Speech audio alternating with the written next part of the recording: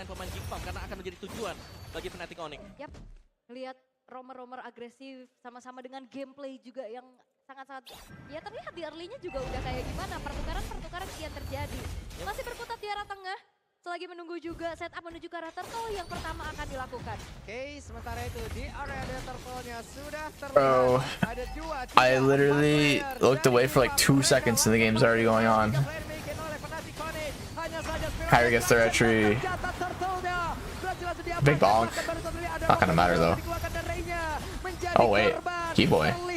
Ada sebuah ledakan lagi yang dikeluarkan tapi Luke masih ingin lebih, Suns-nya masih berhasil selamat. Oke, ini sebuah kerugian juga yang dialami oleh Jigpam. Mereka Chat, I'm so sorry I'm late. I actually like looked at the timer, bro. I thought it was fine. That shit was not fine. Adil, tapi ini dia untuk talent prediction. Wow. Oh, ID? Shit, you're right. I'm even on the wrong stream, bro. You're right. I'm even on the wrong stream. Talent predictions. How stupid am I? Oh no.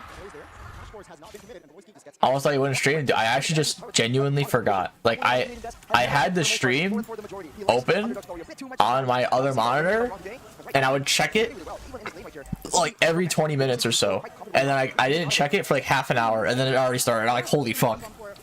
I was talking to a friend, and I was like, holy fuck, it already started. But at least I'm here, you know? That's all that matters.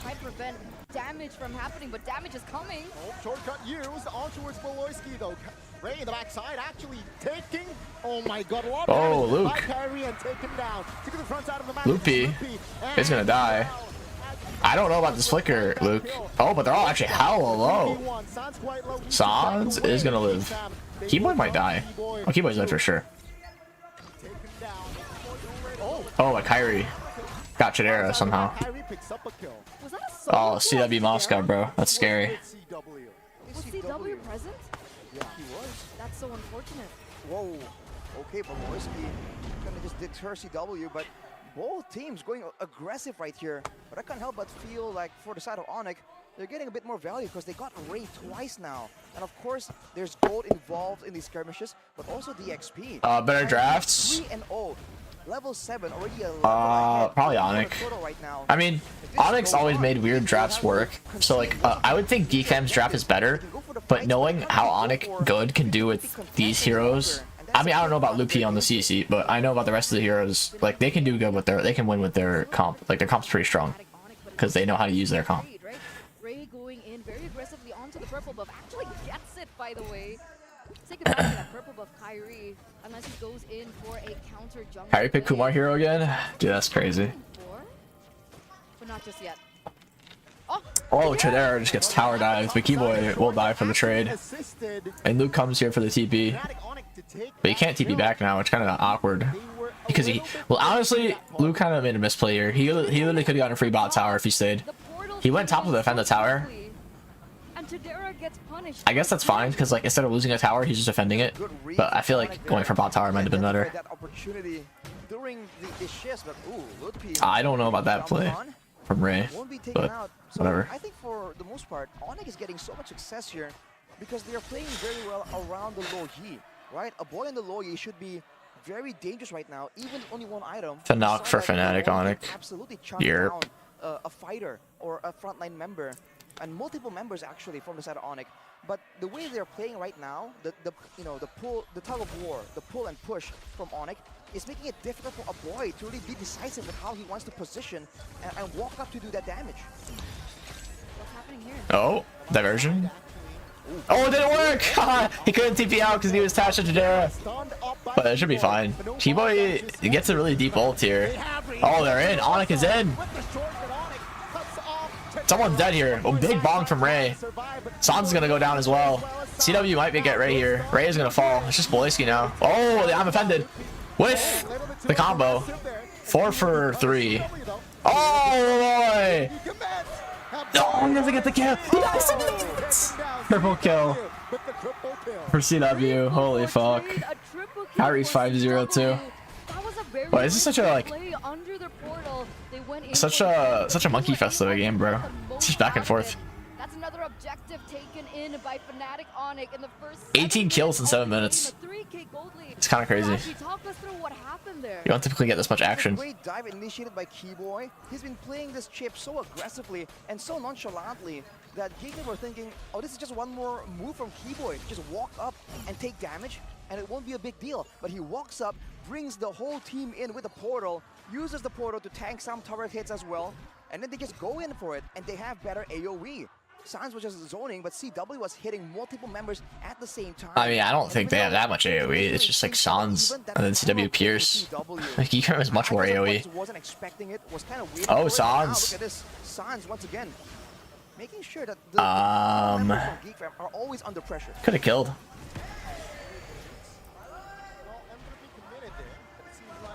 The diversion goes off. Wait, Loopy, he's dead. Goodbye. Wait, I don't know why he didn't back up. Oh my god, Keyboy with the ults. Sure, fine though. There's tower dives going on here. I don't think it's good for Kyrie or Onyx though. It's under tower. Ray! Big bump on the CW. It's gonna be fine though. The audio just got so much quieter for some reason. I don't know why. Ooh, hang on a minute, that was a flicker play from Beloyski there. That was kind of bad for Onyx. Preemptive escape. I mean, let's look at the tower. And only Keyboy Loopy died for it. The goalie didn't change that much though. GKM are gonna be forced more and more to corral around each other unless they want the backline members or the guys flanking just be absolutely shredded down by Loopy on the Chichi. And you can see the damage ramping up for CW already, which they're only having 2 items. He's still far from that late game monster that we are expecting. And to make things worse for Geek, their source of physical damage mainly is the X-Borg. So for now, if Onyx is itemized heavily for magical defense, they can kill 2 birds with 1 stone and deny damage from both Aboy and Chidera at the same time. That's definitely a problem here, especially now that both of them are corralling for the next neutral objective. The Lord is Well, Lord is too. I am offended. Yep, he is offended. That Fnatic Onyx are controlling the map so hard. You can see that both Aboy and Chidera Keyboy with the conceal. Oh, but he missed the stun. CW? No, he missed the stun. Oh, boy, no, you only hit 1 with the I'm offended? Sans dies before he gets the combo off. Geek Fam is going to crumble here. I don't know how all this fight's going to go. CW actually falls. Wait, what? Holy shit, Luke going crazy. Kyrie, there's some damage. Oh my lord. Wait, diversion. The Kingslayers. Wait, Keyboy just recall already, bro. What are you doing? What is Keyboy doing? Hello, Keyboy? Keyboy? What? What is Keyboy doing? What is Keyboy doing? Why does he just recall? It's basically a wipeout for Geek Fam. The fact that they were able honestly, late game, it is in Geek Fam's favor though, because Onyx comps are very like snowball-esque. When he went in Top with the chip. It's like Onyx have been making all these crazy plays from the beginning. Geek Fam are adjusting. Why the fuck are we watching a Basha hand cam? I don't know. The speed of destruction flank coming in from CW. He is still ahead, and by all means, Onyx is still at a 1k gold advantage. But in the middle of a Back on Onyx, yeah. Report Keyboy, because what the fuck was that? I don't know what that was either, honestly, from Keyboy. He could have gone out there. And the Natan. There's gonna be a lot more damage in the hands of Geek Fam if there's gonna be a big fight like we saw earlier. The goalie basically even up now. Champions are now starting to feel the heat from the Kingslayers. Diversion play, Luke goes in, but not necessarily to engage in anything just yet. If we take a look at the comparison, BW has much more gold than Chidera, but the goal lead is pretty close throughout the rest of the team, I guess. Probably Luke is out farming Loopy. Actually, no, they're pretty similar. Who is out farming who? Maybe a boy? Dude, the XP lead is down, but there has to be someone out farming on Geek Fam's side. In this 11th minute. He is waiting on the Holy Crystal power spike, and he is relatively close to it. Probably in the next minute or so, he will have it available, but now Geek Fam feeling that advantage. Interesting conceal from below. You can see how they're moving around. They're no longer just concerned about the pickup potential, because they can send Luke in just like this and leave everyone else hidden, just in case that big flank comes in. Just slowly but surely looking for more opportunities and trying to set up potentially for this next Lord. With 38 seconds to go, it feels like both teams are just Tarzan from Wish is back. Global skill for the right moment. And there you go, Holy Crystal. Chidera with the Holy Crystal. That's his power spike, right? The damage will be ramping up for him, and all that damage that Fnatic Onyx received happened before that even occurred. So now that he has the Holy Crystal, Fnatic Onyx need to respect Geek even more so now. And that's the issue right here for Sans in particular. He hasn't been having the most stellar of games. Right now, at least, he is 1-3, and he's up against 2 Purifies, so he doesn't really have a really ideal target in these fights. Maybe if they go for a pure 50-50 lowered contest, he can go on Even gold here. that source of crowd control. But otherwise, with 2 Purifies in the hands of a boy and Chidera, it's going to be difficult. Ah, Luke. Gonna go in for Luke. And oh, Boyski. Has the immortality though. Boyski, why? Assist Luke. Wait, just go for Keyboy though, no? He's so far out. Deep fan here just pushing around the Lord here. It seems like no problem. Somebody from Fnatic. Dude, whoever, I mean, I don't know the guy's name is, this caster, but his voice quality is so much lower compared to everyone else's. Oh, Keyboy going in. Ray, not a good spot. Is gonna get shredded here. Sans with a big, oh, Petri, double kill, getting Ray and Luke, or Ray and Boyski, I mean. But Chidera doing some big damage, is gonna pick off Sans. Oh, Kyrie's dead too! Chip got the ward! Luke needs some help though.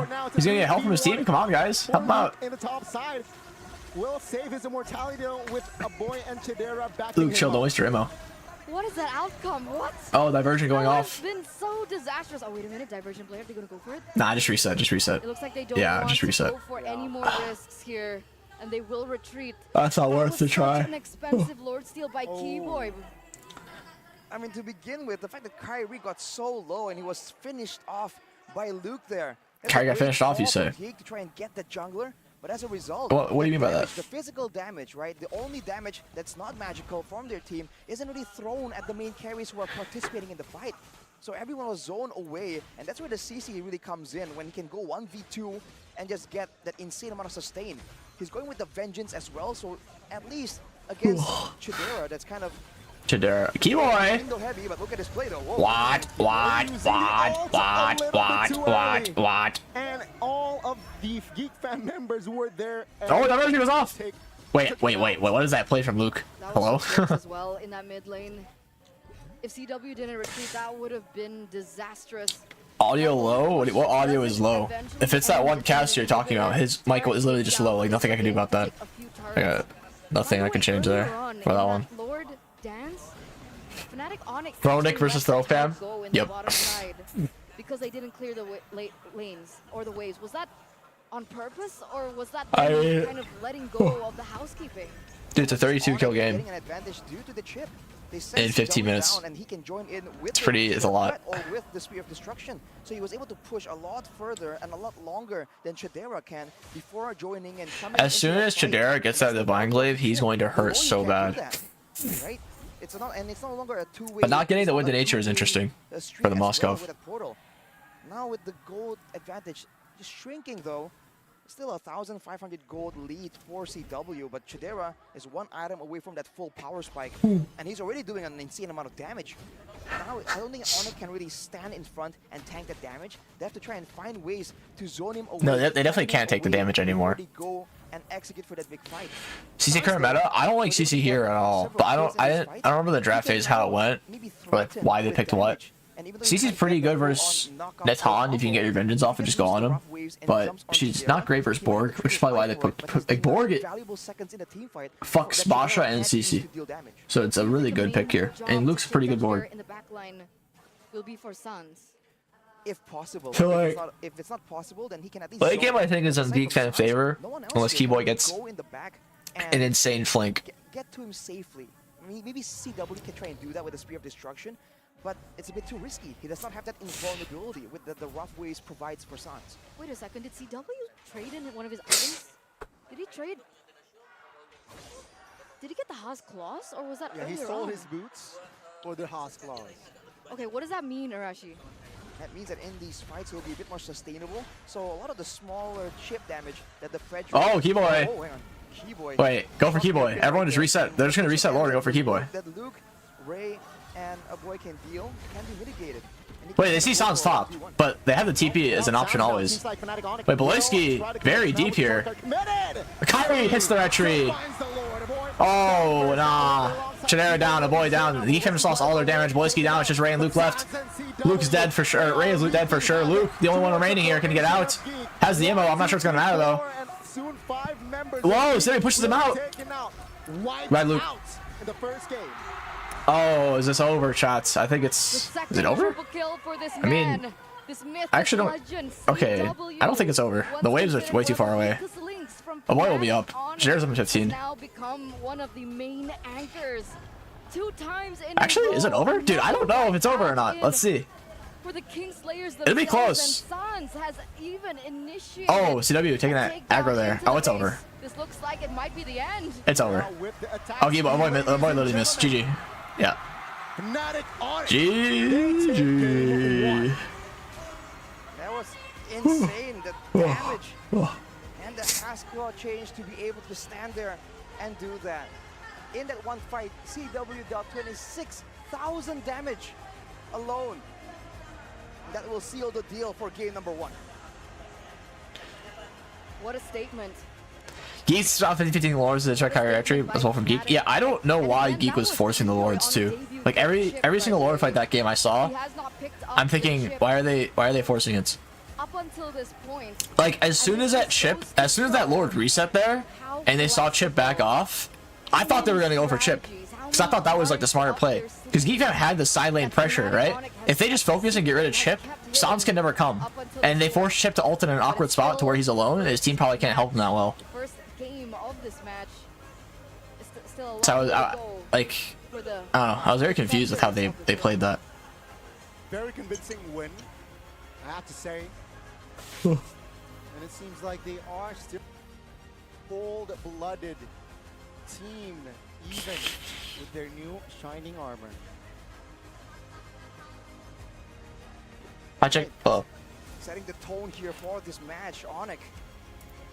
It seemed like it was so close, but out of nowhere, the bomb explodes and they're able to seal the deal just like that.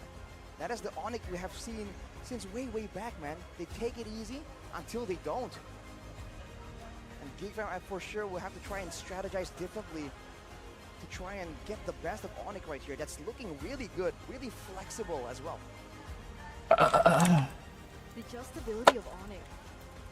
In-game, out-game. Because at that point, right, technically Geek already found that power spike within a ton. But Moskov as well, right? 3 items needed.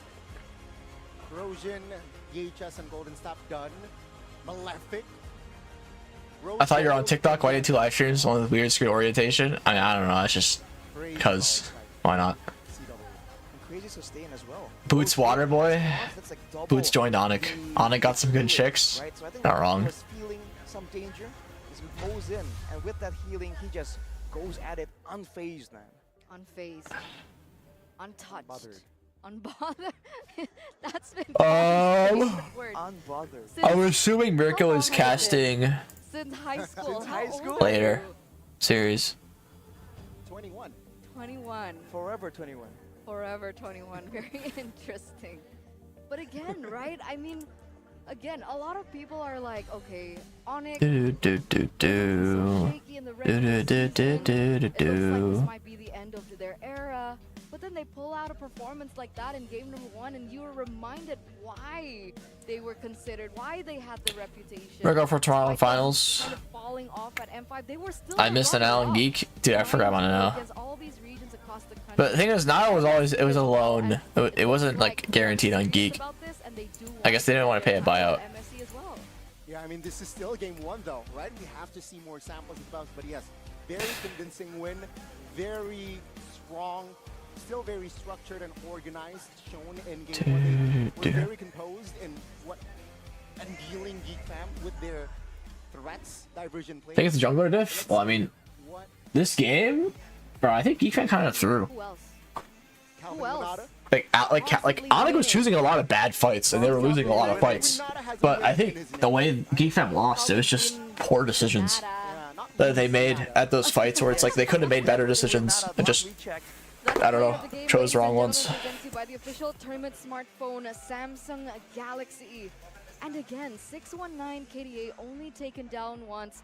2 times he was able to get a triple kill in this game. Okay, finally I have a watch party thumbnail. Let me change thumbnail. An impressive GPM as well. What do you think, Arashi?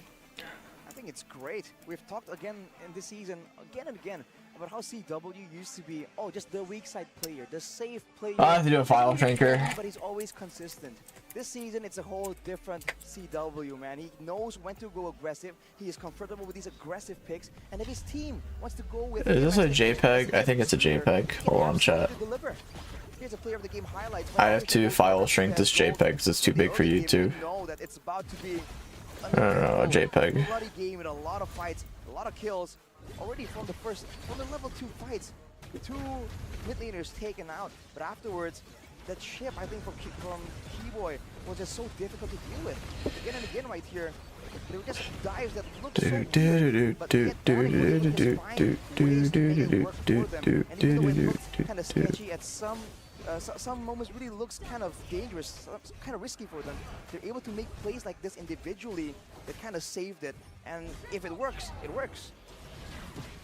He's improved so much. That's all I can say right now. I think he was considered one of the weakest links.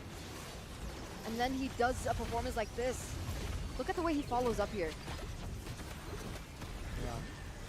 Just finding the right space as well. He gets taken out, but Good afternoon. you know what? Hello.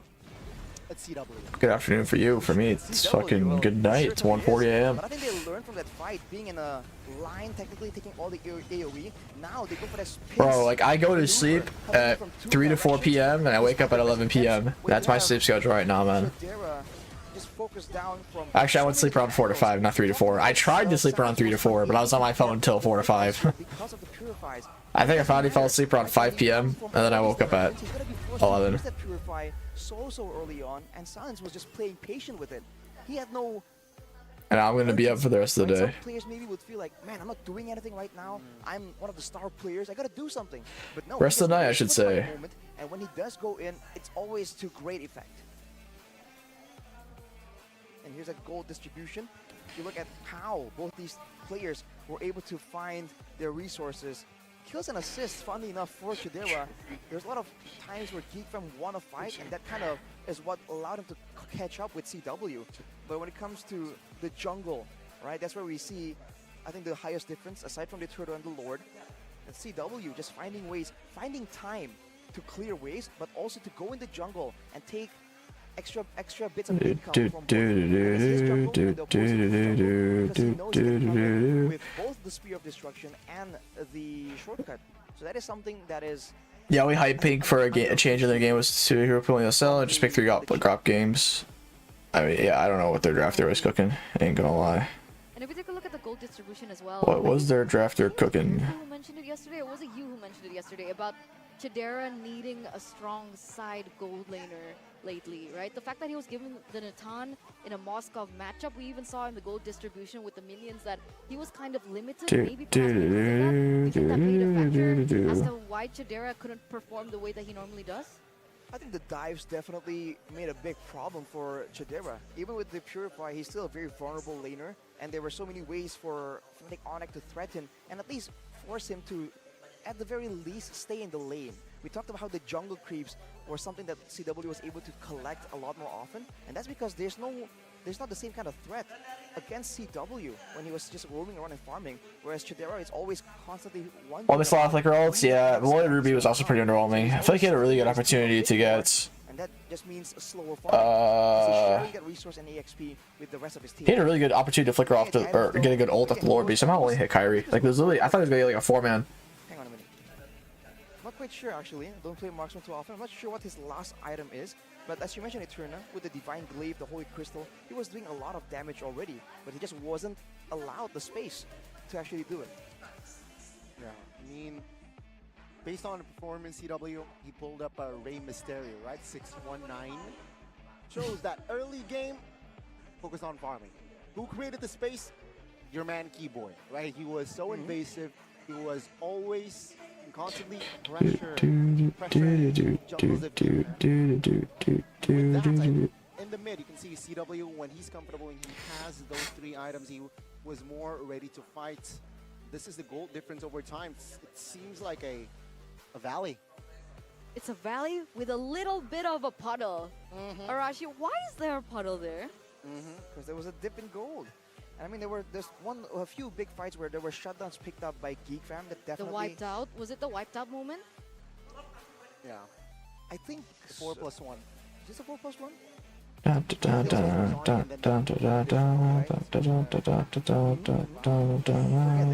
was a bit of a messy game for sure. So usually I was expecting Fnatic Onyx to be a bit more calm and composed, calculated, and Geek Fam as well. So I thought this game was going to be slower, but it turns out when there's 2 teams that are very similar, they end up Using all local R's highest on the cooking. Yeah, I don't know. Whoever was drafting for R was like getting it fired, bro.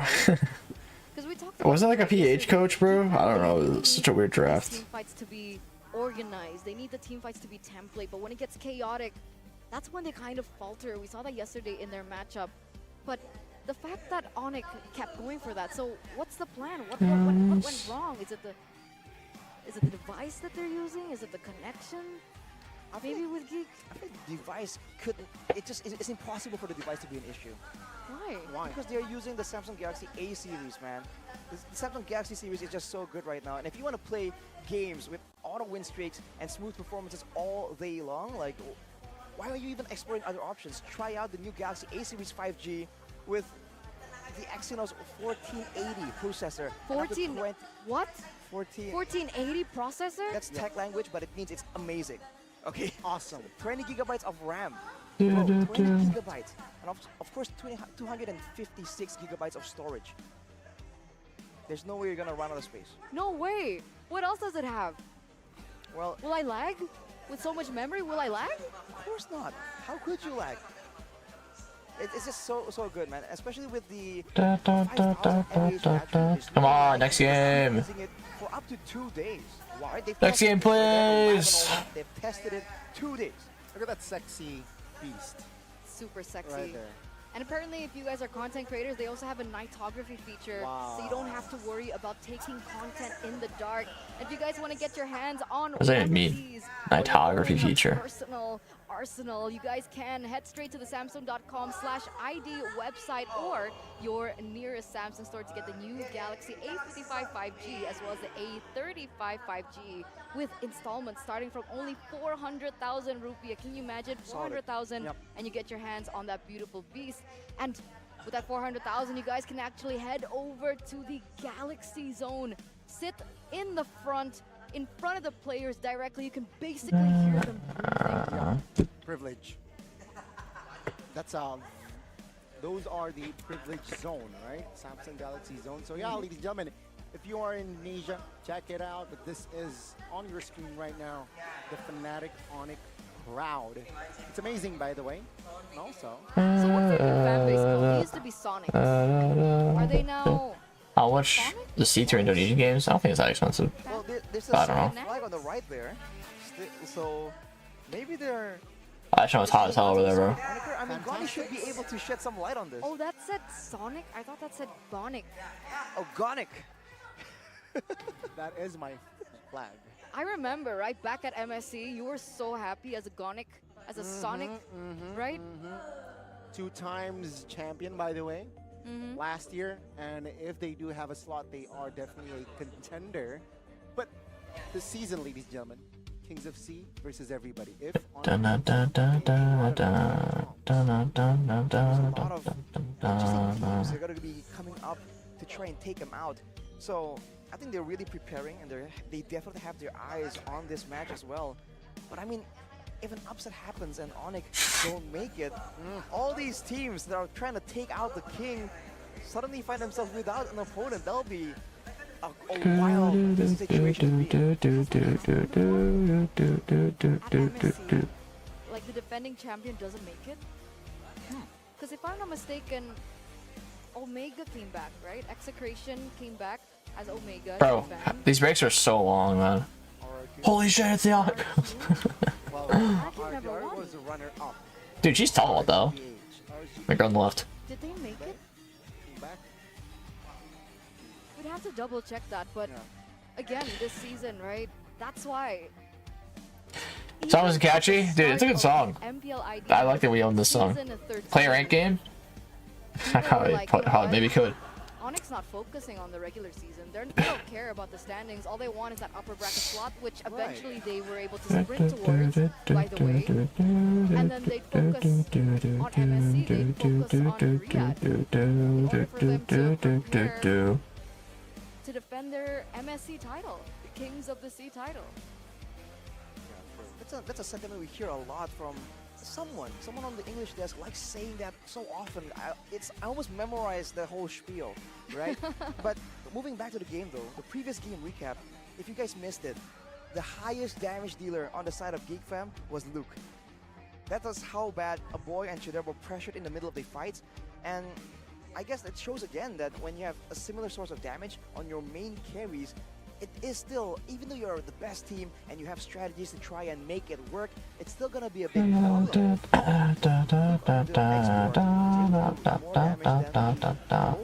That we saw do so much damage in game number 1. Showing again that it's not just about the picks, man. It's just not just about the compositions. It's not about getting all the prior heroes. It's also about the plan, how to use it, when to use it properly in the Land of Dawn. What about the player's performance? Let's one up you a bit, okay? Okay. Some people are saying that a boy underperformed yesterday. What do you think about his performance? No poll? Alright, we'll do game 2 poll. Man. Game 2 wiener.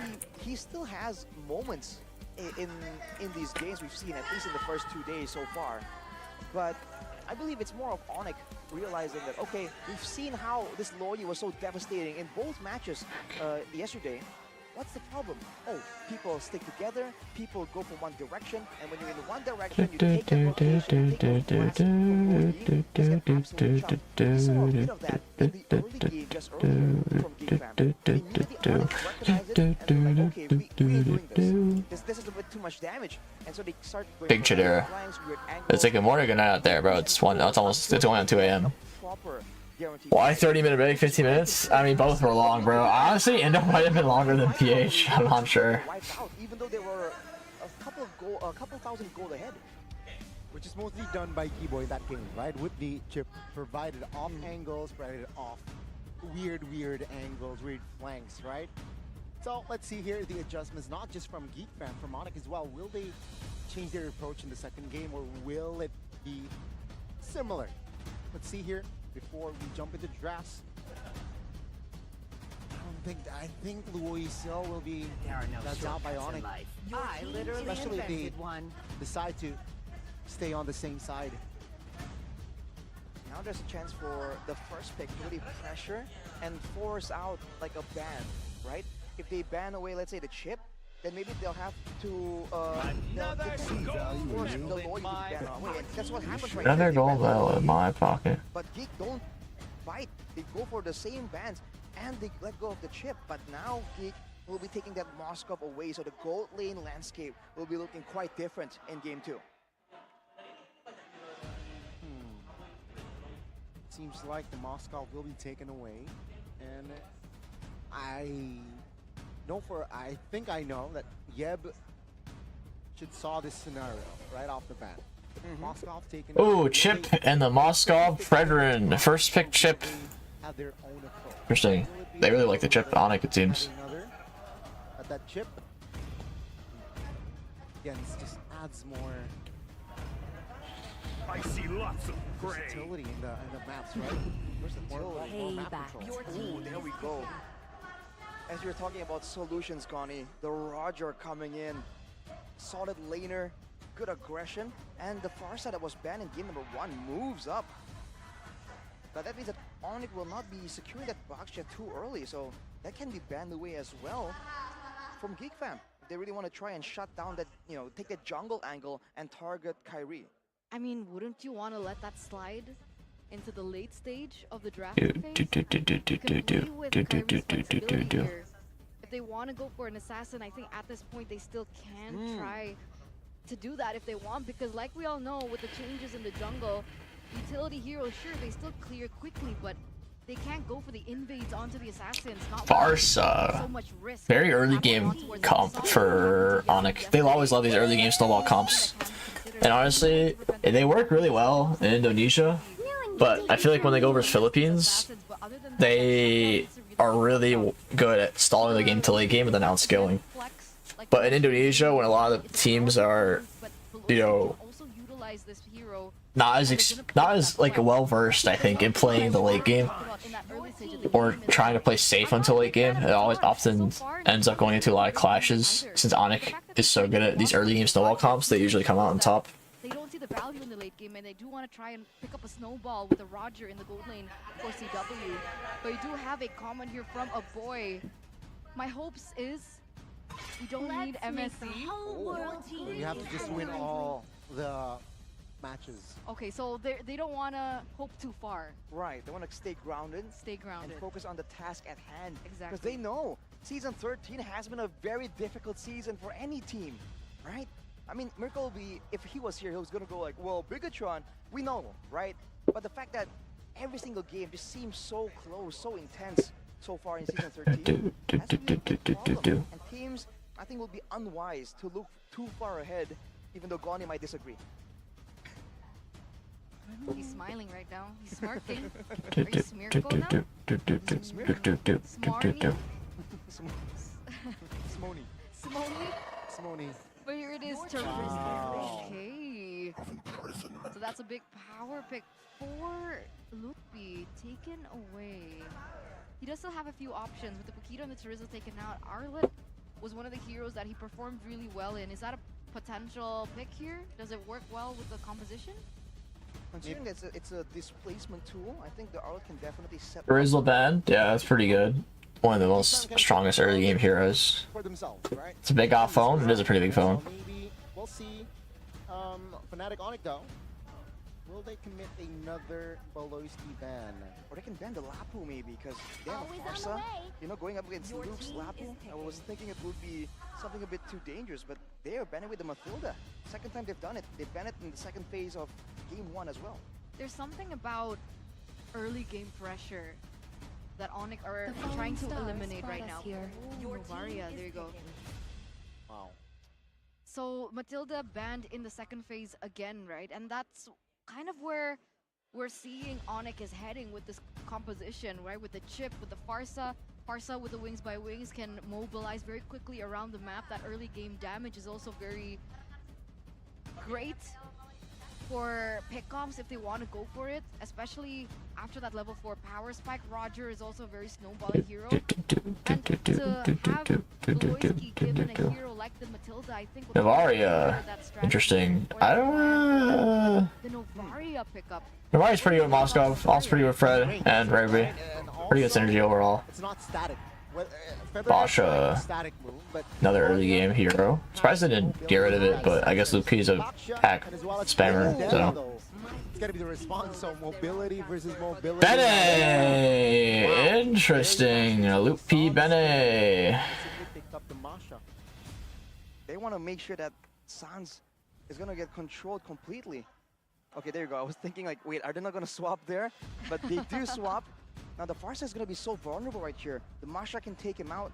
The Fredrin, if he can go and flank and catch him solo, can 1v1 him. And so can the Moskov. So you can go and start the Fredder airstrike and get hit by a Spear of Destruction and get completely demolished. That is something that Onyx have to keep into consideration.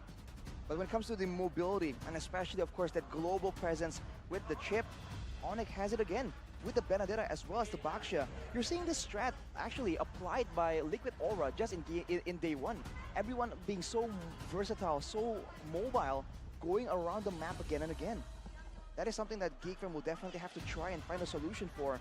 And so far, it has been very difficult. So we'll see if it works out, ladies and gentlemen. The adjustments from both of these teams. We have Fnatic Onyx with the speed. Why does the filters look so weird on this? Presence, but he picks up the Captain Moskov Boots. this time around.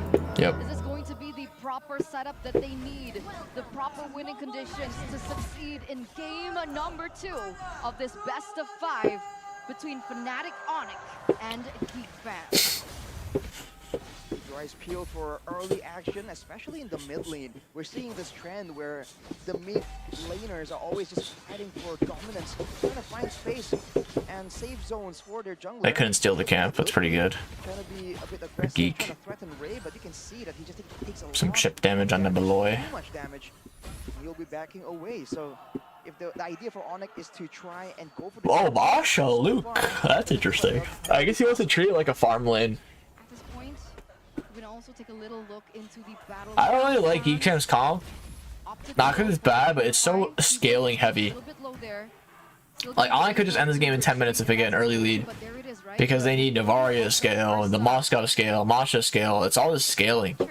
As his option And then here. Onyx has like a full-blown early game snowball comp. And with the right setup, there's more than enough So, ways to stun someone it's, down, but in the grand scheme of things, it's very short stunts on the side of Fnatic Onyx. I don't know. Geekcam kind of need a miracle. Baksha, as well as from the chip. There's no real long duration lockdown. So that's something that we have to be a bit careful about, because for Geek Fam, they do have the I'm offended, and still that's Jadera. an effective form of crowd control. This is gonna be fine. It's here already. Key's not gonna win the early game 1v1 versus Kyrie. Bosch is pretty strong. It's gonna be a 1v1 in CW. Or Ray. Oh, I'm saying Key. They're even, but yeah, Keyboy and Beloy still looking for 4 in that mid. Seems like very organic, very natural early phase here for both of the teams. I think things are going to start exploding at level 4, right? Because that further airstrike will come at that. Keyboy will be able to Need open up this. the ultimate as well. Oh, Loopy. Some chip damage. Oh, Luke! Holy shit! And wings by wing committed. Another airstrike was also invested. Now take a look at top side, Luke, as well as Luke. Bro. Going at it. Beloyski though quite low. A boy had no right dying there. Luke finishes off him. Finishes off Sans. I don't know what the hell happened. They will try to contest this turtle. Wait, Chidera Ray hit has yet to get an Sans objective. and did not TP, which is such a smart play, because if he TP'd, Ray oh wait, Ray is gonna kill Keyboy. finds the Loopy 1 first HP. kill on Loopy is gonna fall. Also collects a double, but it will be just a trade. That's pretty bad for Onyx. I mean, you call Okay, it, on a right? real note, some of you guys you didn't see, but Chidera hit Sans with a spear when he was 1 HP. But he didn't take the TP, and it was such a smart play to not take the TP there, because he had lane prio over CW and could shove in his wave, and if he had TP'd, he would have lost that whole wave. And CW would have gotten free farm golden tower. Oh my goodness, final blow to save Lutpi's So like, it was actually a smart play to not try and take it, and then eventually, sequence there. Luke took a TP anyway and killed him. From Sans just being in the right position. Luke almost solo killed Loopy there. It was actually really close. From Luke. But that's what I'm saying. But as you mentioned, the turn, they have to be really Really well played from careful Chidera. Some of you guys might not have They go noticed. with the shortcut, we saw earlier, they were unable to really get anything conclusive in those situations. They were able to get the neutral objective, but they have to try and find ways to keep Kyrie ahead. Because we've seen the farming potential from this Fredrin. And of course, there's We got this damage match. there. We saw earlier, Keyboard Dude, I'm not gonna lie. immediately. I feel like Both teams are just Geek moving Fam around, and I feel like the has moment better they come up and with the worse shortcut, decision making than Onyx at the same time. Oh, Boleski getting double on, Boleski dead. There's 5. I don't know why Ray is going in. Whack, Whack, whack, whack, whack, whack. Taken now, and Onyx, they are just No, Luke might just dive Loopy. lane again. Final blow just to clear it. Oh my god, Loopy! Oh my god, Luke. Oh my god. What's going on? And it looks like Keyboy gonna dish out some damage here onto Oh Void my on the god, top Luke. side. But a 1v4 situation. Ray, what outcome was he expecting? Luke got there? outplayed. There's absolutely no follow-up from the rest of the Actually team disgusting. as well, and then Lutfi gets even more value. in No, the top Klaus. side. I'm watching tournament. Chaos. It's an all-out brawl. Not what we were expecting at all, at least yesterday. Ray, though, this is the problem with going up against a Farsa with a sustained fighter. Whoopity loopity. There's no time at all before you get completely nuked by the fighter. Who was the airstrike. cat? And that outplay, man, Bro, Lutpi no. just shows again that he is not backing away, but look at Keyboy. Yep, now wants Keyboy to flickers out close here. though, as Geek Fam members are visually shown in the map. Kyrie taking his time to take this turtle. But take a look at Keyboy in the backside. Whoa, Chippo goes off. Boyski not a great spot. Boyski's gonna fall. The Spear of Destruction misses from Chidera. Ray kind of alone here, not a great spot. Hiding now. Ray receiving hit. CW though will be taken. Ray falls. Surely, CW is gonna fall. No! CW actually lives! Holy shit. CW survives that one. That was such great backup, and now Fnatic Onyx, they pick up the turtle as well. That was a 4v3, 4-0 trade basically. 3+1 turtle. But again, the backup coming in from Onyx onto CW, that should have been him dead. And People are so annoying on the ship. Roger, 4-0-2, 3K gold lead. It's the flanks, man. Geek fam, they just can't establish a proper front line. And if they want to go all in for a big dive, they just haven't found the right moment to do so because they are outmaneuvered every single time. And of course, the 1v1 Lupi goes for it again. It was Lupi outplaying Luke top Sans. side earlier. Sidestep. Sidestep goes crazy. Oh, shit. From Luke from that feathered airstrike. Now bottom side of the map though. Keyboy is gonna die. Keyboy will not be able to escape it. Sans and CW. Oh, the goes off though. Boyski flickers. Will they be able to find blood? Right Big now, bongs. isolated from side. Voloisky looking for a cover, but no. Ray will be the trade for Keyboy. No, you're not allowed to take down my Keyboy. I don't care if it's a 2v, 3v4 situation, we're still gonna get it traded back, and they do. The fact that Geek went running for the hills as soon as they saw Sans and CW, it just speaks volume to the dominance that they're currently holding right now. It's just so dangerous the way Onyx is playing. They're relying on the speed and the damage. They know that there isn't a full-on solid tank hero on the side of Geek fam. There isn't a Uranus, there isn't a Barats, so they just keep going for maneuverability and more burst damage with the Farsa. And even if you look at the itemization from CW, he's going with the Endless Battle for an extra chunk of just big damage. So in these short engagements, I think Geek fam has to be very, very careful. We're going under 8 minutes. Yeah, it's a bit of a lead. Again, though, well, Luke flickers out. The ult goes off, but nothing's going to connect. Actually, really bad for Kyrie at the turtle because they might just dog on him. Oh no, they're all going back now. Kyrie using the ult. Ray will get the retro off, but Boyski will fall. Keyboy deep on Chidera here, but kind of alone. Chidera is not going to do any damage though because he is just so far behind right now. Ray, big bog. Big damage to San's not going to be enough though. Ray is going to fall. Bog does not hit anyone. Important at least. 2 levels below, by the way, Ray. Still able to get that neutral objective. It was the team just committing towards it immediately. Once again for Onyx, they can go for a play on and somehow make. But like that turtle really didn't really do anything. Takes a lot of damage. I have to say, man, that Gold wise. That's a surprising amount of damage for a roamer that builds full tank. It's a bit unfair, I must, in my opinion. Chip is broken. Kind the of. shielding is huge. The damage is there. Oh, Luke. Again? Yeah. Nah, Luke, nah. It's not going to be a clean 1v1. The whole members of Fnatic Onyx will help Lupi out. Lupi is kind of just styling on Luke this game, I'm not gonna lie. Oh, the ult goes off from Chip. Ray, not a great spot here. Boyski is going to die for the millionth time. No, he lives actually. Yeah, I think it's better off Boyski just dies instead of wasting his flicker. At least he can use his flicker in a better situation. Unironically. And do damage reliably, but what it is causing Like, is just for die, them to you know? immediately back away, almost on reflex, because they know that the Feather Airstrike is coming. The fact that every single time, even though there isn't a big stun or a big setup, Sans is very willing to just pop out that Feather Airstrike. It just kind of forces Geek to react faster, and because of that, make more mistakes. The thing we're talking about, where they seem to be struggling a bit more when they are forced into weird, fast-paced games, like we saw with RRQ in game number 3 and 4. With the Lightning Truncheon already completed, Sans, he's definitely able to just one-shot a Boy and Chidera, so that zoning potential is very much there. The game plan is very simple. Go in with the portal, and then set up for the Feather Airstrike, and see if Geek wants to force a fight in the middle of the artillery. And it just becomes too chaotic for them, right? They have to process so many things at once, and especially now, CW, how many items does he have? If I'm not mistaken, he just picked up the GDS. Yep, 3 items already. Well, there are 3 items in the hands of Chidera as well, but that GDS is going to be massive because you see how Kyrie playing, gonna reset the Lord here. and outmaneuver Fnatic Onyx. And the thing is, they're just way too mobile.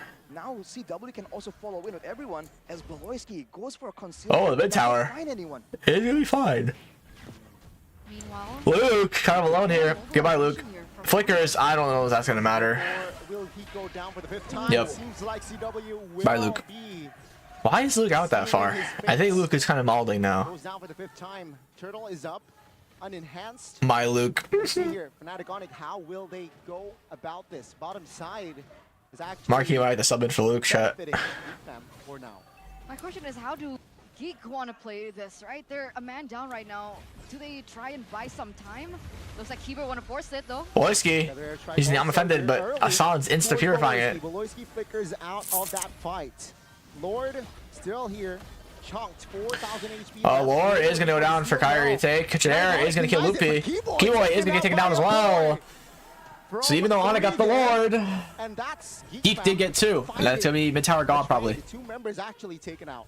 That is a trade onto Loopy as well as Keyboy, but remember, Honestly, Fnatic fine for also Geek. hold on If they to had gotten that Lord, it would have evened out the gold lead, but the gold lead still went down because they got that. And it looks like they're eyeing They got the mid tower. They got some waves. smelling out. They'll go down a little bit, not too much though. Right now, but he's alone. Ray got to get out though. He has. He doesn't want to go for it. He backs off, and CW. Oh, seems like going on for Ray. Good stun here, but he Navarro goes off. Big bonk. CW 1 HP. Kyrie. Oh, this freaking sniped. Not gonna kill though. Also forced to back away very low there. Damn, a boy must be behind, bro, for that not to kill. That did not do a lot of damage. With the 6th man, all right. Still the first Lord. It's a whatever Lord and Geek fam. Take a look at their mid though. Still 3 base. Bro, the thing is, late game, it's literally such a Geek's favor. Late game. Well, Geek were able to get a surprising amount of turrets right there. I think Onyx kind of were forced to go for a fight because they know there was a massive wave on the bottom side, like you mentioned, Gani. But now with the Lord coming in, Onyx are trying to get value out of it. Oh, 1v1 on the bottom side. Loopy. Fighting Luke again.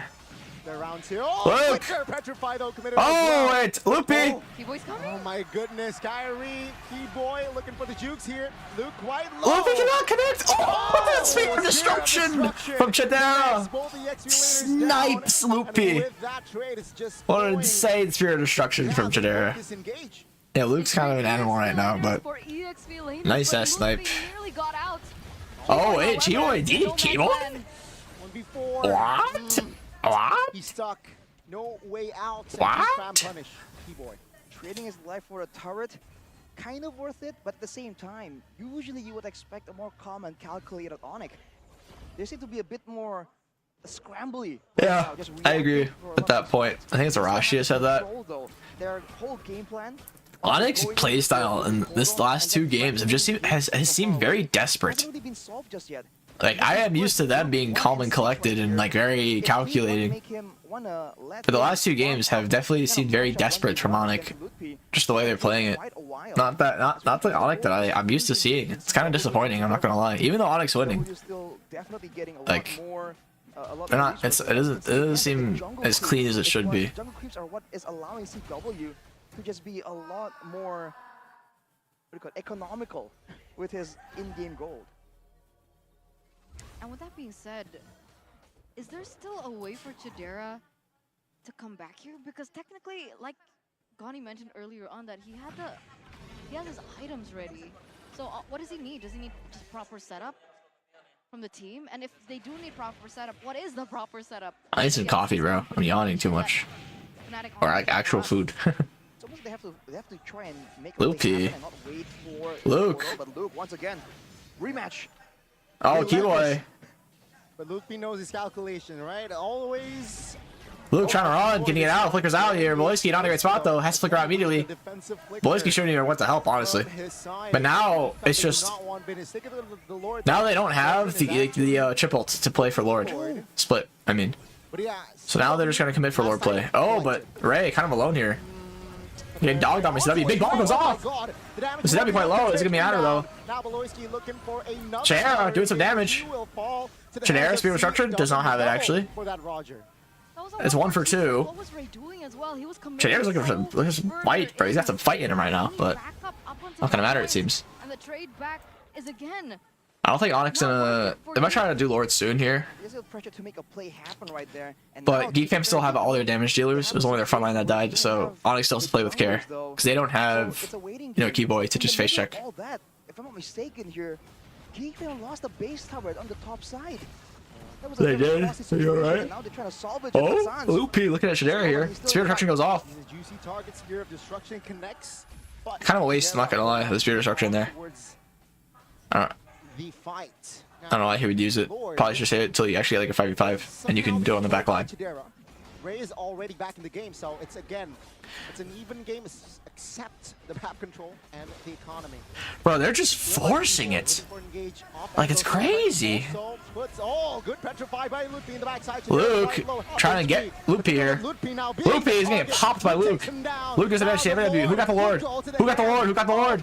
Ray got the Lord! Geek fan, Kyrie, Loopy, and fucking Keyboy is dead. It's just CW and Sans. Are they gonna try to end? I mean, as far as they did just ult, so how are they gonna clear the wave? He was a level below of Kyrie, still able to get that neutral objective, and with 3 members. Oh, flicker ult from the line. Force Sans Purify. Should have taken some damage with the Feather Airstrike. It's gonna be fine though. Has Sans with the Feather Airstrike, like was able to clear that wave, and Geek Fam, they understand that there are going to be no more objectives, so they back off and wait for the Lord. Great move from Geek. This is what they just love doing. Pressure for the Lord and go for a drawn-out fight every single time.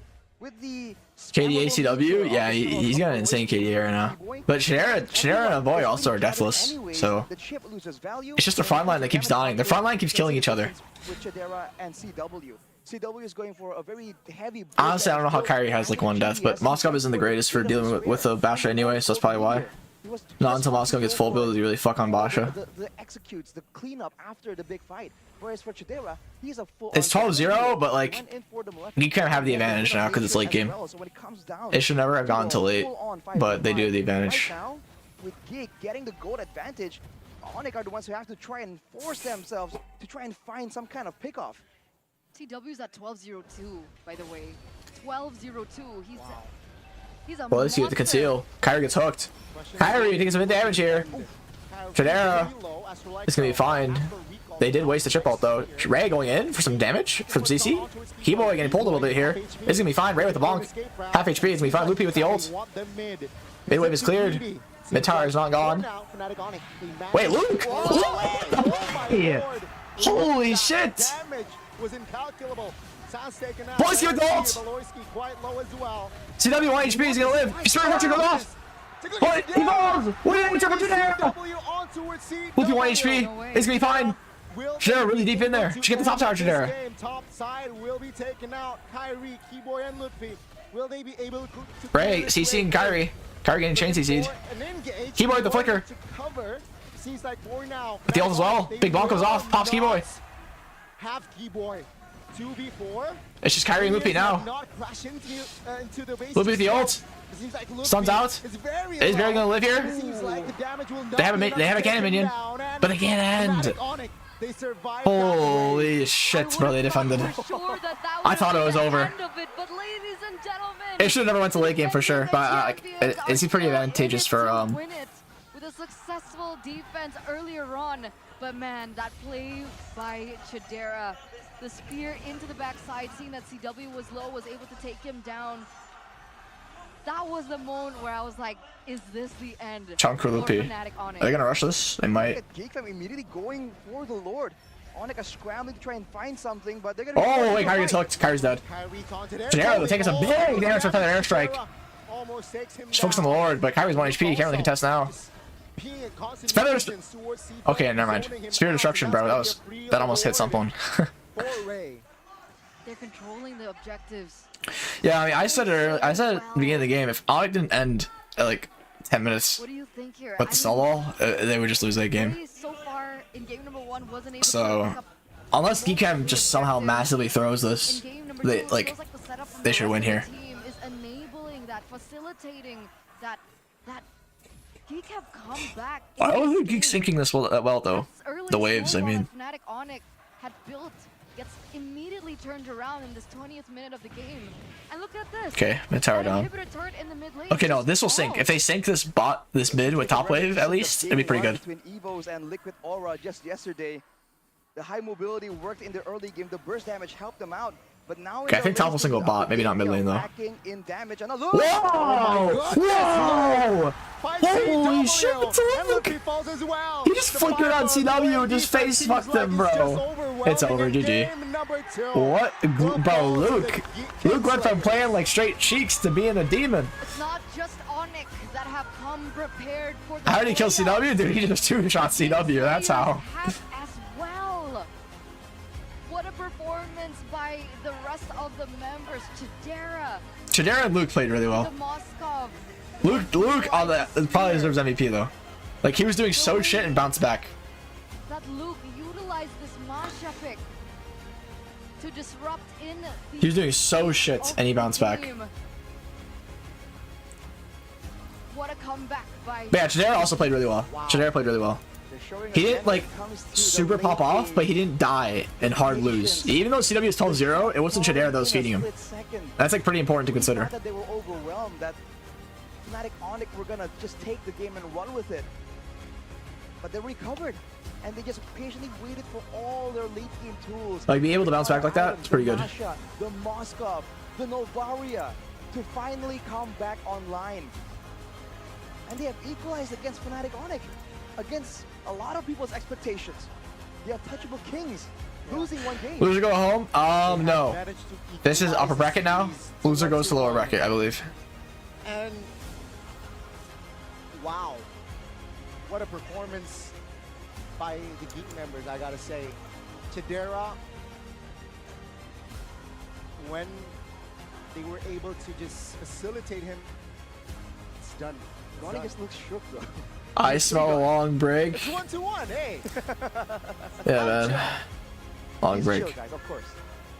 still chill. It's still a best of 5. It's still a best of 5, it's the upper brackets as well. It's the upper brackets as well.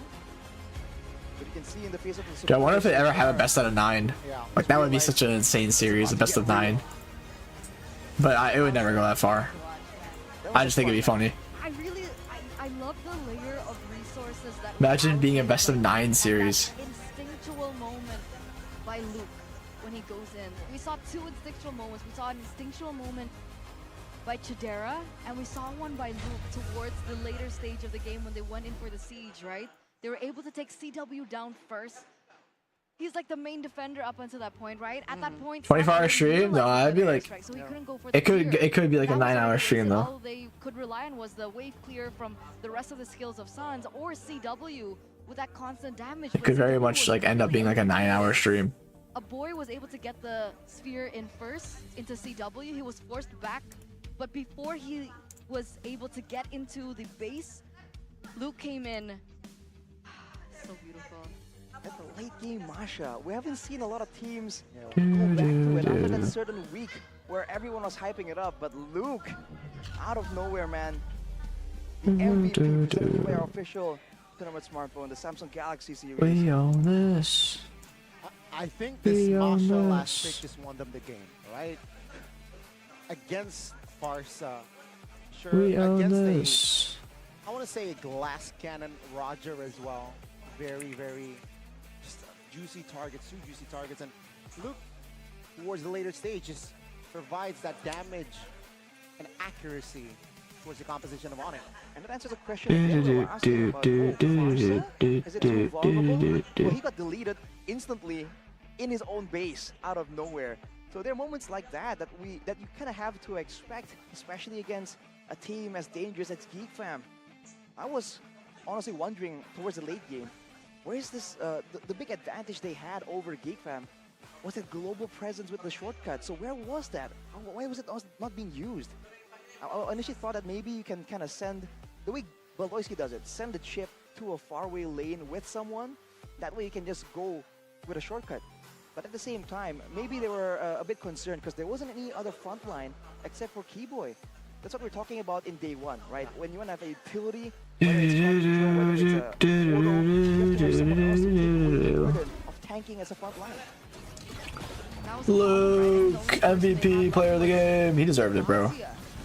Even though his KD was absolute cheeks, he did his job, even though he was in such a shit spot.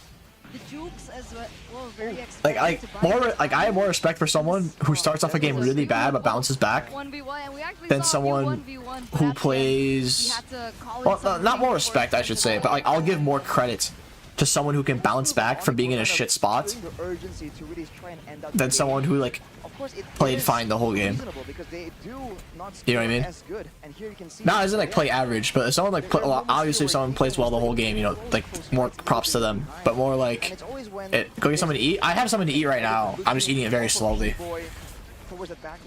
So when the core members are just strong enough to hold their ground and instead turn the aggression towards the members of Fnatic Onyx instead, it's a whole different story.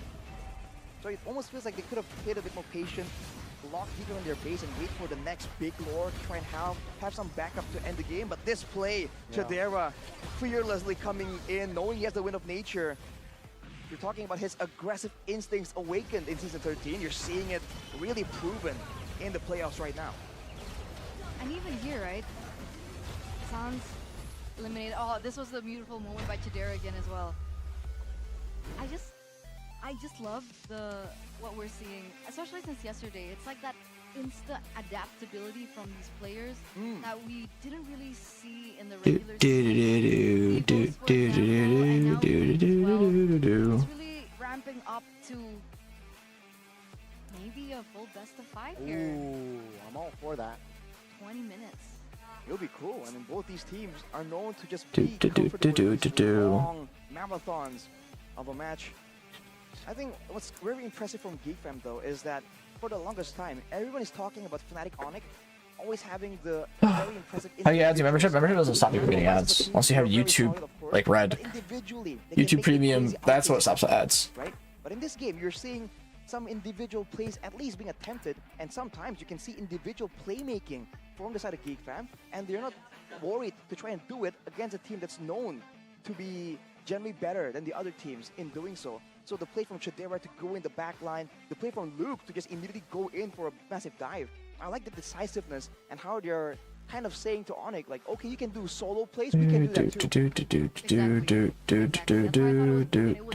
too. Also calculated, right? Because if they attempted that at the wrong time with the wrong calculations, that would have been so bad for the team. And if you look at the items right here, CW, but calculated aggression. In the beginning, it was enough, right? The calculations for damage is enough to actually get him a 12-0 KDA ratio. But as the game goes on, his choice of build just makes him lose out in damage output. Very different to Brands, who we saw went for that same full attack speed, you know, shred late game build on that Roger when he knows that the game might go that long. Yeah, the gold distribution here, minions. Higher. I was expecting Luke to be the one to have the higher one, but the kills and assists, I guess in the late game, even though Lutpi was showing great amounts of outplay, was actually matching the macro. Towards the end, Masha it's just the kit for Masha was just so difficult to deal with, and maybe that's why Keeper wasn't being confident going for a quote-unquote swing and use that chip. So what do you think was the main problem here for Onyx? I feel like they just drafted for the early game, like we saw look at Aura. It's almost the same situation. Okay, but like what specifically would you change? Obviously, this Farsa in the first phase no longer works unless they're planning on.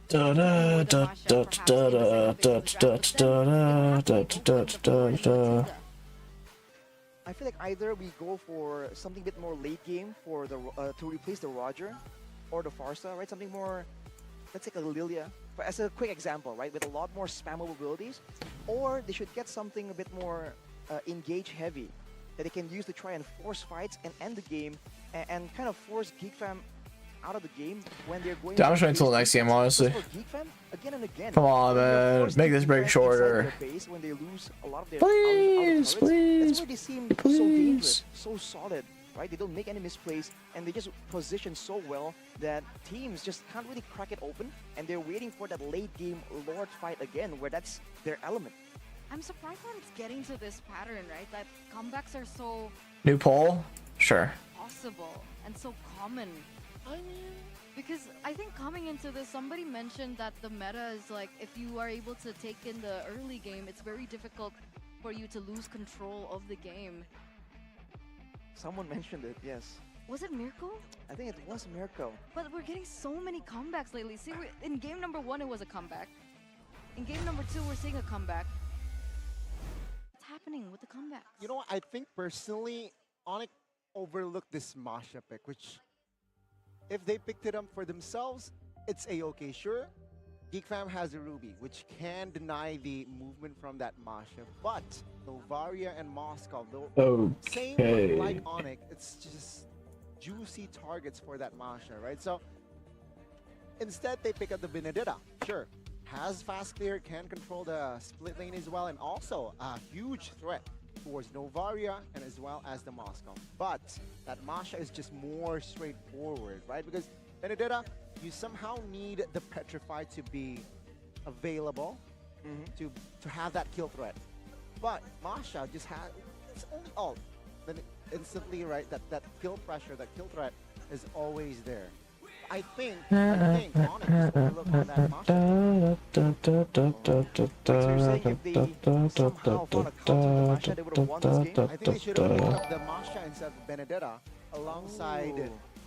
That was the Masha last pick, right? Yeah. So, Right. So they should have picked up the Masha and then. Why is it so loud?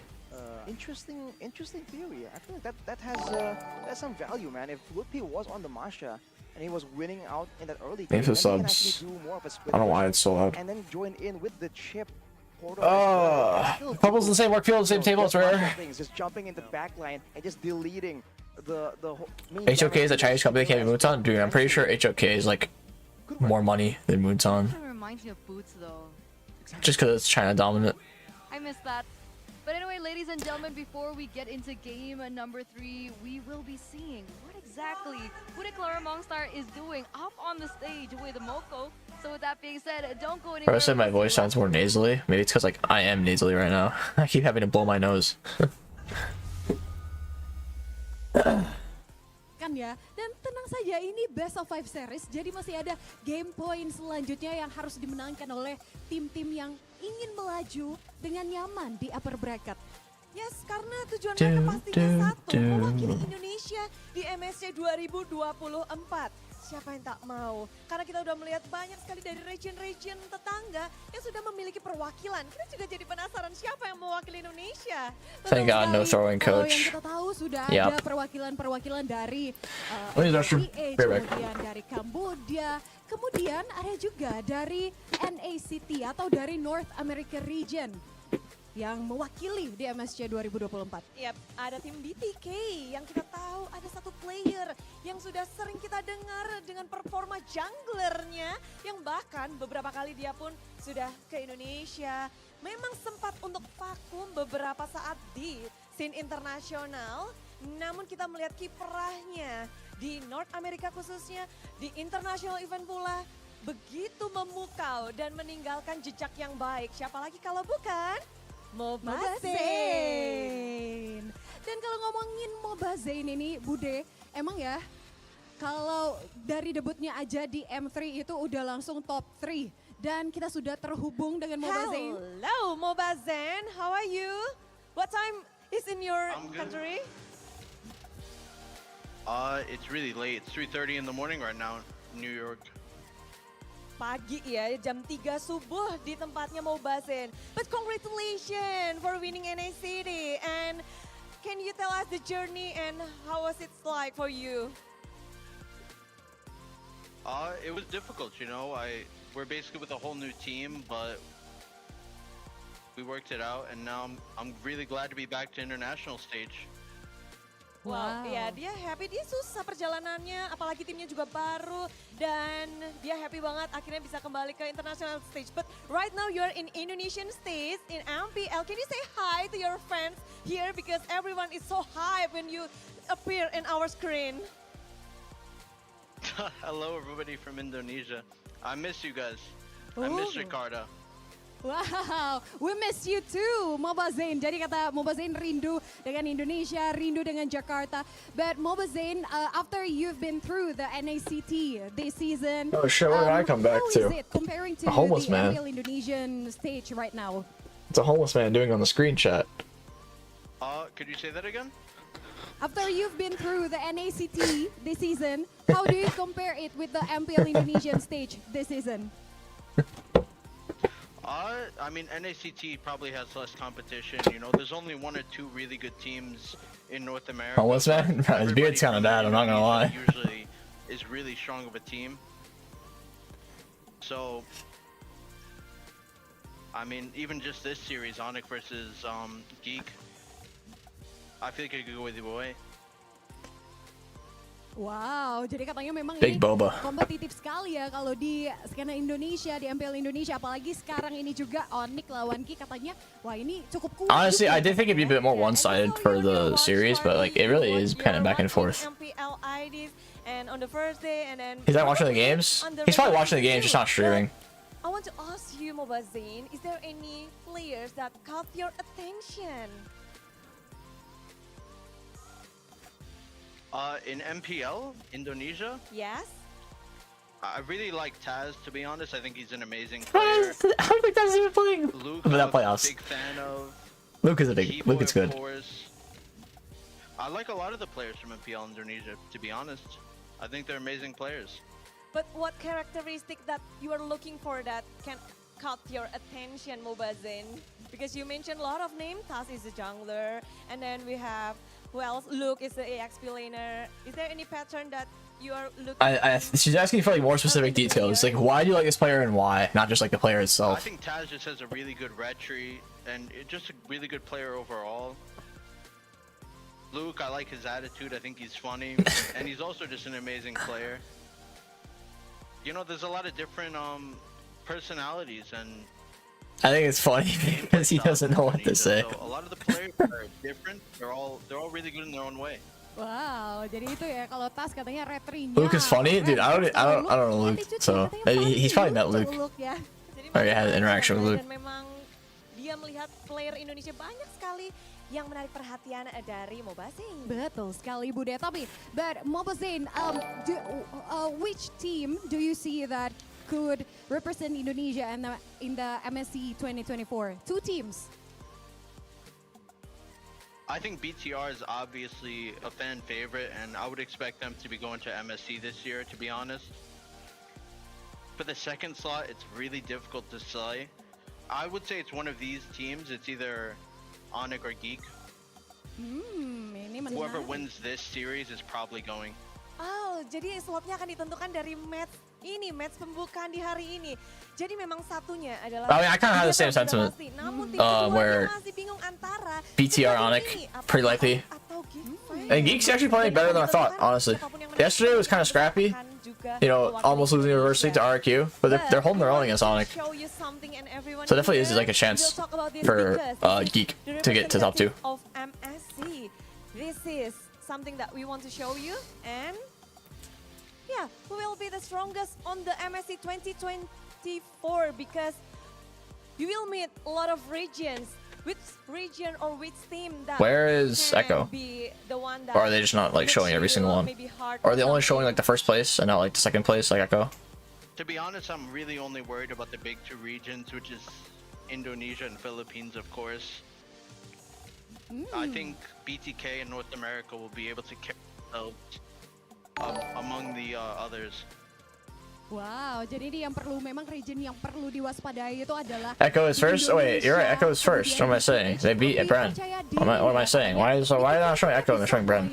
Untuk melaju di MSC 2024. Ya, dan inilah dia MSC debut? Oh, so it's like teams that have never been to MSC before? Is that what you're saying? Beberapa region, dan kita masih menunggu untuk beberapa region lainnya yang belum kita temukan. Oh, I guess C9 hasn't announced it yet. Maybe that's why it's not showing us C9. But Mlbb, you mentioned the regions, right? That maybe they. It's in the screen? Am I stupid? Lower left corner? You mentioned the MPL sekali. Tapi, but Beberapa region lainnya yang belum. Oh yeah, debuted. Okay, whatever. But Mobazane, you mentioned the regions, right? That maybe they are your strong contenders. You mentioned the MPL Indonesia. The timer's going up. Yeah, that's probably stalling. But are there the teams that could be your strong contenders? To be honest, both teams that qualify from both regions are probably really amazing. So they're both going to be on BTK's radar when going to MSC. Oh, jadi memang semuanya ini di Indo, di PH, ini jadi masuk dalam radar waspadanya BTK nih. Yeah, we will waiting for the teams, all of the teams that will meet you also, and we will cheer you guys up. And is there anything you want to say before your debut again, your performance in the MSC 2024? Thank you to all the Indonesians that always support me. I love your country. You guys have been so welcoming to me over the years.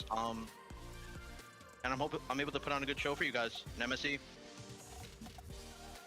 Wow, terima kasih katanya karena memang Indonesia sangat I'm trying to catch up to like the live. Thank you But very much, 1.25 is still understandable. And good luck for your MSC 2024. Thank you very much. Thank you. Have a good day. Jam 3 pagi di sana ya. Iya, bela-belain tetap harus nontonin MPL Indonesia untuk There you go, we're up to it now. MPL Indonesia menjadi salah satu region yang kata Mobazane ini C9 sounds like a huge explosive. The better version of a C4. Harus diwaspadai oleh BTK. Apalagi akan menjadi lawannya nanti di MSC 2024. Kita masih akan mencari tahu karena 4 tim masih akan bertarung habis-habisan sampai pada akhirnya kita mendapatkan 2 tim untuk mewakili Indonesia. Betul sekali, tapi kali ini tanpa berlama-lama lagi kayaknya kita call Zayn on video to annoy him. Dude, imagine during live interview I just fucking call his number. They're pretty funny.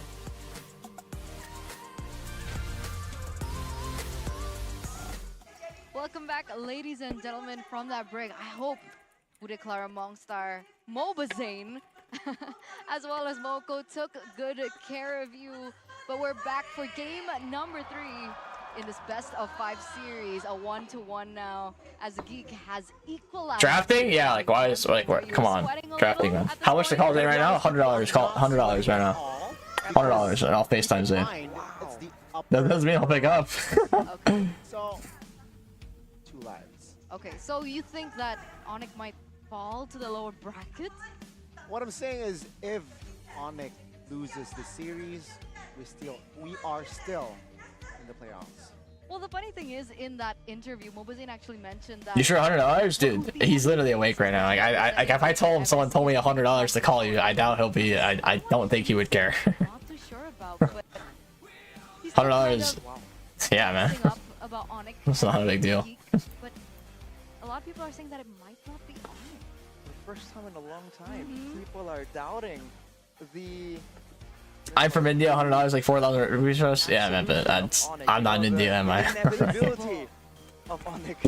All right, I mean that's a exciting development for season 13 because for Indonesia, for the longest time, there's always a certain few teams that people think will be the grand finalists every single time.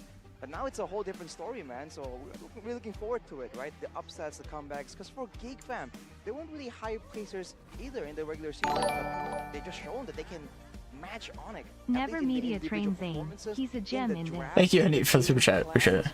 So now it comes down to an actual adaptability strategy battle. Are you thinking that it might go to a full best of 5? Oh, it might. We might have to prepare for that. Me too. I have a feeling that it might go to a best of 5. But we'll see, ladies and gentlemen, because of course, I think if it does go to a best of 5, I need to open up my GoPay app, right?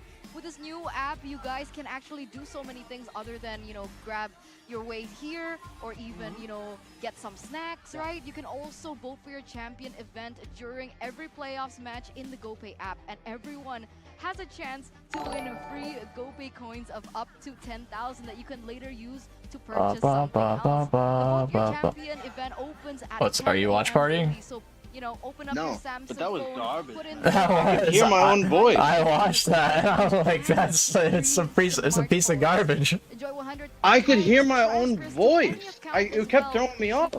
Phone credit. There's just so many things that this Literally, app like, can offer you, especially especially if you guys like on a 30-second delay, I heard everything that I was saying. It kept. Oh, like I had to like rethink and like I had to let my own voice finish Okay. talking so I could think of something else. it seemed like you were just like spacing out, like thinking what to say. No, I was like, I had wait, to wait is this for guy my like own voice having to a tumor? finish. That was so bad. That was terrible. I had to wait for myself to stop talking. 500K. Oh, this man's going some real deep thought for this interview. That was terrible. I didn't think it would be like that. I You have would to go never like, agreed. you have to go to like some app or something, or like some link. It's not like a normal Yeah, Discord like call, B, right? B something. Aw. Damn. That's disappointing, You man. guys are Depok residents like me. I'm a Damn, Depok resident. that I actually- live in Depok, guys, by the way. I had to let myself shut the fuck up before I could think of another sentence. It was bad.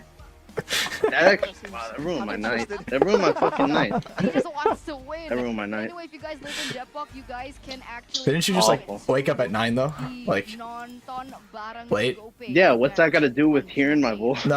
I mean, what Yeah, night? I woke up late. I don't want to I don't want to watch party though. No. I meant like you're gonna have to stay up all night now, just thinking about that. International Velodrome, the venue that we're at right now. Man, that was fucking trash. It's amazing. It was gross. Right next to my house. Okay. 3 seconds away now. I thought you said don't dox. You don't plan on watch party? Oh yeah. What did I keep People doing kept this to asking me. myself. I Why don't do I want to. keep doing this? I did it The one with the yesterday. black. I think it's pretty And then I did 50-50 this match, although I haven't watched like a single MPL. Dude, game. honestly, it's Onyx pretty sloppy. Thank you for that. Goni, thanks, Goni. Like, Goni, God. Sorry, Green Gate. I've always been a fan of Thank you. kind of geek. Or is it? Maybe not always, but No lately. glasses Spain. no, man, don't you think I'm compared I'm to rooting for before? Glue. Sure, but I know this is I'm rooting for risky, Gluke. and I know this is the general. But I mean, I hope know Geek for the makes crowd it, earlier on, what in 'cause, the like, world was new that teams going is matchup always like? exciting. I mean, talk about Man, I don't even want to recovery, think right? about that He was interview. At one point in the early game, 04, 05 even. Wow. Then he recovered. He was actually one of the reasons why CW On a and 30-second Sound delay, wasn't everything able I to said, find the every right fucking thing I positioning said. that Mosh Wow. with That was that bad. kill threat. Wow, that was bad. A very, But I mean, it's also very, 3:30 in the morning. Casual Fuck it. watcher in the audience earlier told me like, hey, I play marksman, and I feel like. Did like the audio come from the app as well, or like the link itself? Like their audio and like your audio at the same time, right? Or like were you in a Discord call and then it I relayed wasn't back in to you? Discord call. It was like a special little But if I'm link. not mistaken, this is all in that I the joined. Discord of Kadia. Yeah, I'm trying to think of how you could avoid that issue, You but guys can actually No, I don't Nothing think I comes to could have mind. because if Yeah. I muted, if I lowered the volume, I couldn't hear the question. yeah, you wouldn't be able to hear That's the the problem. questions. I was thinking if it's like a separate thing, you could like mute one I and probably should listen have to the lowered other. it. Should have played it better. Community. Could have played it better. Could've played Hear it the off question, better. then turn it to 0. Yeah, Could you're have played right. it better. But then it's like Could have played it they're better. moving their mouths and you have it at 0. Oh, sorry, could you repeat that? That's another step closer for Whatever. MSC. Fuck that. Grand finals Damn. and MSC. Going to I think Geek wins. I don't know. I got a feeling. Where is Riyadh? I think, Saudi Arabia. yeah, honestly, looking at the first 2 games, I think Geek definitely You has a saw the better shot. ISF lineup? I don't think you're supposed to talk about that right now. I haven't talked about it. Come on, don't- Hey, I haven't that's said the not lineup. Okay, nice. okay. But you heard about it, no? You Yeah, I know, heard about it. The veteran gold laner that didn't Yeah. make it to the playoffs. What do you think? I'm pretty sure it's not supposed to talk about it though. Mid lane. At least on stream. Like, I'll talk to you didn't say about much. it. I just said but I said there's gonna be I said at most there's 2 BTK members. We're already in the drafting phase, and there's a lot of big moves. And the That's a pretty meme lineup. So this is the official tournament, the drafting phase. I don't know if I want to go. The Samsung Galaxy A55. well, you don't see it got changed? Where they are Would you? currently Well, I did. Well, let me put it this way: would you want to go again, considering how fucking garbage ISF was then last year? Would you want to go again? Given the opportunity, would you want to go? Early pickup as well. Sometimes they can just I mean, maybe it's better than nothing at this point. heroes that are very aggressive in the early Fuck. Especially with dive, you can counter it with. Would you range, want to go? You can counter Why If wouldn't given I? the Why opportunity. wouldn't I? Claw, that's Yeah, that's the thing. dive. That's dive. And in the early stage of the Dave, game, I do Dave was believe telling me a it's lot of little nonsense bit though of about an it too. issue in this I game. mean, it definitely seems very weird. Back on the Natan. But- Apparently, there's an online qualifier. Okay, I don't think you're supposed to be talking about that much. I mean, it's a familiar spot versus the other countries. and he's shown he can really carry through. Yeah. The draft is where I think there's some kind Online. of idea here, some kind of vision. It would only be, you know, that other, Online. that one, yeah. It does definitely sound funky. It'll just be like playing in Central Ping, I guess. No. It's like across ocean What's the idea here? Qualifier. Coverage for the account. You might be right. Well, one ocean. Again, the neutral objective is possibly be some kind of flex attempt right here. Well, it's not for a while.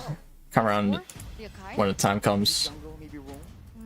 That's what I was Because, you know, like, EXP? Hey. worst case, it's not even like a... Because it'll probably be like Wait, within a short wait, are time you frame. sure? Wait, you just DM me. Are you positive? How the fuck did you hear that? I'm pretty sure, but Are you I guessing? can't. That sounds like a complete No, guess.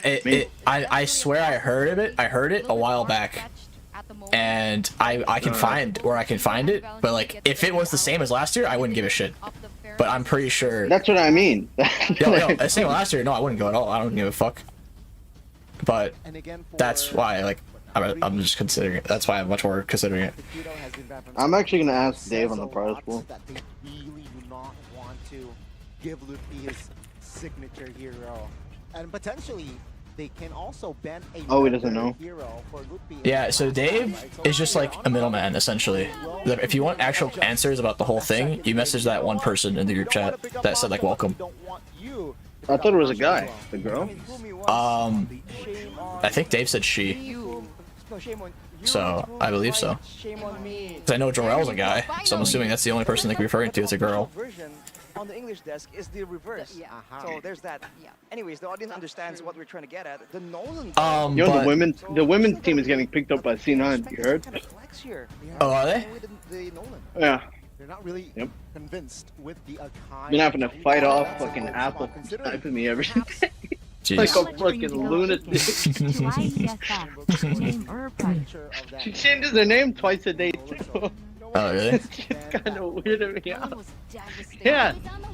Today her name was like Myrtle and Slime. Can't wait to see tomorrow's name. Kerfunkel and fucking Barf. I don't know. I'm assuming she's playing tank for the women's team now. I thought she was playing jungle. No, she's spamming tank. She's playing tank and MSC. MWI. I don't even know who's on, like, the lineup. Is it like Ashley and is Panda on that team? Ashley, Panda, Apple, Jewel, and Sayori can't go. So I'm not sure who they're getting as a fifth. Interested. NECT data. Wait, Sayuri can't go, you said? Yep. Oh, they don't have a full lineup, but they play the qualifier? So what I'm guessing is Ashley's gonna go to fucking Mage. Apple's gonna take Ash's spot as the tank. Panda's gonna go back to the jungle to take Apple's slot. And then they just gold laner. They need a gold. Probably. Double mage, How do you think we'll do in MSC? You guys? On that flooring, we saw it yesterday as well. It depends on the practice, bro. That's like, honestly, it really depends on the quality of practice you get. If you had to guess, what would be your educated guess? Exactly. Final pick. Assassin? No. It's really hard to say because it's also very dependent on your groups. Like, if I see your groups, then I make a guess. So, like, I can't really make a guess not knowing, because you could get a really hard group and get fucked, or you can get an easy group and make it far, you know? They're kind of fighters, but they're kind of I don't know. gotta keep fighting. I'm feeling pretty good. HP. Feeling pretty good. Will allow them to be a lot But more tanky. I think it just, I think it majority depends on whether you can improve over there or not with the practice you get. Whether you, like, because you guys go into a boot camp, right?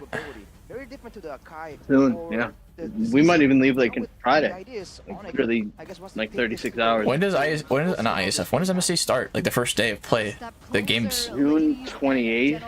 June 28th. Oh, so if you leave like Friday, you have like a month. About 3 weeks. Ah, that's like a month. Oh, next Friday you're saying? No, this Friday. This Friday. Which would be the 7th, and then it starts the 28th. So 21 days, 3 weeks. Wait, it starts June 28th? This month, yeah. Oh, I thought you said July. Okay, June Oh, hell no. 28th. Oh, you got like 2 weeks then. About If 3. you leave, between Plus, we need those ROG fucking godforsaken. Yeah, and you're not gonna get those right away either. Those phones. It would only be like. I mean, we Oh, plan. you could just buy them. Yeah, you can just outright buy them. Yeah, that's Midnight's gonna buy them in the Philippines. Okay. And we rented out Omega's boot camp for a month. It's a disgusting amount of money too. They probably fucking gave us the white man price. Probably. I'm sure They C9 covered it. really did. They really did. They gave us the white man price. You want like DM me how much it was? For a month, yeah. Let me tell. I mean, everybody gets their own room, but still, it's unreasonable as fuck. We do see that Chidera here opts for sprints on the quad. That'll be dangerous. Okay, yeah, that's pretty unreasonable. I mean, for a month. What's the place? Pretty I mean, I never seen it in person, so I don't know what it looks like. But like, I already can guess what it looks like. So like, yeah, that is pretty unreasonable. That definitely is like the white man price. That's the white man price. I know it. Can get their hands on it. It's been a 1 minute, and honestly, I'm kind of curious as to the specific emblem choices. Oh, there you go. But I thought about it, and I remember like M3, all the practice we got was so valuable because we were just like locked in the rooms and we couldn't leave because of COVID and quarantine and all that shit. And like we had no choice but to practice. And then like I mean, even then we wouldn't have left. No, but you would definitely go out to like party and stuff if there wasn't that kind of thing. Go drink. I don't think so. I think at some point. Maybe you wouldn't have, but like maybe Shark we would have drank more beers. Shark and Vic. Probably would have drank. I think Shark and would have Vic. gotten more alcohol. Yeah. Because once the lockdown ended, that's when Shark fucking got super drunk that one time. But my point being, like, without those kind of circumstances, and if you have a team that like isn't as disciplined and like want to go out and have fun a bunch, and instead of time where you can practice, like that's gonna mean nothing. I mean, we'll see how disciplined everybody is, but I think I'm expecting good things. Genuinely. We'll see. Yeah, could be wrong. Distracted CW quite low as well. Back to the turtle pit. Luke with the oh shit. healthy HP. Actually, Man, that fucking interview was so fucking bad. Finds the first turtle of the game. I don't want to think about it. Good taunt by Ray, and this time is actually going to be Kyrie. Holy shit. Keyboy. Saved by Keyboy. Wait, it already started? It started, yeah, we're 2 minutes in. The first turtle fight just ended. Take him down before he was even able to pop in the net. Oh, holy shit. There, good awareness, and CW will pop that entropy to save his life. Second recall of the game. That was an insane dodge from CW, chat. Pressured right here, but he's doing pretty okay. He went with a weakness finder though, not the quantum charge, so lack of sustain. You can see. But you do know the IESF is in like. But with the weakness finder, I'm not sure I can say it on stream, but you know it's there, right? He's gonna have his attack speed. What do you mean there? Lower it down quite a bit, and later on, it what are you can saying? facilitate for some ganks. Just show that CW isn't really planning. Oh yeah, I know about that. Yeah, and so like I'm pretty sure the increase Yeah, like, but makes you're just sense. guessing, I think. No, I You're just swear guessing. I swear I've heard it somewhere, and I would have to like try and find where. But I know, like I swear I heard it somewhere that it was that much. But like I can just ask the person. I'll just ping the person. Comfortable there, being able to stand his ground will be very important to the. Oh, are you talking about Indieberg? Yeah, yeah. I'll just send a message. We'll see what they say tomorrow. As he can. A little glimpse into the jungle. Kyrie is a level ahead. How often you been talking to TOB? GG. I we talk every now and then. Why? Not every day. I'd say there's about a message every day.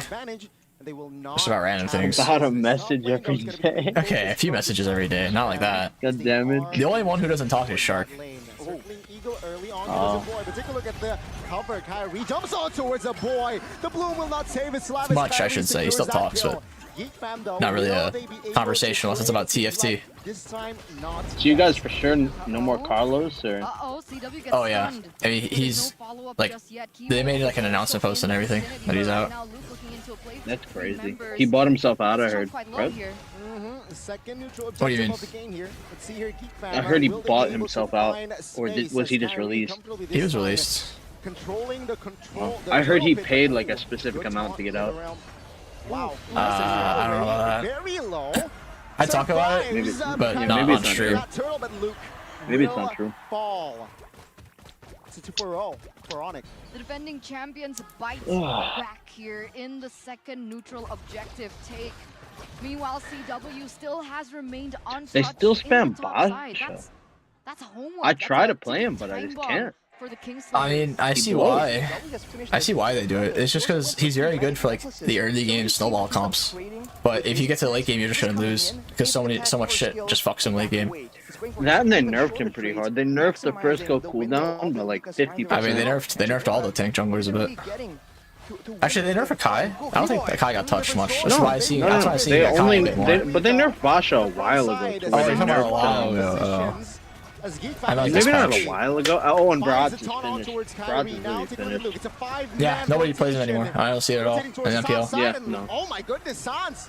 He needs to back away. This time he's able They did to him find dirty. the escape route. No casualties there from both Back to a teams. Kai. The meteor doesn't Brought out a Kai in. land. The meteor doesn't That's get it. that final hit on the Basically. Suns. And it looks like Keyboy is trying his best to buy some time for CW to at least. Did you watch Aura get 3-0 yesterday? But do you not think that it was No, but I heard. surprising that It's bad. Onyx even Yeah, he considered played Grok all 3 moving games. aggressively under the And they turret gave to Lil Yi find every single game, and they just got And I fucked. heard they picked Basha all 3 games. They picked Basha, Grok, and they had almost the same. I'm pretty sure they had the same heroes all 3 games, and then they gave Lil Yi all 3 games as well. And then the Were Lil Yi any would of the just, games even like close at all? the first game, Aura had like an 8k goal lead, 7 8k, lost, and then the second and third game. Evo's is pretty good this season. Though, They're actually really like pretty solid. They're like they're like similar to Onyx, where they make a lot of weird picks work. Like they're like Dreams played Tigreal 2 games, and then I don't even think that's too weird of a pick. their jungler played Alpha. Yeah, Anavar playing Alpha. I've heard about it. He has like He's 9 played it games with like a 80% win rate. He has 9 games on Alpha the whole season. Kind of crazy actually. I'm pretty sure most of the games was when he paired it with a support, but he didn't play with the support. That 100% win rate that he had in the regular season kind of falter. But yeah, I thought Aura was gonna had a chance at going like top 2, but they just got fucked. Oh, good, I'm offended. Heavy spin will save Kyrie's life. So that was the That only will lower be bracket all. game for now? Defense for the first Or time I this mean, game finally have a it was control that and then the of RQ that one? turtle pit Yeah. built in mid And bottom today's side. it's both upper bracket. I think tomorrow they'll do North lower finally brackets. finds the retribution. No turtle, but Chidera So finds whoever a loses pretty here will go high versus middle whoever round. loses tomorrow, Will save the or whoever members of loses Onyx. the next series Now today. will And then tomorrow they probably do that, and then like both actually winners survives. from this. Kyrie will be caught and will be taken down. Geek fam, they still want more. I hope as Geek Luke and Keyboy BTR make it. should I just be realized they easy fucking got rid of trades, Sans. but CW They're not is fucking actually Sans. the one to Boot. fall. Boots, yeah, Boots man. They put in Loop P. So he's sub now or what? He's sub, yeah, he's benched.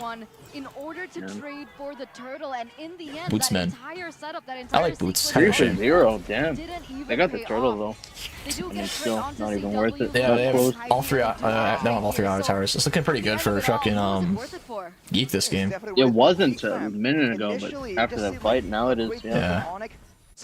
They can get a turret and they I don't know. allow time This for shit's pretty CW to 50-50 rotate to me. and come and join the fight. Oh, MPL Indo definitely has been pretty 50. No, just even just this series, and like I genuinely feel like whoever wins this and BTR are gonna go. Whoever wins this series and BTR is gonna go to MSC. But look at the items right here. I mean, next series is I'll gonna be be surprised. this team versus BTR. In and out of fights, you don't want to sit there and just So- Unless Evos is just like match the healing. really that much of a monster. Thing is, I haven't really watched I've watched almost none of the MPLs this season. That's fair. Have you? Like even During regular season, hell no. I didn't watch much. So you're just watching now? I'm just watching it now. Yeah. I mean, what else am I gonna do? And so far in these team fights, especially now that Chidera has reached his 3-item power spike, it is going to be a lot more difficult for Fnatic Onyx but to it's nowhere maneuver near around as these like team fights. stompy as it used to be, like compared to previous seasons for both regions, Indo and PH. It's been very scrappy on both sides. I mean, I heard Bren got fucked by Echo though. I was actually surprised by that. Oh well, Echo kind of molested Bren. It was like I'm pretty sure the first game was close, but then after that it was very I was surprised. Very much of a stomp. Really surprised to hear that. I'm not gonna lie, Bren played like sloppy. It didn't seem like it was You think they even. didn't care? Huh? You think they just didn't care?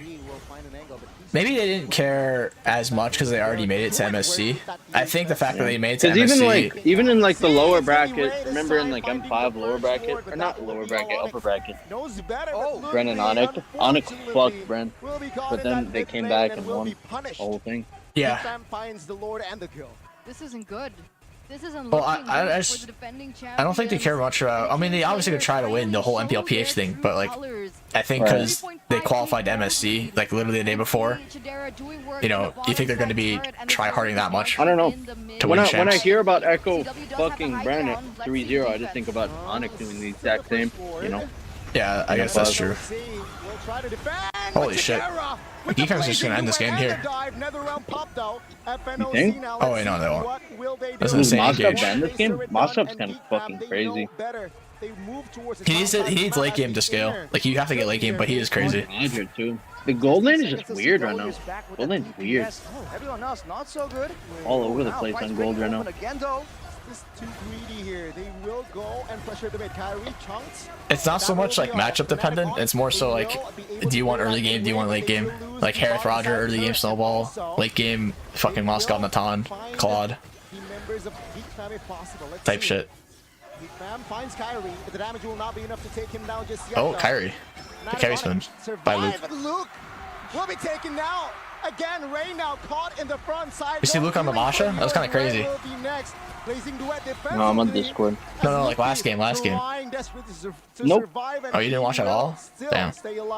They wanted so bad to get that turret My in YouTube the top just side. fucking They froze. wanted so bad to end the game, and honestly, the base was already at half health. I would understand, but you can't make mistakes. You can't make greedy movements like that. Luke gets brought back way into the base, gets taken down. So that was a trade for 2 members, but in the grand scheme of things, Geek, they were able to get 2 inhibitor turrets with a 2,000 gold benefit. 2 base towers down means that Geek, already having so much control, will have even more to play around with. But now they have Surprised nobody plays Gwyn jungle. Not much. His holy crystal after his first Yeah, that actually is a good point. Carl did play it in Echo. I mean, it got nerfed, but I still feel like it's all about it's good, saving in my opinion. CW. So as long as they respect the I think PH is more. PH has played it a few times. Endo, not so much. now, especially the damage coming in from a boy is But, something that yeah, Panic you're not needs to wrong. take note of. It's very subtle. It's not flashy and continuous. My but when fucking it YouTube hits the keeps right freezing target at the for right some moment, reason. we saw how CW What, watching the just live stream? disappeared. Yeah. You know, No, No, like I- the whole in a blink of page, an eye. the whole That's when page Geek literally knows just says like exactly unresponsive. what to do here. They know Never that had in the this shit fight, before. if they can target CW, and even if there was I mean, sometimes I another had that issue when I tried to refresh my own refresh, and then it just infinitely loads. So he can't do damage. They can still win out on these fights. What the fuck? There Okay. you go. That's the damage. Sans immediately gets stuck to half health before this very important Lord Dance. You can see Ray is still level 14, so they do want to find as many advantages. But wait a minute! Oh, I'm offended. Oh, Phoenix Ultra was fuck. carrying the round popped early. But take a look at the damage. It's not coming through just yet. Blazing duet by Chadera. Well, Kyrie falls as well as Lutpi. 2 down for Chadera Geek, finds the or mark. It's a no, wait, no, 3v5. Onyx. What am I saying? Lord He gets a free is Lord. actually free for Geek Fam, and things Wait, are Geek's not actually gonna win this Yeah. game. This is a 2 hard for stop. 0. here for Onyx. And Lord, damn. They're 5k gold lead, 14 minutes in. They just got Lord. Seems like they're gonna try Doesn't to spawn end. for a while though. 5v3. Kyrie and CC are gonna be up. Oh, flicker off of Luke. It's over. My bro, my shit It just was a froze. 3v5 Alright, I'm and back. 2v5, and this time Fnatic Onyx, will they be able to Sans? defend this one? Sans with the Nope. passive already deleted again. Wait. Ray No, Bird's Oh, fuck. wait, they actually can't end. is still alive there. But again, Fnatic Onyx, they somehow managed to survive. They might try. that No, they might try. But remember the Oh, with the Lord still, yeah, Matter they of can fact, try. They have floor. 5v5, I don't know. It's 5v5. Aloyski has like no fucking mana. I don't know. I think they definitely get top high ground. Maybe they don't end. Probably, yeah. Looks like it. Fnatic Onyx with 5 though. I'm gonna have Will to they take your have word for enough it because firepower my to fucking defend? YouTube literally keeps crashing every 30 Oh, seconds. CW just died, so it seems pretty endable. Taken now. Let's see 4v5. Keyboard Who? trying to strike the CW. backside, Kyrie, And though. Kyrie's Will dead. It's be over. target to Dara. Dude, they To the right soloed the target, fuck out of accuracy. Onyx. And now Holy the shit. base will be their 7k target. gold Yeah. lead. Geek Fam, they're at Geek is good. points. Yeah, I knew Geek was good, but I honestly expected more from Onyx. Game away of It seems like falling they're- to the lower like their draft seems like they're stuck like a season last season. Defending champions number 2 in the regular season standings, and I mean, it does not matter. Under the banner well, maybe. of General Beloyski, You could say that about fucking his Geek too. teammates, his members, Maybe the only weird pick is like CC. Not many. I don't see many CCs lately. No, it's because of the brace might change. Just fucked her. success to move forward. Yeah, that shit. Honestly, that sucked even for me. Yeah, Her broad. because what made CC so strong was that you could just first skill heal full HP off of like the crab, the XP crab, with brace fight healing, and you just can't do that anymore. So then like you just get fucked, out traded, and then you just get dived. Now this is a scary situation for Onyx to be in for sure. Playing aggressive. The Gluck diff. Luke's initiation. They got rid of boots. Yeah, loop P and still lose XP. In the past 2 games, Luke has been performing incredibly. First on the Masha, and then he gets his signature hero. Man, that interview was so fucking bad. I can't believe it. I really can't believe. Man, I like every hat like. Fuck, man. He was frontlining, but also being. I had to pause halfway through what I was saying just so like I could recollect my thoughts. You remember what you actually said, or what the question was. Like through my own voice. Man. Speaking over yourself in your own head, your own voices. it wasn't even stream audio. It's just the voices in your head. That was tragic. That was tragic. Keeps getting focused down. It was tragic. That is a rare sight to see. I responded to Gabby like literally an hour before it was supposed to be done. I was like, yeah, I'll do it. She's been asking me for like a week now. What the fuck? She's been asking me for like a week. I wonder if that's why. Maybe. Maybe. She's been asking me for like a week, and then I was like, literally as soon as I ended my stream, I was like, yeah, I'll do it. If it's not too late. And she was like, yeah, all right, we can do it. Doesn't really want business because CW was not ready, but towards the late, Man, that was a disgusting fucking. I'm not even gonna worry about it. Readier. They again with the right initiation from Ruby from. Well, I guess the prize pool would change things, right? So. Oh yeah, if it is what I said, I would. Yeah, like, because I mean, 100%. 100K is a piece of fucking garbage. Yeah, that I wouldn't care. But I'm pretty sure because it's in that location, they're gonna increase it. Let's just say if it was 100. Like, are you? Like, what if it was 100K? Would that change anything for you? I mean, it really depends on how I'm feeling. Like, right now, I would probably agree to it just because of the current situation. Like, right now when the time comes, I might like not want to, but at that point, it would already be too late. Thing is, it's gonna be pretty close to the M6 qualifiers. It'll be during the same so shit what, as you guys last are year. getting you guys are getting Guapo or what? Pretty certainly, no? It seems like it's so difficult. I don't know. We haven't really You guys played, actually thinking about others as well? We haven't been playing much 5-man at all. So we'll see. Yeah. It's more I want to see it comes yeah, closer. I noticed. I haven't conversed with any of you guys at all. Weeks. But you guys were grinding. I was impressed. Even after like after NACT, you guys were playing a lot for a little bit. You guys stopped though? Well, with the Ruby signature. who went on a vacation to see his parents for like a week? Oh, did he? And it's just so good and so I've just been like, my sleep schedule is like so fucked. Like I've been up, waking up at like midnight and going to sleep at like 3 to 4 p.m. Yeah, that's awful. That's wow. awful. That's Yeah. not even as bad. That's not even as bad as me. It's not. This is the worst it's ever been. This is the worst like it's ever been. I don't even think I was ever that bad. I haven't cared to fix it because like the watch parties. After the watch parties, I'm really gonna try to fix it. Oh, yeah. Because like I watch party MPLPH like last week, and then Indo. And after Indo's over, I'll try to fix I went it. to bed at fucking noon today. I think that's what I was fucking. I'm exhausted today, even on my stream. Stuff like fucking 5 hours, 4 hours. Man, Apple's weird. You talk to her ever? You used to be good friends with her. I mean, we talk every now and then. We're still on good terms, but I don't like, not like frequently. Kind of weird. Lately. Oh man, weird. Kinda weird. Positioning to ensure that, I mean, we can take damage, we can lose members. Yeah, I don't know. If you want to do that, we're gonna make sure that. I think she's just trying to whatever damage practice they tank, do but to still. us, we deal twofold. I mean, Just, you know, a lot of have they asked you to scrim? damage. Healing as well. Oh hell no. For Chidera.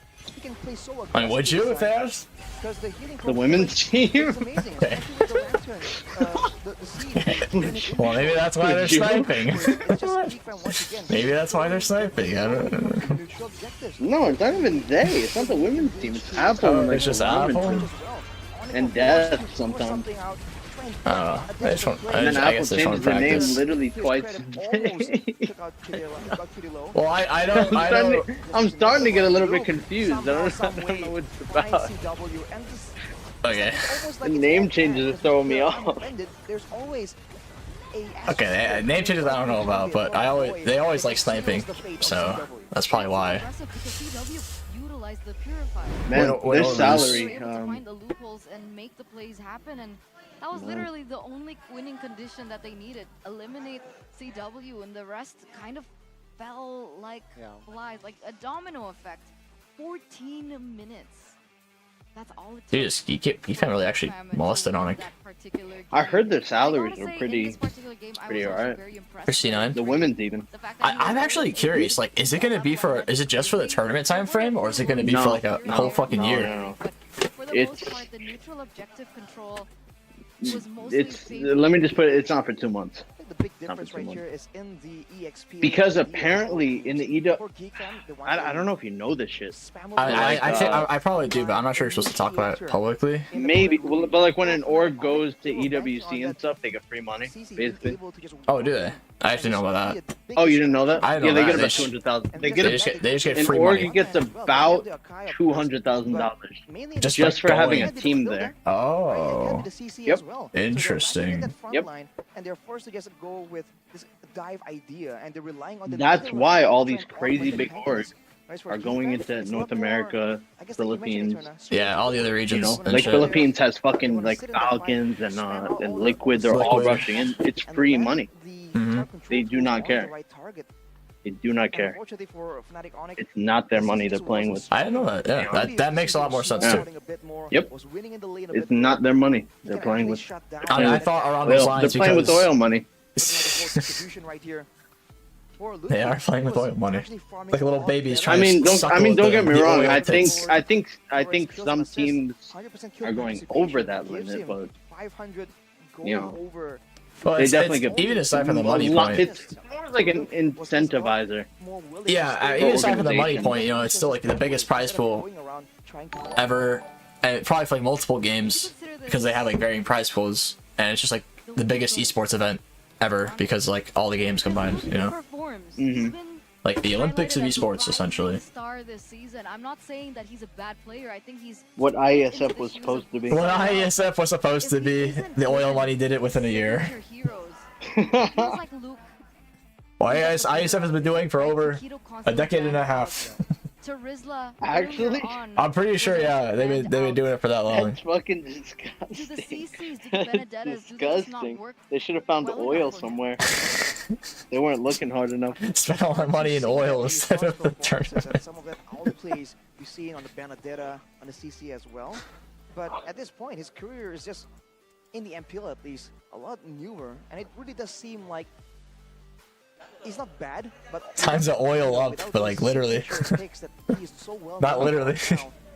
It's just not exactly good enough, especially if he needs to be the key to victory for his team. Yeah. I heard the women are pretty. I'll talk to you about it later, actually. Yeah, not on a stream. Apart from that, the composition from the side of Geekfam, they're just free. You know, they will be able to grab space. They will be able to back away. 20 tons of barrels of oil. That's the prize. And especially they have the Ruby. They will control more rights considering apart from the Where's they must be so rich out there in the Middle East. Oh yeah, for sure. I mean, the world's. You think the world's first trillionaire is out there? They just don't fucking say it. Oh, it's like Or they haven't mined enough yet. Conspiracy theories. Not necessarily. It's I mean, just, there probably is some black shit behind the scenes that's like, yeah, like that nobody knows about in the world. It's just too hard, like far up the or like fucking Putin ladder. or some shit. Like he says he has like a small net worth. Like he's literally, I don't know. I mean, when it comes to like a dictatorship where an owner can just fucking control all the money.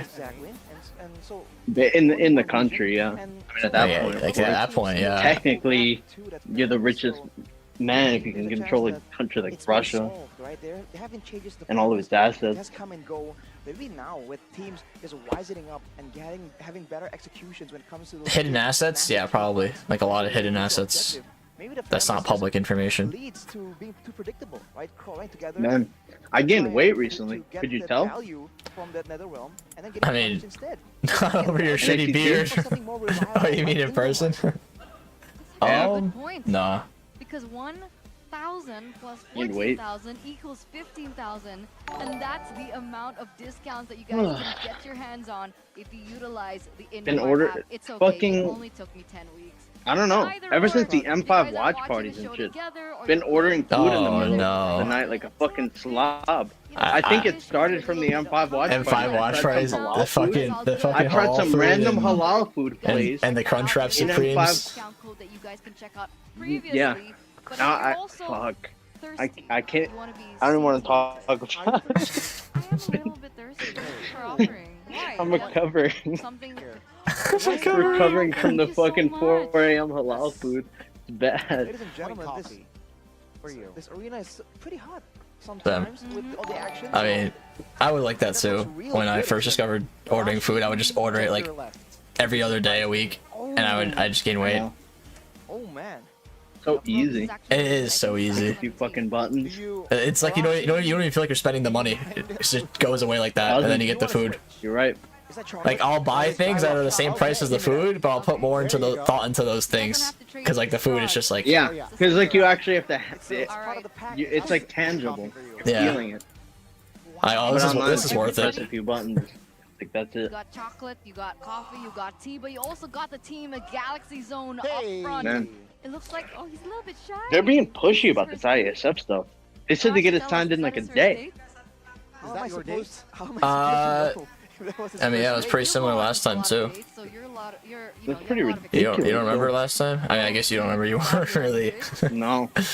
Yeah. But I don't understand why all the lineup stuff is different. Like last year, it was just BTK without me. I mean, do you not understand why? It's like, bro. I mean, you probably should understand why. I've heard. Do you want to mute your mic really quick? And like Sure. speakers, so I can talk to you about what I heard.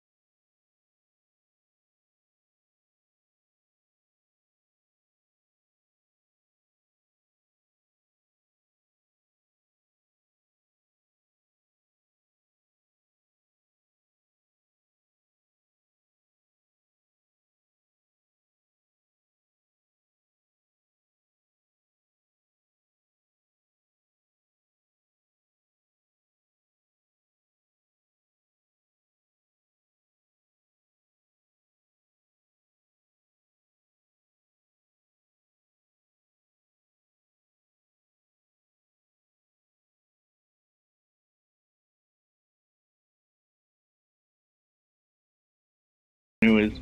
Yeah, sure. Are you streaming the whole day? Oh yeah, I'm sure. Are you streaming the whole day? Sure. Next one. Oh fuck the echo. Okay, yeah, I'm streaming the whole day probably. So it'll be this series or next series? Next series is Evos versus BTR, I believe. Or hang on a minute, could it be a jungle export? So chat, you guys saying you could hear me actually made me paranoid, so I opened a tab of like the stream on my phone and on my computer with the audio. That's why you just heard it all echo, because I unmuted and then everything just came out at once. Fanny! It's over. Fanny though. We get the Fanny and a Uranus. What? Bro. We did not. Quite cautious. I was actually tempted to just ban you guys who were just saying you could hear me. Like next time I'm just gonna do that. Like I'll just gonna ban you. Not even. We'll see who's laughing then. From us. Uranus against the Export, however. And the Franco. Franco. Fucking Fanny. I didn't think Franco for Geek, but it's still 3-1 time. up here. Good suppression available to shut down that Fanny. Yep. But man, Uranus and Fanny, shame on us for forgetting that Kyrie has that Fanny in his pocket. Yep. The Uranus against the X-Berg though. I miss Squee. I feel like, since it's regeneration, he was a good man. Exactly, just normal tankiness for the Uranus. He asked me how much D9 was paying me. I told him 4 bananas. Enough to kill your grandmother. Should have told him that. If he does so, you can go into the jungle. 4 banana peels that your fucking grandma slipped on. That is a passive angle that we're not used to seeing Mlbb take. Very different playstyle. What do you think about the Fanny and the Barats real quick? Well, right now, invading has been made a lot more difficult, which is why we saw the Ling ban away. In theory, there's a chance that this Fanny can go right out of control and not really be punished as easily. So you're telling me there's a chance? There's a chance, for sure. There is a chance, ladies and gentlemen. Match Man, my team is pretty upset for Geek. about the ISF stuff. I mean, they can only blame themselves, no? The throne not all of them. I mean, they can. I don't see how. What do you mean by not all of them? I think Mar is unfortunate, but like it's papers, so like what can you do? That's how big the what is this? Like the only one's pure of heart? I'm sorry.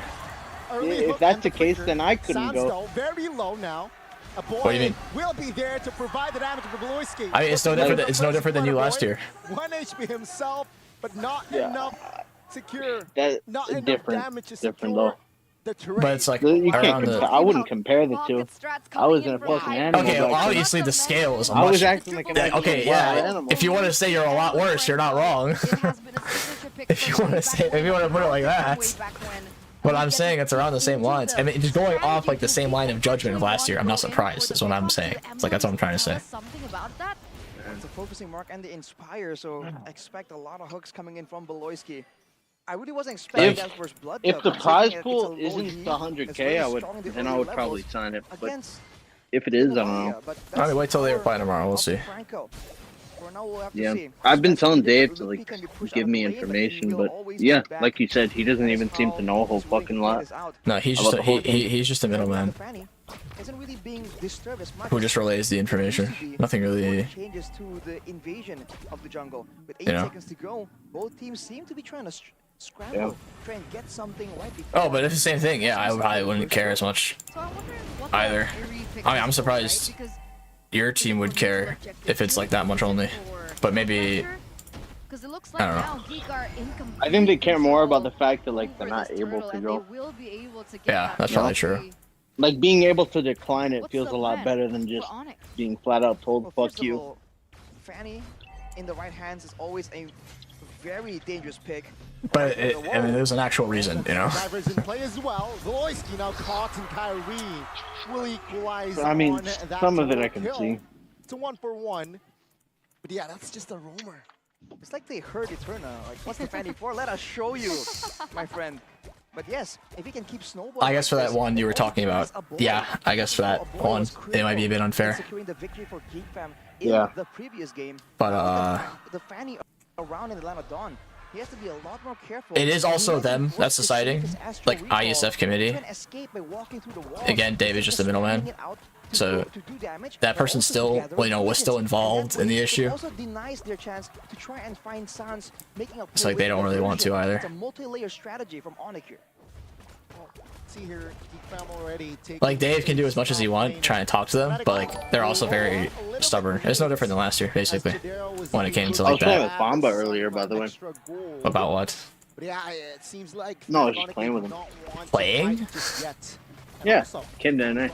Oh, wait, what the fuck? Yeah, and at first, the first game I was playing with like Reaper and like fucking Tofu, and Reaper was like talking and playing like a dog. I felt disappointed in my country. Felt like I just lost the tournament. I just made my country look bad. I didn't feel good, so I kicked Reaper out. We brought some other people. He was playing for like 5-10 games. Played a lot today on Bomba? Yeah. Jeez. His MS on East is like 120, 130. Oh, that's not On bad, West actually. it's like 180. On West though, it's like 180. Okay, yeah, that's like the opposite coast. That makes 100%. Yeah, that makes sense. Exactly. Wow, all right, so things are getting heated up here for both. Yeah, but I guess just across the ocean, you know, there you are, Russia. Able to get more of these You watched their finals? Or no? MCC, I watched some of it, but I didn't watch like. It went to a game 7. That I was surprised about. In the finals? Was it? Did it not? I saw my chat said they go to game 7 when I asked chat. So I just watched bits and pieces, but I didn't watch the whole thing. No, I don't think so. I thought. Chat, was it a 4-2 or is it a 4-3? They haven't been able to get value. MCC finals. It was yeah, it was game 7. It was a game 7. Really? It was that down to the wire? Yeah. Wow. I can see here Wow. will try to get away from I think that at first- insanity damage will not be enough though. I don't even know if again, it was the Ross best of will 7, not was it? have the purple. Yeah. Kyrie Wait, collects 4-2, bro? Why are you guys saying 4-2? Why are some people saying 4-2 and some people saying 4-3? I don't know. I'm seeing a lot of 4-3s and then like 1 or 2 4-2s. Like, how can you guys get Because at mixed up? first, I just remember I was watching some game and Bomba's team was up 2-0. I thought that was the final. It is 4-3 truth? Okay. Damn, 4-3. I didn't even know it was that close. Geekfam is fucking Onyx again. Damn. Are they actually? Oh, almost a 1K gold lead, 5 minutes in, 4-3. It's not like hard fucking, but like, it's not a snowballing fan. Moderate So fucking. moderate fucking, yeah. A little bit of face fuck. At all, Kyrie goes back in.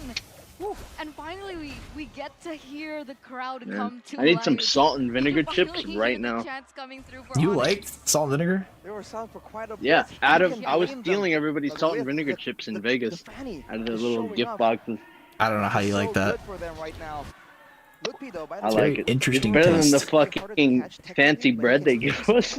Yeah. I mean, They give us the fancy bread every time. fancy I bread. don't get it. It's a very Asian thing, that's why. I mean, I was eating it. I was starving one night. I was, I was consuming the fuck out of that fancy bread. that's the kind of crowd control that Yeah, they just call it like, team. It's not a well, it's not necessarily pastries, but yeah, it's a very common Asian thing to eat that kind of bread. Taking a lot of heat. It's probably all the Moonton employees getting it, and they're like, yeah, good for everyone. Probably. Is it like a Chinese thing? That kind of bread? Yeah, Chinese. It's just Asian overall. Like that kind of bread. A lot of Asian markets you go to will always. I mean, not a lot. Every single one will sell that kind of bread. Back into the diversion play. It's just that common of a thing. Meanwhile, the top side, CW nearly gets taken out there, forced to use that. Is this game do or die? No, they go lower bracket. Whoever loses this goes lower bracket If the kill pressure versus from Kyrie is whoever. Oh, enough Broad Jungle. to be able Wow. to take these Yeah. numbers from Geek down, it's enough I mean, it's kind of good versus Fanny. Just tap it when she flies by. I would assume. You just full tank, just run to the jungle. I don't know though, man. Broad's got such a big nerve. Oh, he's definitely so much weaker than before. Like you just have to play him different now. It feels like I do like half the damage. Yeah, you don't plan to do damage anymore. You're just tanky, you eat. That's it. Yeah. Oh boy. There goes Lutpi. It seems like Fnatic Onyx, they need to control and Onyx actually has a 1K gold lead. I don't see them winning this game though. They're not. Their job is not done yet. See, the problem is even though that Oh, these teams I can are see it. equal in kills, most of the kills that have been placed on to Onyx Yeah, I guess if Kyrie perma-splits and they can't stop it, and Keyboard. then they always feel like a like, the 5v4. team fight's not bad. They got low E, they got carry. Still 0-0-0, so They have barely any CC. It's just Keyboard though. that Iron Hook lands. Like it. True. It's actually true. Oh boy. Oh, dice lethal. Yeah, but like if Keyboy is too low to fight or just gets picked off, like he just runs over them. What a performance by Kyrie, man. A lethal ignition indeed. Onyx is pushing the tempo again and again. Onyx got nerfed by like average. I don't know. Onyx kind of sloppy as of late. All the mobility and the diversion, every single member on their team are just making individual plays, trying to show out. And Mlbb getting caught. Oh, is this the right play? Is this wise? Mlbb now will be taken out, no problem. But Chidera pops a blazing duet as a bluff, not as an offense. Mlbb Showing vision. is BTR like the only team that's far above the rest? I mean they were pretty. BTR or Onyx was like kind of duking it out. I don't know if they're like far above the rest. They definitely like are probably at the top, but I don't know if it's like as far as you think. Like there is no team in Indo that's really that far ahead. Like I thought Evos was on the bottom, but somehow they like Aura just they got 3-0 by them. And then Aura, it's also playoffs. Like it's a different playing field. I think Aura did a lot better in regular season, but they don't go to playoffs often, so the pressure probably got to like some of the other players that don't go to playoffs normally. But Yaoi, you know, not really he's gonna be fine, but I wonder how these orgs feel about that. About what? You just go to playoffs and get fucked like that. Well, the thing is, they're so big in their country anyway that they still make money regardless of like making it farther. Of course, they want to go farther, but they make, as long as they make a profit, they don't care. At the end of the day, it's more about making a profit or more profit. Do they though? I mean, most esports things are like unprofitable. I think that's more in like the first world countries where you have to pay like egregious salaries. I think in the third world countries where you don't have to pay as much, it's not as big of a problem. Like imagine you're playing Valorant in a third world country and you go to like you see those like big $1 million prize pools and all that stuff, but you don't have to pay like $1,000 salaries. You know, like what's the real cost of, you know, staying in business? Even then, like if you are like in a loss, it's not that bad. Yeah, and they go and because it's not that expensive, they can go into like so many other games too. They got like Free Fire, PUBG Mobile, all those other mobile games too. That they'll just hire players from and get like prize pools from, like big or small. I heard HOK is coming out in like a month or two. Yeah, it's already out in NA. Is it actually? Yeah, it is. I've seen people play it all the time. I've really. Wow. You've been reach out to it all about it? I haven't even cared about it at all, really. I mean, you have no like no desire. I mean, not really, unless they give me like unless they're gonna offer like a a lot of like an absurd amount of money. I don't really see, especially with like the Saudi Arabia like EWC shit. Like, why would you? You know? I mean, like same for me, yeah. Yeah, like no different unless they offer you somehow. Like, I mean, an like if I was amount of offered money. an egregious amount of money, Yeah, that's right. Exactly. Goodbye. Goodbye. But there's no point in like just leaving ML, especially if it was like like a year ago ML before all the EWC shit popped up. Maybe I would consider. But like the EWC really kind of rekindled that interest. Oh, not for nothing, not for nothing. I'd still want something, but like not as egregious, you know, money wise. The menace about to make a play. Because it was really like kind of a standstill back then. Oh, big diversion. Yeah. Last year was slow. This year, I mean, that shit was a fucking scam. I thought there was more tournaments this year, like a fat amount more, 6 or 7. Turned out the exact same. Yeah, I mean, yeah, it's the exact same. What a fucking scam! I don't know where you heard from. From like Dave. Literally. Bro, anything Dave says, I never trust unless it actually comes out. I know. Like, it always happens with Dave. It always happens with Dave. I don't know why you would trust it. I don't think he lies. I just think, like, he fucking exaggerates shit. He exaggerates, or, like, he just forgets to say, oh, it's only, like, hypothetical, or, like, we're talking about it, but it's not certain, you know? force that one out. Yeah, like whenever I ask Dave, I have to ask pretty specific questions just to make sure I'm not getting like his daydream. His daydream. Forgot his schizo meds, and he had a little episode, and he told you about it. Lord advantage minus 1,000. It's kind of crazy though that Geek Fam Daydream. play this playstyle with a lot of outmaneuvers, right? With a lot of mind games, with the diversion. Going front to front, they're able to match Onyx, but right now they're just completely confused. And the experience. Yeah, but I wasn't like the final say. If that if you're talking about the other person, it was more like You weren't? No, It was other people?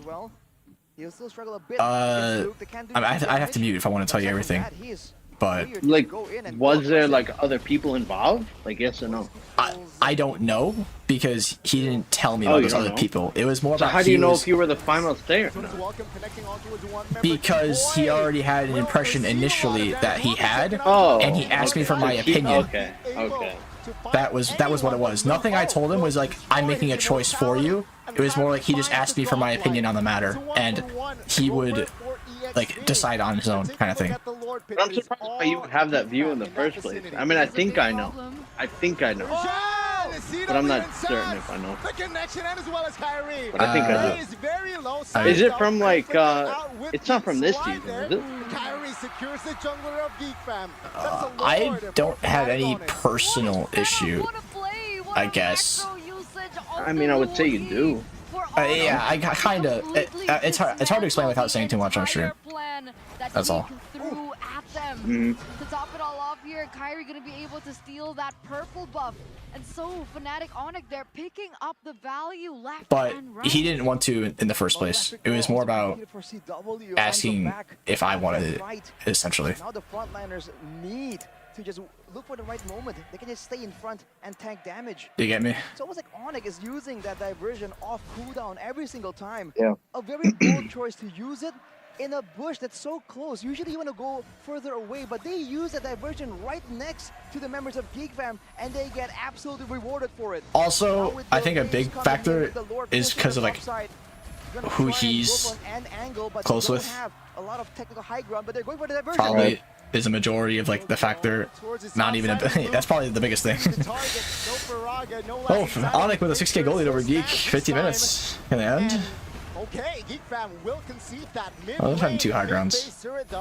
Will be rescued and still up for Geek Fam. I feel there's just a lot more to know about this IESF shit. Oh yeah, definitely. There's Before I a want to like, sign. yeah. I mean, I'm with you on Thing that is, one. I Dave's know only giving me a like fucking fucking nothing. day. Like, did you sign though? I mean, I haven't filled it out yet. I mean, part of the reason why I haven't filled it out is because I literally just don't have like information. Oh, I got my wisdom teeth taken out, by the way. Oh, how was that?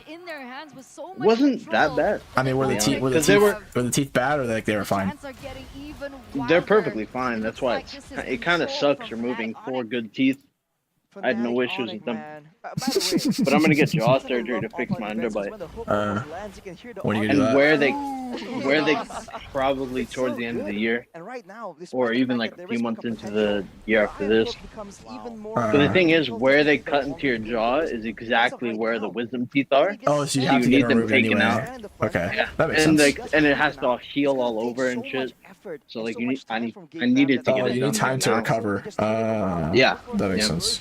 But it wasn't that bad. It just genuinely sucks to remove 4 perfectly healthy teeth out of your mouth. Really sucks. Haven't I shown you that X-ray of like mine, how they were when I removed mine? I don't think so. Were yours bad? Mine were like really bad. I'll send it to you again. Like sideways? I feel like I might remember. I think I sent Were it they, to you a like, while back. You sideways probably or some forgot. shit? One of them was like basically sideways. Yeah. You know why that is, by the way? I don't know why. Is there like a specific I reason? think it's as humans evolved and shit, we used to have a lot bigger jaws because we used to fucking use them more. Yeah. Like chewing on Neanderthals. fucking raw meat off the bone. Mhm. But now that like our jaws over time got a lot smaller, but the same teeth still grow in, so there's not enough room for them all on the smaller jaw. So for some people it causes issues. Using all his brainwaves right now, using all that he can. All right, yeah, I just sent you the picture. Out a way, a I think I might remember. You probably would once you see it. Fnatic Onyx, but diversion again. Oh my goodness. Oh, good conceal as well. Conceal as well. Well, they find the angle, the off angle. Chidera though will show. Oh, fuck. Will be Holy fuck. Deleted. It was pretty bad. You see the one on like the left? That's literally sideways. 5v1 right now, and That shit was so painful. for all these resources to be utilized, right? Mine grew in like perfectly normal. Yeah, my little brothers were like that too. It's literally case to case. Sometimes you get fucked. Did he get his out? Or Oh, no? he got his out anyway. He got his out anyway. But they were basically fine. But For no reason. People do that at a younger age, so you don't have problems later. Like when your kid is like fucking 9 or 10, they'll have that surgery just so down the line. Oh, like that when your chance. brother was like 9 or 10. No. He got it done in like the last 5 years. But I'm saying that's what like other people do. Like I have friends with that they did it like that, but they got it done at an early age, so it didn't matter later. Do they even grow in at that age? Though? Yeah, but they grow in with all your like big teeth. Oh, and they're just impacted like under the gum. Yeah, sometimes they don't always come out. Literally, you can have those back teeth never come out sometimes. Yeah, like it's like I know very it's like case-to-case impacted dependent. and then like the ones that actually come out of the gums. But I mean, when you're younger too, you know, your body's healthier. You'll have a much smoother recovery process as well. Like for me, I had. This how one, was your recovery? Bro, my recovery was like one of the worst. I was so depressed. I could only eat was that liquids. bad? I could only eat liquids for like a whole month. I swear mine was not that bad. Yeah, it's not gonna be that bad because I had to have like so much anesthesia. Like my process was so bad. It was like a really long process. You were knocked out for it? I was knocked out for a portion of it, and some of it I wasn't. I was awake for all of it, but mine were easy. Holy shit. They were just there. Okay, Onyx wiped. Game 5. Onyx Geek, game 5. Onyx won? Yeah, 20 minutes, they just full wiped out. Game Yo, 5. my teeth were all there, so it wasn't like... It was the Novocaine waiting for the fucking numbing to take effect was longer than ripping 4 teeth out of my mouth. Kind of crazy. I mean, the process I swear to God, itself... it took no more than 15 minutes. No more than 15 minutes. Okay, me it took like a whole hour. Yeah, probably because yours are way more. Because like what they have to do for me is they have to break the teeth and pull out pieces of it because they can't cut around the whole thing. They were just taking mine one by one. They probably just have to cut out around it and just pull it out, and it's all good. But me, like, they're so deep in, they can't risk cutting the nerves and like blood coming out because I make it like so much harder. So they have to just cut. They have to break the teeth into pieces and pull it each out. Like it was a very egregious process. Yeah, mine not like that at all. I'm so glad. But yeah, for sure. Like I would actually just have pain chewing whenever I chewed. Like it was really bad before having surgery. I had to do it, and then it's like. Even before getting to like it hurt. Oh yeah, that before bad? surgery. Yeah, that's why people eventually like realize like they have to do it. It's because you'll literally just feel pain in those sides. And it was getting really bad. Like every time I would eat, or, like move my teeth around, I would feel it pushing against like my other teeth or skin, and it was just pain. But it was awful. Today for the other king wouldn't work out, man. But yeah, like I was so depressed in post recovery because I had to have like giant swabs in my mouth. I had to keep replacing for like a week because like the cotton stuff? Yeah, the cotton stuff because they had to do so many incisions. You know, sometimes they bleed and whatnot. You had bleeding for that long? Like a few days, but they said for a week just in case. But like a few days after, I definitely would see like some blood, like in there every now and then. So I had to replace Mine it. stopped after like a day. I replaced the ones that they put in my mouth like once, and then after that I never used them again. The gauze, yeah, the gauze. And then all like the pain meds I had to take. I took it like twice the same day. Yeah, I took it. I had like really heavy pain meds, and then I had like casual pain meds. Like, I had to choose like based on how I was feeling. The annoying part is how fucking food gets stuck, literally like in the fucking gap. That happened a few times when I eat like rice. Like I would literally have food. Yeah. Get Or in like there. you're supposed to eat soft stuff. Okay, so I ate pasta the first bucket, like right after I got the surgery done, and then there'd be like 3 little like pasta things fucking stuck And in then like it's like weird because you have to use your tongue to like scoop it out. I would just rinse my mouth. Oh, I guess that would work too. I had the gauzes in my mouth, so I couldn't really do that. Unless I No, take you're supposed to take it out when you eat. Oh yeah, that's what you mean. You yeah, had them yeah, in right, when right. you were No, eating? No, you're right. You should take them out. They wanted to kind of like bait that out beforehand, and so there was that adjustment, but it came. But yeah, I mean, I did it like, I think over 2 years ago, a year and a half, maybe. Damn. So it was definitely a while ago. In that diversion, looking to deal damage, and you can see But what it does to yeah, formations of Geek Fam. it was awful. But at the end of the day, You been talking to Cardio or what? Not like in Discord. He comes to my chat every now and then. We like the player talk a little bit. presented to you by the official I saw he's been streaming again. It's nice. Is he like doing better? Yeah, Have you a little talked to him? On his assassins, back on the fanny. Say that again? Have you talked to him? An aggressive Not much, build no. That lethal ignition in the last moment of the too much. game. Remember, with a boy being taken out. I miss He wanted to be a Kyrie. sub in MSC.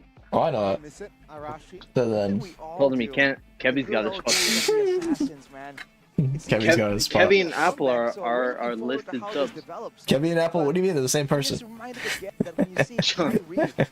Yeah, I heard that. I thought that was a crazy one.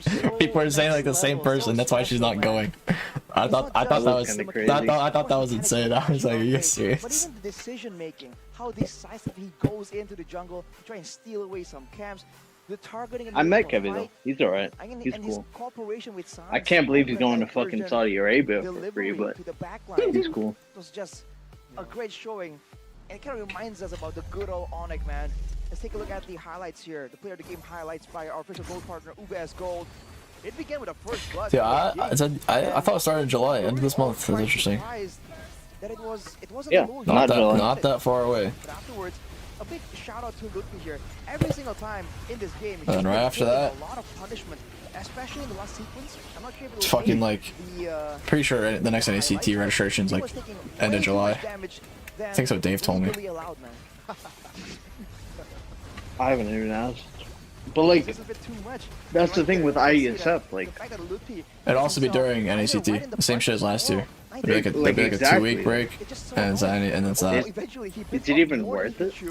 It's a work in progress. Depends. Afterwards, it doesn't matter. Onyx still wait for right On what? The prize pool? back away, they clear out.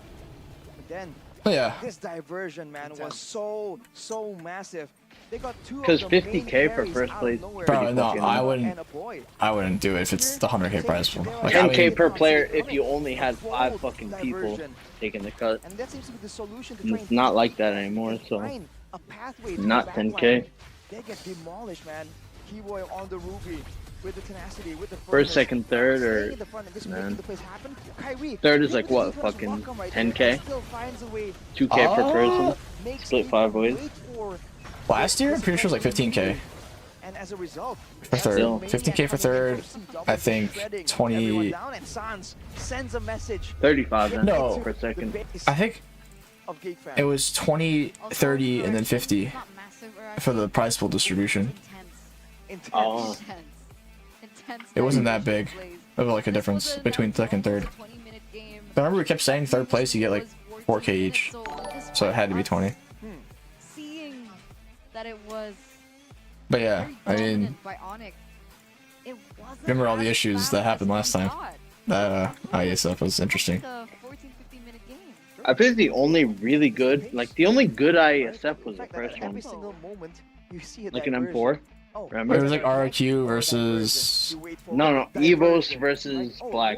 Oh, that one. You're right. That was a really good one. That was a really good That one. was the only good IESF in the fucking. game. It just The feels so only good fast 'cause there's IESF ML always tournament. action on the board. That was it. And there needs to be action on the board because otherwise Yeah. we don't really use I it. mixed up ISF with like C games. I remember that one where it's like Mm-mm. it was like a C games with like full RRQ versus like a bunch of, remember, like it was like blacklist amateurs or like MDL players and they lost still.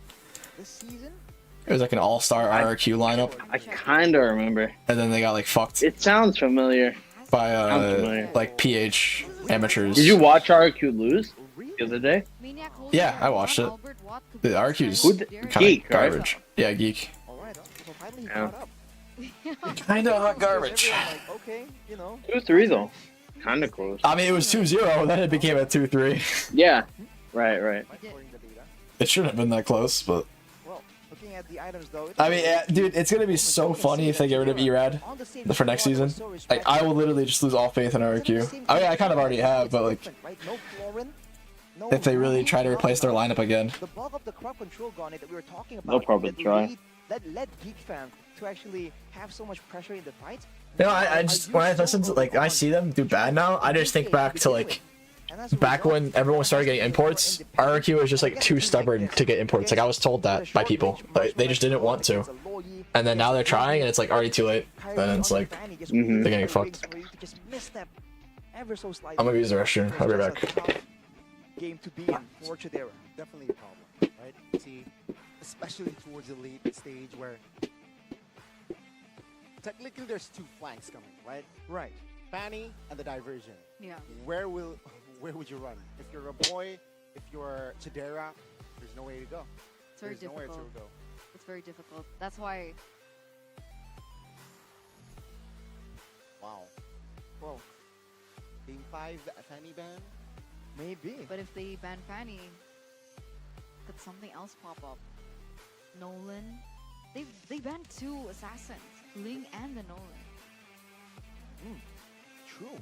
We'll have to see. What really surprised me here though is the damage taken. If you look at it, it's only 9k higher damage taken for the side of Onyx, when we've been seeing Ludpi just getting beat up by the whole team, dogpiled on by Geek Fam again and again, just regenning back up. So I really thought that it's going to be quite different, you know, quite a stark differential. Looking at the gold difference over time, it's a mountain Eterna. What do you think? It depends. On what? Because this is a lake first, so it's a lake with a mountainside view, not a mountain with a lakeside view. What exactly is a mountainside view though? This. Because you can see mountains from so far away. Does it really count? Yeah, because it's really close. See, there's like that small bump. See, that's a small mountain. There's like 2 cities in between. We have the bigger mountain, and then we have the Ginormous volcano. The Ginormous volcano. Yeah.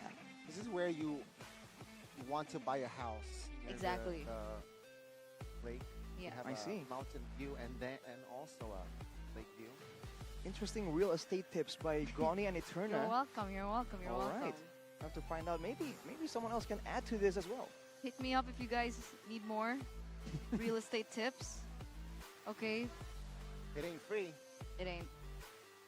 Well, you know, good things cost a good amount. So have to see. We do. Especially now, waiting for the final game of this match. Do you like lakes or mountains better? Oh, that's a tough situation. I think I would prefer a lake, actually. Lake. But funny enough, I spend more time in the mountains.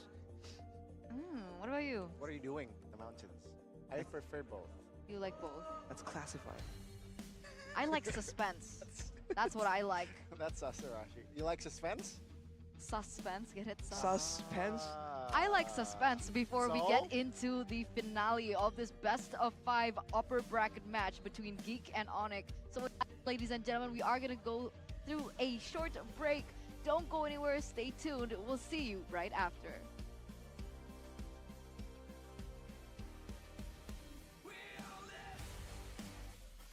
We'll see you right after. Baru Galaxy A55 5G. Ngegame lancar, win streak terus-terusan. Bisa tahan 2 harian. Feel awesome every day. Pakai aplikasi GoPay, dompet andalan gamers. Banyak damage-nya. Ada cashback. Fuck, what is this break? Still on break? Yeah, dude, the breaks have been so long this playoffs. They've been going on for like 15-20 minute breaks. Between, sometimes even longer. Between each game, not even. It's like crazy. Have they done any other interviews? No. With like players? They did Sanford yesterday. They did Sanford when Aura was down 0-2. I thought that was pretty funny. Jesus. I know, like, you're gonna get like that. And then they get sweeped. Yeah, that's how they said it, like the second game. Even for mine, it was the second game. Yeah, I mean, that's like their version of a halftime, I guess. Probably why. Raihlah masa depan, nabung mulai dari hobi. Koleksi terbaru UBS Gold X Mobile Legends Bang Bang edisi spesial MLB Season 13.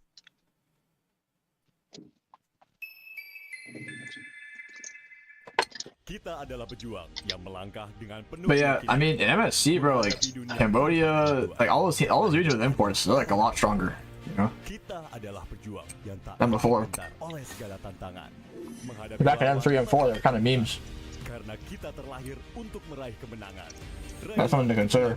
Dengan koleksi terbaru UBS Gold X Yeah, but Bang Bang. Edisi spesial MLID Season 13. I'm not too worried. Saatnya nabung dari hobi. Oh yeah, like, I don't want to be like worried going into it, but like don't underestimate them is my point. Yeah, I mean they're obviously stronger, but is North America not since M4? I wouldn't say we're the same either. We've had no imports, sure. Does that mean we're the exact same? Well, I'm not just using the imports as an example. It's more about those imports elevating the region's skill overall. Not necessarily just the imports We themselves. ourselves elevated our region skill. Yeah, So, they're wrong. So, like, I get what you're saying, but I think it just kind of cancels out. Betul sekali Bude, kalau kita melihat hari ini, wow, ini performance kedua No, well, my thought process, like, obviously, we've improved, right? But this whole, like, last season, like, this, across all regions, has probably been the most intense few months of MLB esports ever. Like, every single region was, like, really struggling. Like, there were no definitive victors. A lot of, like, there were no, I'm not sure if there was a single sweep finals compared to how it was before. Yeah, last time was kind of like all. Yeah, last one, like, there were so many 4-0s. The finals, like it was like a meme to not be a 4-0 final. And this season, like the complete opposite. MPLPH was a sweep. Okay, MPLPH, but like that's a different story. That's true. Yeah, but like I wouldn't use MPLPH as an example for that one. But very intense all around. I feel like the competition everywhere was just very, very intense. Iya, dan tentunya kayaknya kita ini menarik perhatian di antara barisan para BA. Ada yang menarik perhatian Monica dan juga Bude. Ada BA baru nih kayaknya Bude nih. Langsung kita ngobrol-ngobrol boleh Tante. Ini, halo Tante. Wah, ini nih sama ya kayak Bude. Bet with Zane. Zane's not even watching. Jadi kita bakal ngobrol sama Mama dari Kiboy. I'm gonna go sleep actually. Alright. Dari mana nih Tante? Dari mana? I'll talk to you later. Yeah, sure thing. Ini dari Manado, beneran Manado. Jauh banget dong ke sini. Wah. Oh, that was a nice chat. Juga Nado nih Bude ya. Kalau kemarin kan Bude translate Korea nih ya. Sekarang bawanya kamu Back to sleep for him. Back. Manado. Coba kita cek beneran. Dude, my schedule is so shits. Is that Keyboy's mom? Okay, bro. Saying goes to Goon. Yep. I fucking hate brain rot. Valid ya berarti ya? Valid. Gak perlu ditranslate lagi, udah ngerti ya? Yes, tapi Tante ini kan baru kali pertama nih Bude ketemu sama Tante. Dan waktu itu ayahandanya, sekarang ibundanya hadir untuk Kiboy. Kali ini requestan permintaan Kiboy atau memang Tante ini ingin hadir nih? Permintaan dari Kiboy baru memang request juga dari Tante. Kan barusan juga kali ini. Pingin nonton. Chat, I'm not going to talk about IESF stuff because, to be quite frank, we're not supposed to. Zane just does it anyway because he's Zane. Maybe when I get more information or I'm allowed to talk about it, then I would talk about it. But as for right now, I'm not going to talk about any of it. Merasa bangga, apalagi sebagai orang tua, sebagai mama, sebagai keluarga, sangat-sangat bangga. Be a little patient. We're here for MPL Indonesia, not ISF. More fly lore. No. Dan pula akan juga membawa nama Indonesia kalau nanti sampai bisa menjadi top 2. Betul sekali. Kalau udah top 2, Tante, berarti ini bakalan mewakili Indonesia di MSC 2024. Berarti Kiboy bakalan berangkat lagi nih ke Riyadh. Wih, Tante, ini rasanya gimana nih sebagai seorang ibu harus ibaratnya LDR nih ya sama anaknya, apalagi kalau keluar negeri juga ke Riyadh nanti bertanding, rasanya gimana tuh Tante? Rasanya bangga saja, tidak ada kata-kata untuk sedih, tidak ada. Hanya ada support, doa dan harapan yang terbaik untuk anak-anak, terutama untuk Kiboy sama tim Onyx Esport. Wah, memang hanya bisa dukungan terus yang diberikan, nggak boleh sedih, nggak boleh apa, yang penting dukungan. Namun Tante mendukung Kiboy pasti dong. Kiboy itu mungkin sebelum bertanding kah atau sebelum ada acara kah minta restu dari Tante? Seperti apa tuh bentuknya? Dan selalu. Biasanya kayak gimana Tante? Mama dukung ya. Terima kasih juga untuk dukungan doa dari keluarga, dari saudara-saudara, bahkan fans-fans di seluruh di Indonesia, di luar, di Bitung, Manado, Tondano, dan semua wilayah Sulawesi Utara. Sulawesi Utara luar biasa. Nah Tante, kalau Tante tadi kan bilangnya dari semua keluarga ya dari Sulawesi Utara, itu biasanya ngedukungnya gimana sih? Apalagi kemarin kan regular season berarti nggak nonton langsung. Siapa tahu nobar-nobar kah di kampung, di Manado, di Bitung, di Tondano? Iya, sering nobar. Ada perkumpulannya, per tim juga di sana, sering kasih support. Oh wait, sorry chat, look at Discord because I'm seeing some things. Pokoknya seru sekali. Seru sekali. Ada yang mau disampaikan dari Mama yang ingin kita juga bersama-sama dengarkan. Jadi untuk Mama Kiboy dipersilahkan. Ini dukungan, doa dan harapan, support dari keluarga, terutama dari Mama dan seluruh fansnya Kiboy. Besar harapan Mama, fans dan keluarga untuk bertemu Kiboy karena memiliki potensi besar untuk menjadi salah satu pemain paling dominan dalam komunitas game. Dengan keahlian dan dedikasi yang telah ditunjukkan selama ini, salah satu harapan utama dari Mama, dari keluarga bahkan seluruh fans, Kiboy terus meningkatkan kemampuannya secara konsisten, baik dalam hal keterampilan individu maupun kerjasama tim. Dengan menemukan keseimbangan antara keduanya, ia dapat menjadi pemain yang benar-benar menginspirasi dan semoga bisa go champions. Selain itu, doa harapan Mama, Kiboy bisa menjadi contoh positif bagi komunitas pemain Mobile Legends. Dengan mendorong semangat persaingan yang sehat dan mengedepankan etika dalam bermain game. Tentunya dengan berbagai pengetahuan Kiboy bisa menjadi mentor para pemain muda yang bermimpi untuk mengikuti jejaknya. Sukses untuk Kiboy bersama tim Onyx Esport. Terima kasih. Ini kayaknya langsung ekstra energinya Kiboy dan tim ya habis disemangatin oleh Mama Lani. Yes, begitu luar biasa. Terima kasih sekali. Kita akan bersiap untuk melanjutin permainan. Boleh Tante? Semangat. Semangat. Dan podcaster kita harus bersemangat. Semangat semuanya untuk kedua tim. Jadi bersiaplah untuk menyaksikan game penentuan antara Fnatic Onyx dan juga Geek Fam.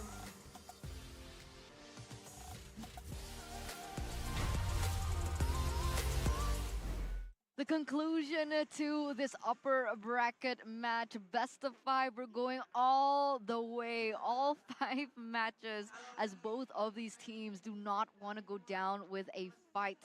Can you imagine if Geek pull yet another Cinderella story this time around?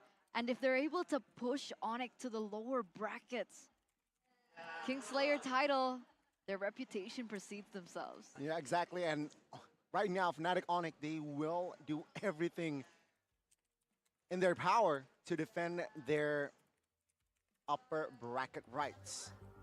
It's not gonna be easy, clearly.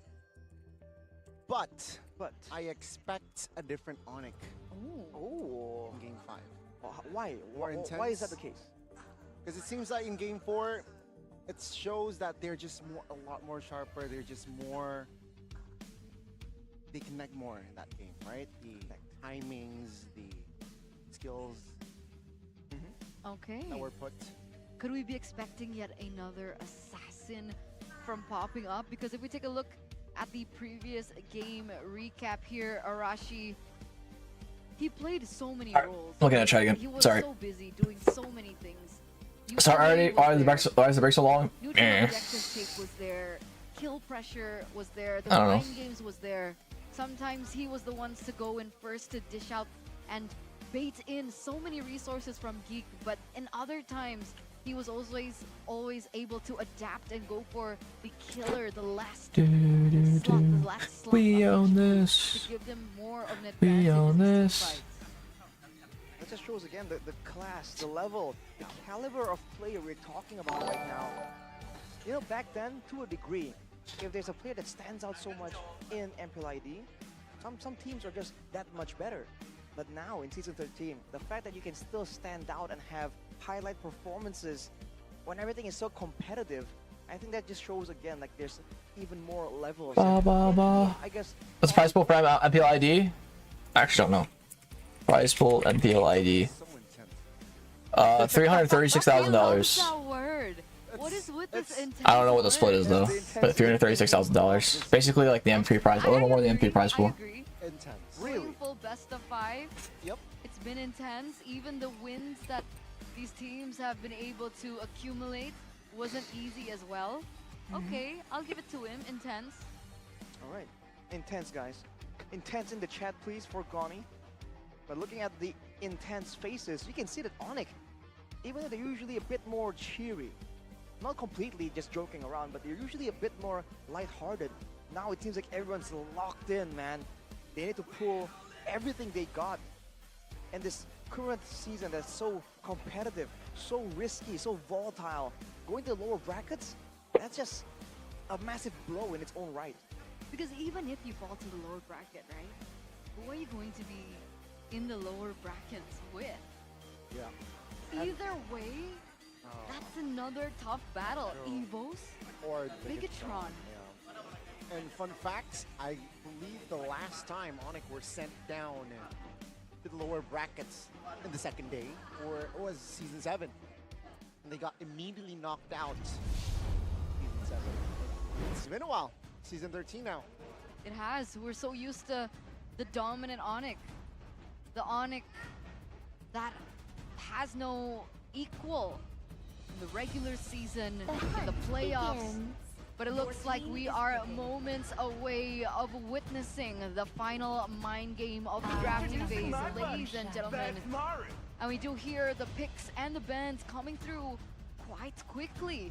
Will we be expecting yet another assassin ban, respecting the capacity, the capability that the Sky King still possesses up until this point? And the answer is only one, just the Ling has been taken and out. Ladies and gentlemen, welcome to the drafting phase of game number 5, the final game of the series presented by the official tournament smartphone Samsung Galaxy. And look at the insta adjustment. Wow. Ruby, just that prio for Geek Fam right now, for them to take in that first phase. And Onyx respond with an Edith. Edith, out of nowhere here for Onyx. But I do know my I think they're noticing that they need utility, they need tankiness, but they also need that versatility for maybe an extra bit amount of damage. The Edith can fill in those shoes, but it's very situational. And Geek now going for the Natan themselves. Up against an Edith, technically the same kind of style, rapid fire, magical damage. Noticing the hyper carry in the background. Okay, draft. Though, Sorry. must be looking at trying to get rid of that Florin. We've seen what it could do in the previous few games. I think right now Onyx do not want to deal with it. Yeah, I mean, Florin is just so expensive in the hands of FwydChickn, right? So much value. But the trend is, this series especially, the team that picked up the Natan loses. So, Geek Fam, are they trying to break that trend? There surely are, but oh my goodness. Wow. Another Barca first phase pick for Onyx. This is quite bold by Onyx, right? Because technically, the Barats and the Ruby can still be flexed around. Barats can still be flexed into the EXP lane, and if they do that, the Ruby can still be placed in the roam for FwydChickn. For sure. So they don't know if Natan for Geek is interesting. I'm not sure I like the... Or Natan, sorry. Barats. Barats pick is interesting. Right here, right now, to take it away. Oh, they went for the Edith Farsa combo. It's a pretty good combo. And the fact that they were able to eliminate the entire artillery, the entire purpose. You're silent? Yeah, apologies. I just have some messages on Discord to look over. does seem like when Sans can find ways to be impactful, Onyx just do a lot better. We've said that a lot in previous games, but in this game, in these few games in particular, Poll? You're right. also They do very poll. much important. I haven't In done the poll the ban last zone, 2 games no at all threat for because the it's side talking of to Onyx. Zane. And the Fanny ban away finally for the side of Geek Fam. So both teams respecting the potential of an assassin making a surprise appearance. What do you think about the Nolan? Do you think the Nolan could pop up here for Onyx? With how fast the skills I'm are too lazy to think of a funny name. AoE, it's kind of easy to land on the Nolan, and he's just not as safe. He has a lot of mobility, and we saw how Annabelle, despite being up against crowd control, can position himself and maneuver around well enough to ensure that he can find. So they can always flex the Ruby to roam. It could not be XP. Luke and Bully both like playing Ruby though, so it could be flexed. Don't know for sure. His opponents. There you go, right? Masha ban, Masha Elker ban, interesting. Much of a nuisance, especially in the hands of Luke. They actually first they banned Link. This game, the last game. Let's see Fanny, are they gonna ban the Haya? No wait, right? So I'm sure that Geek Fam might Maybe Pack pick it up for Loopy. later on. Yeah, What called do it. you go here? Oh my god. And Paquito, it's 100% Paquito ban, right? This series. Paquito? They're gonna keep that shit in the ground. Last game, yes. Paquito, yep. Yeah. Paquito has completely been taken out as an option for Lutfi to pick up for himself. Seems like Geek just don't like boxing. Just are not willing to try and get into with that. And technically they've been going with the X-Borers, right?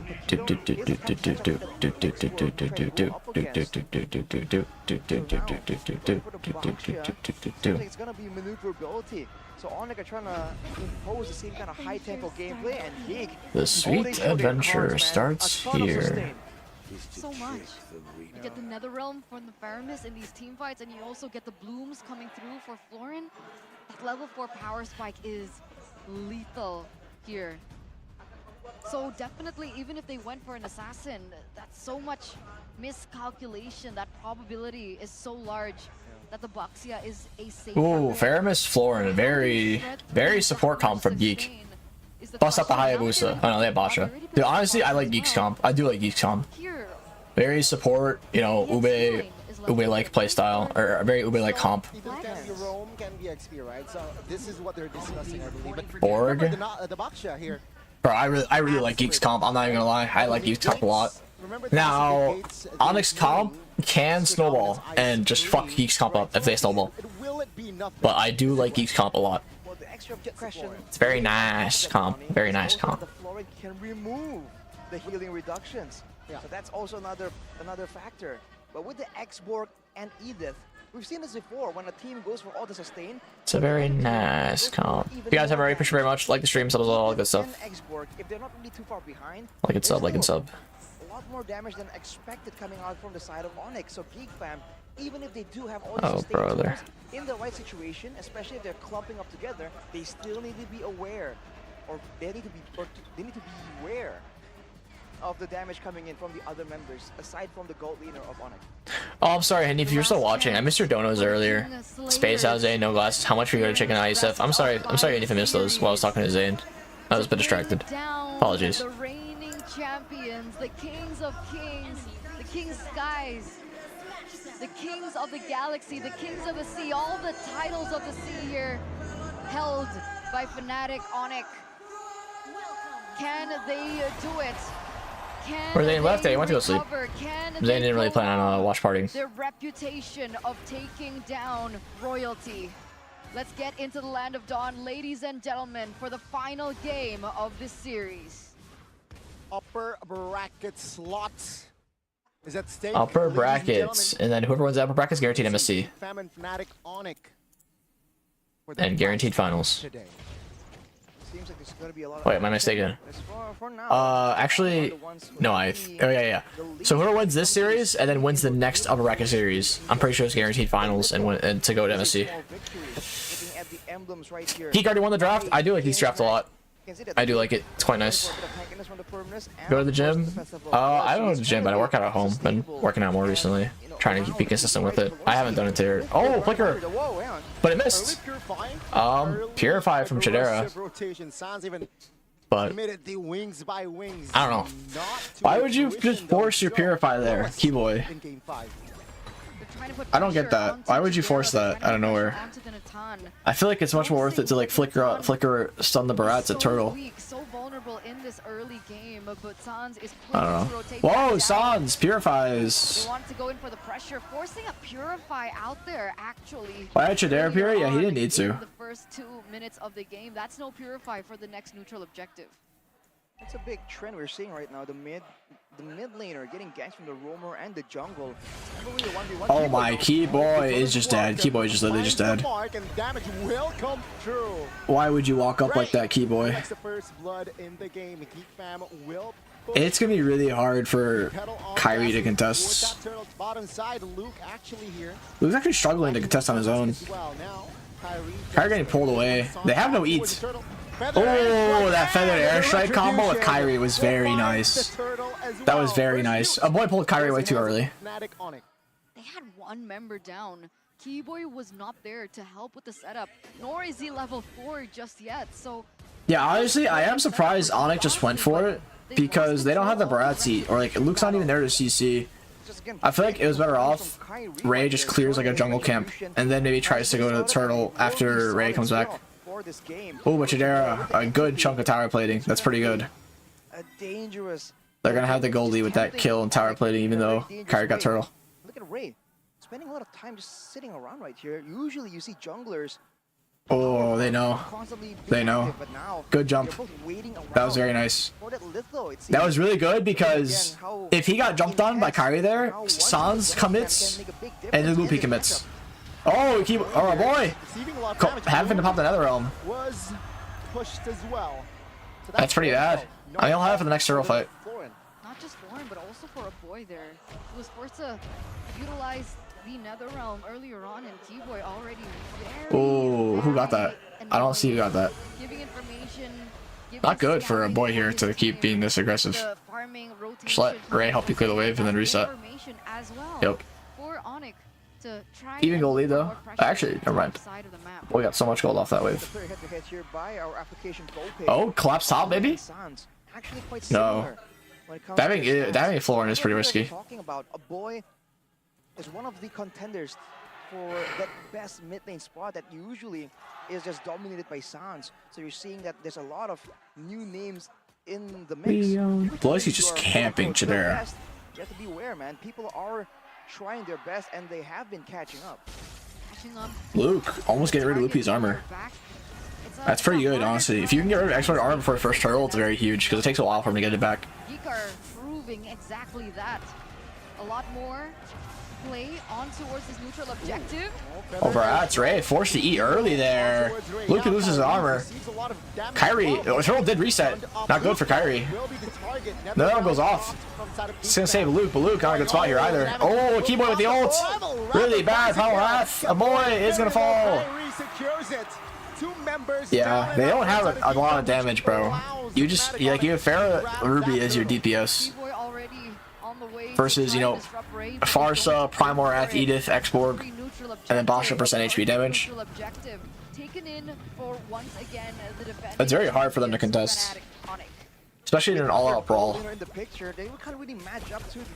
Lazy Duet from CW. Feather Airstrike just demolishes Chidera. Oh, he even missed the gold cannon. Boyski, just recall. That top tower's gone. 1,200 right now. I wonder what the items are looking like. That was nearly a Onyx, I think, is going to snowball this game. Unless GeekFam can stall until late game. Already a very weak start for them. They need to really wait until... Like, they can't do anything until Chidera just has an insane amount of damage, by the way. It's very, very hard. Feeling the pressure of that Xborg. Already with the surprised Luke didn't go for it, or Loopy didn't go for tower dive there. I feel like it could have worked. For the chase, for the maneuverability, and you're seeing that being so useful. You see this as a trend. The Kyrie going with the Brute Force Breastplate. No motion. Oh, conceal going top. They know. Will it finds it smart? 3v4. It seems like Onyx will not commit on towards that, and Geek Fam smells the threat. It's Geek over. Did you see Ray's items earlier on? Over fam. Hits as well as the radiant armor for Ray. So he's actually worried a lot more about the magical damage coming in, especially from Keyboy, I believe, because for now, the gold leaders won't really be in the picture just yet. That Primal Wrath is what's really shredding them down. So Oh, they're just giving top. They want to go for Luke here. But he's getting picked off a bit too early. Oh, Luke could probably live. Says Flicker. Flicker will save his life, though. Okay, interesting. They get a top tower for that, though. Another kill here. Alright, they didn't waste a lot, I guess. They're trying to find a way to funnel more gold into Chidera to get him through that. Seems like they want to give us first toll here and go for a tower trade. With that burnt out Purify coming in from Luke, Which is fine. I don't think they win the turtle fight anyway. A 2k gold lead still for Onyx, and you can see Kyrie is already CW is going bots. I think they still get the tower though. Like Anton just ults for it. They're late to the party, they're late to the dance, they're late to the tango, and they're late to pick up that snowball. Keyboy, it's not gonna hit the knockup. Good second skill from Shadera. Speed, man. Onyx is just outspeeding the members of Geek, always faster to every single objective. Mlbb now picking up the Flask away his first item. Ooh, Flask. There's more sustainability in a Big power spike for the floor is when you get Flask. It's still gonna be quite lacking unless Chidera joins in. Even if they want to Chidera is all of Geek's damage right now, basically. It's gonna be so difficult to match up to the X-Borg. Although Luke already has the War Axe, so he still does a decent amount of damage for now. Okay, Chidera picks up the Starlium Scythe, so that's 2. Damn, boy does no damage. Kyrie says, no, you're not gonna get your 3rd. Oh my lord, Chidera's getting popped, bro. Basha damage. What the hell is that? Oh boy. Pops the cold altar. Another row. Oh, wait, Keyboy gets heated. Keyboy flickers out. He's gonna live barely. Good E from Ray though. Force Keyboy to flicker. And right now, both turrets in the bottom and top side for Geek has been taken out. So if this mid one falls as well, there's going to be more avenues for Fnatic Onyx to just run around and flank. And now look at this. Geek fam engaging. Oh, Keyboy no flicker. It's a bit deep. Luke is gonna fall. Ray is gonna fall as well, it seems. Kyrie. Can a boy catch up? He cannot. Kyrie, Keyboy. So low. Just yet. 2 kills already again for FNOC. That was so unfortunate. A boy would have been able to get that trade over onto Kyrie, but he went for Purify in this game and not the Flicker. And he couldn't catch up to the rate that Kyrie was fleeing. A 2-0 trade in that exchange. And with that being said, oh, Feather Airstrike already used up as the Lord spawns. That's a resource already burnt out before they go for the tango. You're gonna need that, man, at this kind of game. Every single bit will count. And Lutfi, this damage coming from the X-Borg is one other thing that they have to keep in mind.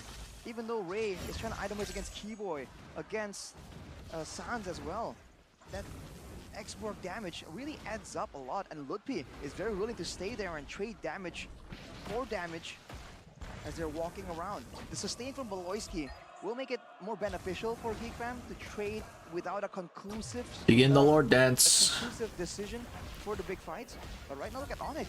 They're the ones controlling the pace. They have the mid tower taken as well, so they can go for weird flanks right here. But CW is the one that's isolated. There's a lot of pressure onto Geek right now. Ray is alone. He should not walk out that far. Oh, CW bots. They're gonna reset Lord. So they need to figure out how to make this battlefield 3k goal lead for Onyx. Even when they were at the same level, Not huge, but still pretty significant. like Kyrie was still able to get these retributions down. Ray taking some damage here. Ticking. Chidera. Can conceal from Keyboy. Oh, CW gets picked off by Chidera. Wait, that's so bad. Another one goes off. I don't know why Boleski flickered, but he did. Wait, how did CW just get picked off like that? I didn't even see what happened, chat. What happened? How does he get picked off like that? That's so bad. Oh, Mlbb goes off a Keyboy. Keyboy dashes out. Has the flicker. Full HP for Primal Wrath as well. It's gonna be 50-50 here. Keyboy. Primal Wrath goes off. Loopy. Kind of low here. 50-50, bro. 50-50. Who's gonna win? Who's gonna win? Who's gonna win? 50-50. Kyrie gets the entry. A boy 1 HP is gonna fall. Oh, it is not fall actually. The Suns. Kyrie just yoinks it in front of him. Keyboy forced to flicker. Ladies and gentlemen, They were even able to take down CW. And even with those odds, Kyrie is still able to get that retribution down and to get that Lord for themselves. So unfortunate for Geek. Geek Fam is not happy about that whatsoever, man. Holy Crystal for Chidera, but... Chidera? Whoa, hang on a minute. Damage will come through towards Chidera. That will be all. Oh, I thought Sans got it for a second there. I was saying, man, it's just such a clean take because they send the Lutpi to zone everyone away and they use the primal Boy to just burst the Lord down. And I think I'm offended, although it's a short cooldown, it's such a valuable resource right now. Take it away. And now with the Starlium for Keyboy as well, he's a damage dealer. Floor gets shredded. Extremely aggressive.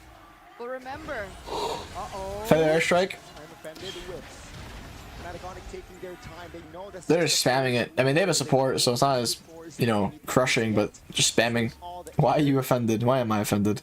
They don't have, there's no window. Let's just back away. Back to that point, right? Aggression. Chidera has now secured this third item. I think that was the Holy Crystal for him. It's a massive power spike for sure. So he'll be doing a lot of damage, but the question is, will he be allowed to do so? With the Feather Airstrike, with earlier, we just saw it earlier, the last Insanity. Everyone just barreled away, not willing to take the damage coming in from that X-Borg. That is the value that you can get, especially against a Barats. It's a well-known counter we've talked about so often, but now we're seeing it really be put to good use. Whenever Lupi walks forward, Ray immediately just backs away. Still has a Graga armor. Now we'll lose it though. Oh my goodness. Oh, right now in the spot. You eats Keyboy. Keyboy gets spit out, dies. Another one goes off. Pretty good actually for Geekfam. Oh, they're chasing. Solid 1 HP is gonna get out though. Lupi also quite low. But they're fucking dipped. CW able to find space to get out. But Geekfam, they still want blood. But they will take the mid lane turret first. Did Keyboard get a Earth Shatter on more than one member earlier on? Was that the knockup? Was that where it came from? It has to be. I don't see any other knockups available for Fnatic Onyx. But look at Geek Fam, really barreling through just with the roamer advantage. Yeah, the timing couldn't be more perfect as well. Oh, Unfeather goes off. Not that great though. Luke kind of deep. Deal hefty damage. Well, that Florinol heals so much. So much. At full HP. Fnatic Onyx slowly but surely. Wait, top high ground goes down. That's crazy. That's so bad. It's not that bad because Lord's top sub. It's still bad overall. Free high ground. Oh, divine glaive for Chidera. But he has to be careful, right? He's going full damage, full glass cannon, and the problem is Sans just picked up the Holy Crystal as well. So they're banking on utilizing the range and the burst potential from Sans to get Chidera in the back line. Purified, caught by a boy. Oh, flicker from Lloyd. It's gonna miss the stun though on Keyboy. Oh, but Ray does eat. Lupi loses armor, gets shredded. Keyboy with the 3-man knockup. Flicker. Primal has to put in their faces. Keyboy dead. Another one goes off. I'll cover all 5 of Geek Fam. Really good. Ray 1 HP. He's gonna live though. He's trying to get out. 1 HP. Ray is gonna follow the Feather Airstrike. CW quite low. It's 1 for 1 so far. Let's see, 4v4 situation right now. Lupi caught very low. Lupi. The Viraga armor does come back up. Oh wait, Luke misses. This, but there's no. He'll get his HP back probably.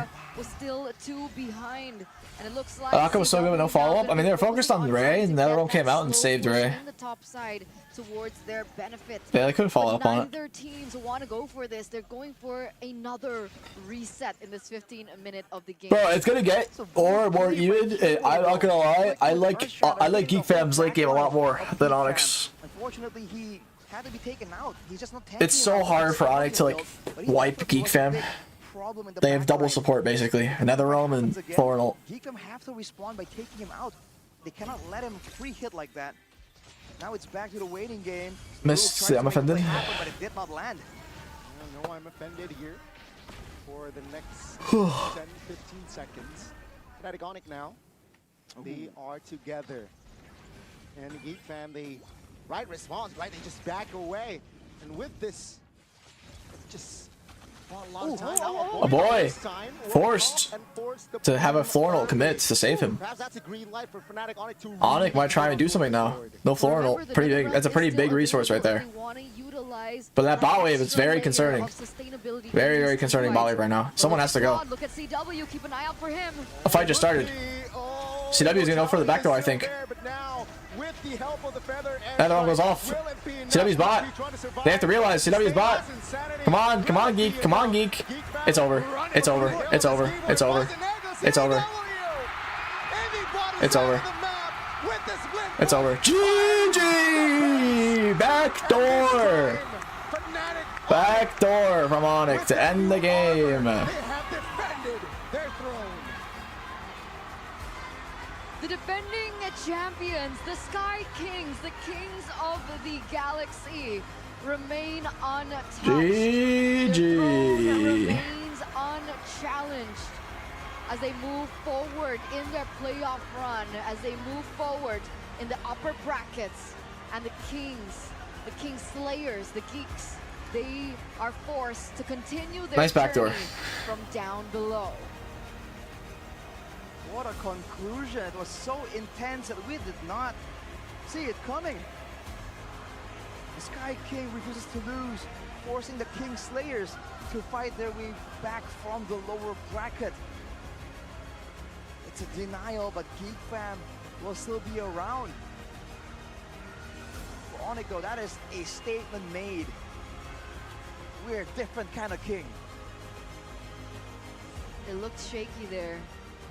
It looked worrisome for a bit, but they still remain persistent. They still remain determined to defend what is rightfully there. Geek Fam, their job is not done. They can still fight their ways off the lower brackets. But what a series. What a series indeed, a full best of five. Full best of five. That's kind of been the trend so far for the playoffs. First match, full best of five series. Will it be the same for the second match though? I don't know. Compared to the first day. I mean, technically Bigatron and Evos, that's going to be a nail biter as well. And that's exactly the point, right? Geek falling to the lower brackets, one more life. And they have to either face Evos or Bigatron. Those are not easy opponents either. Not at all. I would say at this point, there's not a single easy opponent in this in MPLID Season 13 playoffs, man. Every single one has their own. Okay, I want to see the timer, although I'm pretty sure it's like another hour until the next series. I think they just want to make sure, teams just want to make sure they go in and Let's see what the MVP is. Fortunate for Onyx that they were able to do Play by Factory? I mean, probably.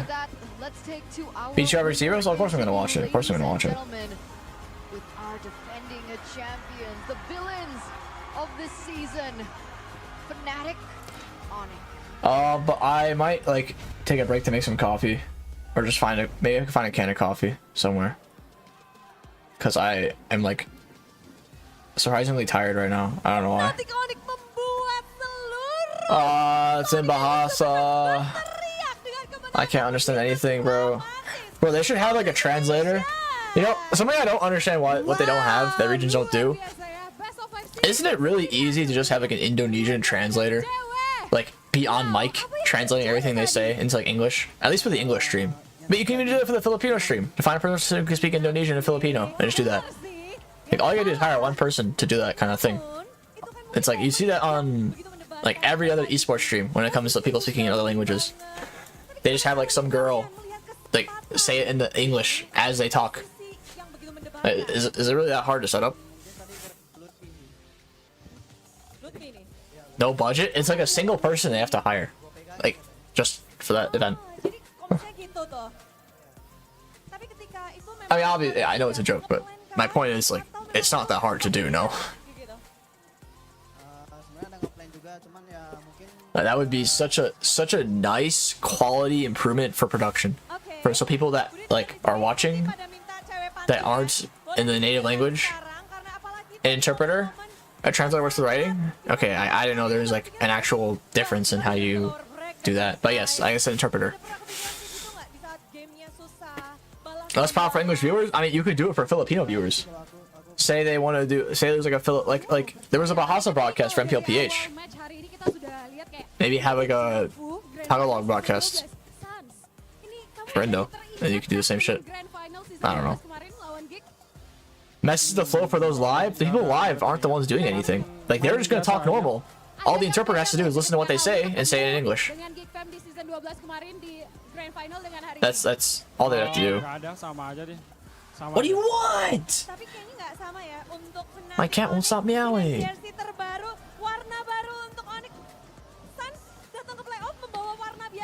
Russian Bossa? Yeah, I don't either.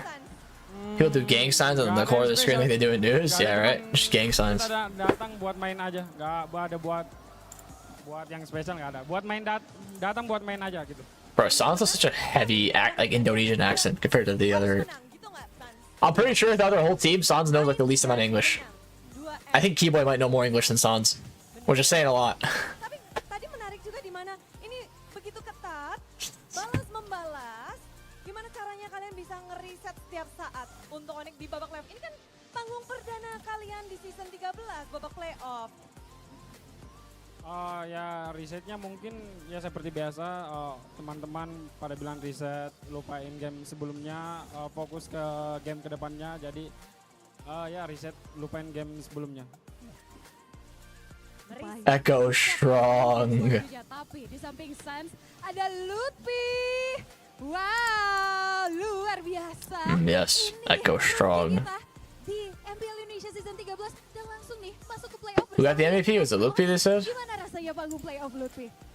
Senang ditonton banyak orang kan, beda sama yang di reguler. Seru-seru. Seru sekali, tapi kali ini ketemu Geek Fam dibanding mungkin pada saat regular season ada yang berbeda nggak nih? Beda sih. Sekarang poinnya lebih banyak kan, kayak bisa 2-3 gitu. His phone got reset. That's why it's not 3-0. Har. Are they already secured MSC slot? No. So Onyx has to beat whoever wins BTR versus Evos to secure an MSC slot. Whoever wins that series secures an MSC slot. People trying to speak English is so funny. Yeah, it's hilarious. 100%. Dan gimana sih cara kamu untuk seperti apalagi lawannya juga international stage, mereka sudah babat. Teman-temanmu pun demikian. Apa yang mungkin dikatakan oleh It is very funny. teman teammatesmu sebelum bertanding kepada Lutfi? Main enjoy aja, jangan dibikin pusing. Jangan dibikin pusing. Udah, sesimpel itu. Yeah. Jangan dibikin pusing. Tapi Lutfi, dari tadi kalau kita di backstage ya, ngelihat kayaknya ada Coach Boots nih mondar-mandir sibuk gitu ya. Gimana peran Coach Boots nih buat Lutfi? Ya, sangat penting sih, dia sering ngingetin. Ingetin apa? Banyak lah pokoknya. Pokoknya di situ Why did bench out Boots? I mean, results. Lutfi. Khusus ya ternyata. Tuh. Guys, put the camera on the bench former. Bagus. Lutfi melihat hari ini lawanmu juga lawan yang cukup berat dan tentu saja kita menantikan performa selanjutnya dari tim Fnatic Onyx. Tapi kamu sendiri dari sudut pandangmu, apakah ini Lutfi sudah mengeluarkan kekuatan penuh by Lutfi? Belum sih, hitung aja nanti nextnya. Belum, hitung nextnya. But how is for you, Kyrie? This is the first match. Ini match pertama kalian di babak playoff. Which is not coach. I mean, it probably helps the draft stuff. I don't want to go as far as say he's the coach, but it probably helps.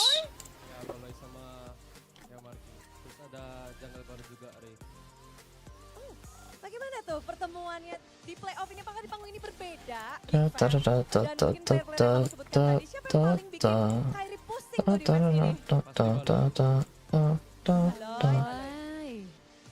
Wow, ini luar biasa sekali. Tapi kalau dengar ya katanya, Monica sama Budi tuh ngobrol-ngobrol katanya. Hari ini ada yang spesial dari Onyx pas persiapannya. Bangun pagi katanya. Benar nggak sih bangun pagi? You wake up early this morning katanya. Why? Itu persiapan untuk menuju playoff kah? Nggak tahu sih, Kocep tau.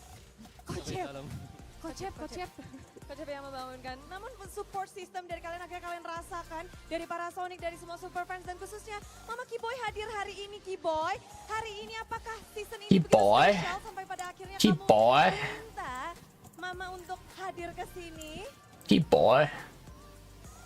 Ya kan kemarin Papa udah datang, sekarang gantian lah.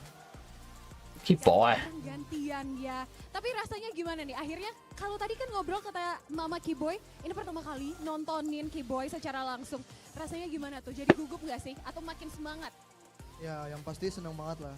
Kayak ada motivasi tambahan lagi, terus buat bisa kayak lebih fokus lah. Biar kayak punya pikirannya harus menang. Harus bisa menstabilkan ya.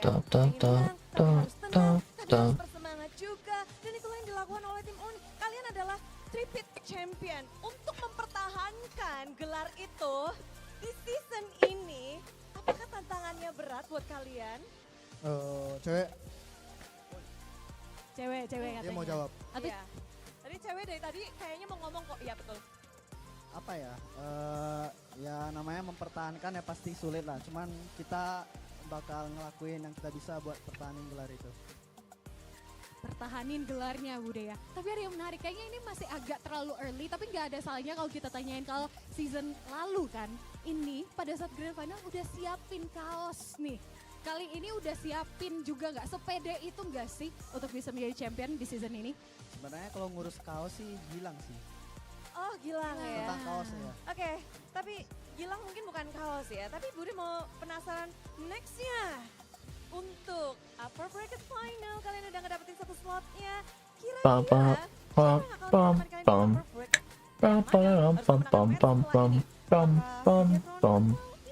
menurut kalau dilihat-lihat mungkin lebih unggul BTR. Soalnya kita udah beberapa ketemu sama EVOS, kita menang-menang, jadi mungkin lebih unggul BTR untuk semifinal. Berarti bakal challenging dong buat kalian untuk upper final? Enggak, biasa aja. Biasa aja. Ya. Tapi ya, di leg 2 kemarin itu Onyx tidak pernah kalah kecuali sama Kumar? BTR. Is that what I heard? Mungkin jadi ajang balas dendam nggak? Probably like 40 minutes, like probably an hour. Next match, an hour I'd say. Kasih yang terbaik aja nanti di semifinal. Having a big take a break, but probably BRB next game. Yep. You guys go take a break, go get something to eat. I'm probably gonna like try to find some coffee and a snack. Nutup sesi kita kali ini, ada yang mau disampaikan? Mungkin buat Pantun ya. Kayaknya udah disiapin dari tadi Bude ya. Ini nggak ada sumpah. Tapi tadi Sans buat siapa? Sans mau buat siapa spesialnya? enggak, mau berterima kasih sama fans aja. Ya. Untuk Sonic. Buat Sonic, makasih banyak yang udah datang. Buat keluarga juga. Kita besok ketemu lagi. Thank you. Thank you, tapi cewek.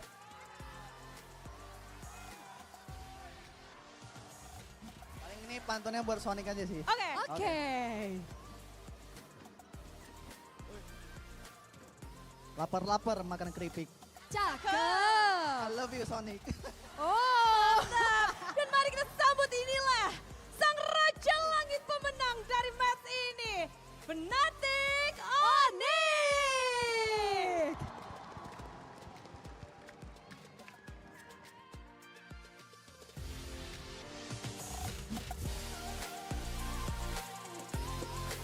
Who was the MVP chat? I don't even realize. Did they not say it again? Did they never say it in the last game?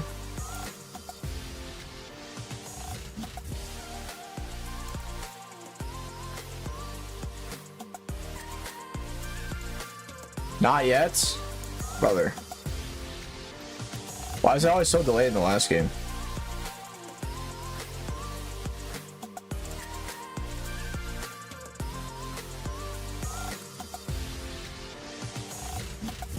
Why don't Survivor Wrestling match? They shouldn't have them, I guess.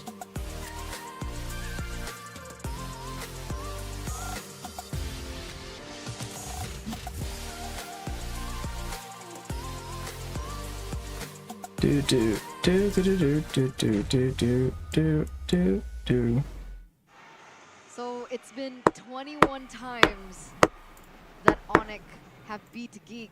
Now make it 22 out of the 23 times that both of these teams met. Jeez, So when you it put it feels like that. It's like a chess match, not a chess match, a rock, paper, scissor battle. Bro, chess match. It's just a child beating a toddler at that point. If that's the rate, the toddler won has 2 always times out of been what 23 just because sets out like the guy for fucking fell RQ, asleep or but something. then the Kingslayers themselves always fall short when they are head-to-head Do, against the Sky do, do, Kings. do, do, do, Maybe the Kings of do, do, Kingslayers, do, do, but not the Sky do, Kingslayers. do. You want to be more specific, the Kings of Kingslayers, definitely. But again, they give a very, very strong fight. You know you want me to do, do, do, do, do, do, do, do, Smartphone. Calvin Renata. we on this Player of the match right here. Oh, Calvin. Man, it just Really? feels like it was such a long series. You kind of have to kind of Interesting. recall. But this guy has been putting it on since game number 1, trying his best. I'm not gonna lie, I spent the majority of that series talking to Zane, and I did not pay attention to like after the first game or first 2 games. Like game 3 and 4, like they went over my head. Of course, you have to shout CW? It's gonna be in the highlights. This game, But that I mean, I guess. play to just end the game as well. I guess the final play, if you take that into consideration, like yeah. But I feel like Sans did a lot. I think Sans did a lot actually on the far stuff. If it wasn't for the backdoor, I think Sans would have gotten it. And he would just start walking to the far side of the map. I think Sans did a fuck ton in terms of like zoning and poke. I thought it was just an attempt at clearing faster, setting up a wave, and getting him back, and because he's faster with the battle mirror image. But now that I think of it, when he walks off like that, Geek might be thinking like, okay, well, he's gonna clear again, you know, same kind of deal. But then just goes for the end. But to be honest, that's an underlying weakness that I kept seeing from game number 1 for Geek. Housekeeping. They lost several turrets. They did. Just because they wow. didn't clear Hey, the turn actually point out something I agree with. They lost valuable turrets for it. I don't have anything against her, but I think a lot of times she just says some things that are just things, and they don't really go anywhere to like discussion wise. The big brains are But rolling through, but they're forgetting yeah, the Geek fundamentals. did give a lot of Now turrets. here is the MVP heat map for CW in the 5th until the 10th minute of the game. I found it very interesting in the 5 to 10 minute mark here. It's just always in the middle, right? You're seeing more and more control over the river becoming something that's very contested, and people rarely just dive in all the way towards the buffs and towards the base that early. It just seems to be a lot of skirmishes in this area, and then from there, whoever team gets the more beneficial plays will finally take over. Here the player of the match highlights though by our official gold partner UBS Gold. All the way from the beginning, it was just, again, a lot of action. I keep saying it, but we really weren't expecting. I wasn't expecting, at least, for it to be this action-packed, but that's the kind of game both teams keep surviving with a very small sliver of HP. That really could have changed the whole outcome, but Chidera with an amazing play right here. Almost a solo kill, basically, towards CW. But despite that being the case, they were still able to actually get the Lord, if I'm not mistaken. And now with putting Luke as the main front line, Bro, I'm just here now, existing, waiting. Completely off guard, setting the tone, right? Kind of foreshadowing towards the end. This was a really good fight. The same maneuver that will Ray actually almost lived. If it wasn't for the fact that airstrike that came down, just donked on all his hopes and dreams. Very important with the success that they were able to deliver in the last game of this series, because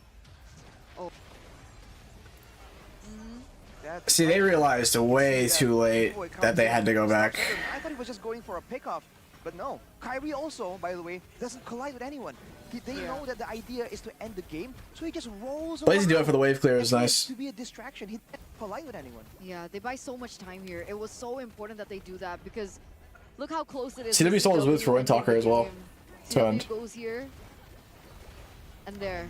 A boy was so close to taking CW down, but inevitably it wasn't fast enough. A 16-minute game to end it with that split push. All that action, it's still kind of it's surprisingly short, or surprisingly long, I would say, because we thought that, okay, just fights, and but no, it's 16 minutes. It's a fair amount of just back and forth, of waiting, of neutral objective dances in the Alright, I'm gonna get some coffee or something. I'll be back. They actually just cut out audio too. What happened to their audio? Oh, they're back now.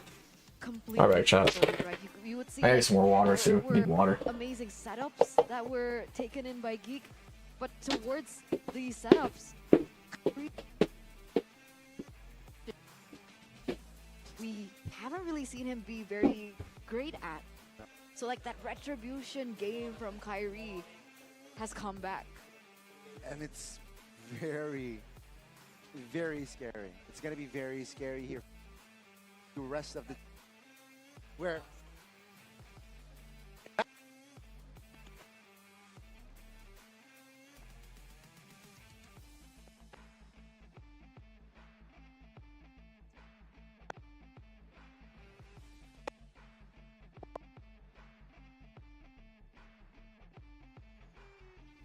Now, for it,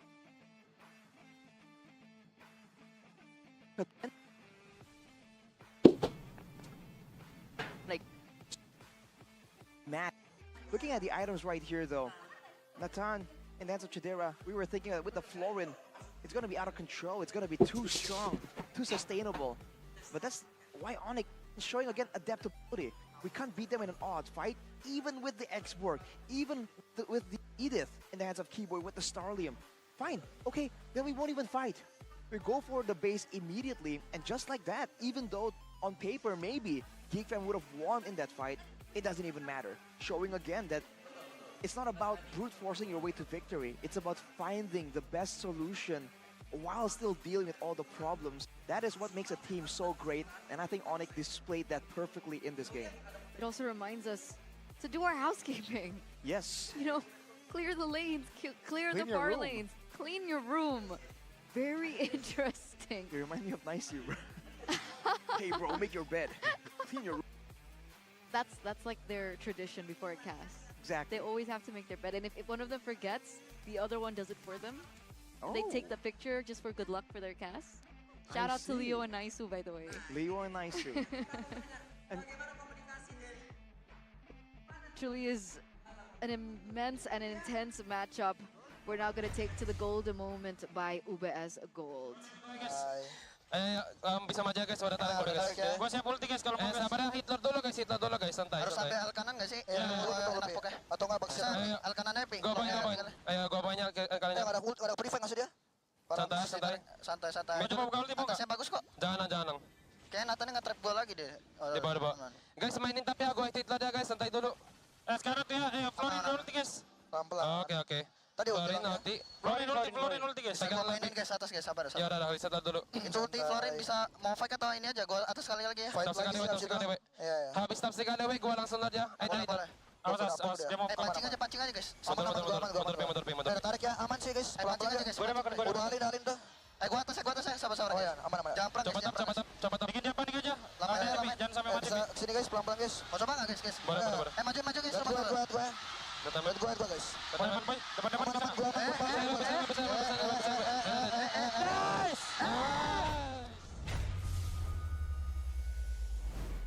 Gotta look into the final moment of that split push. Did you guys catch whose call it was?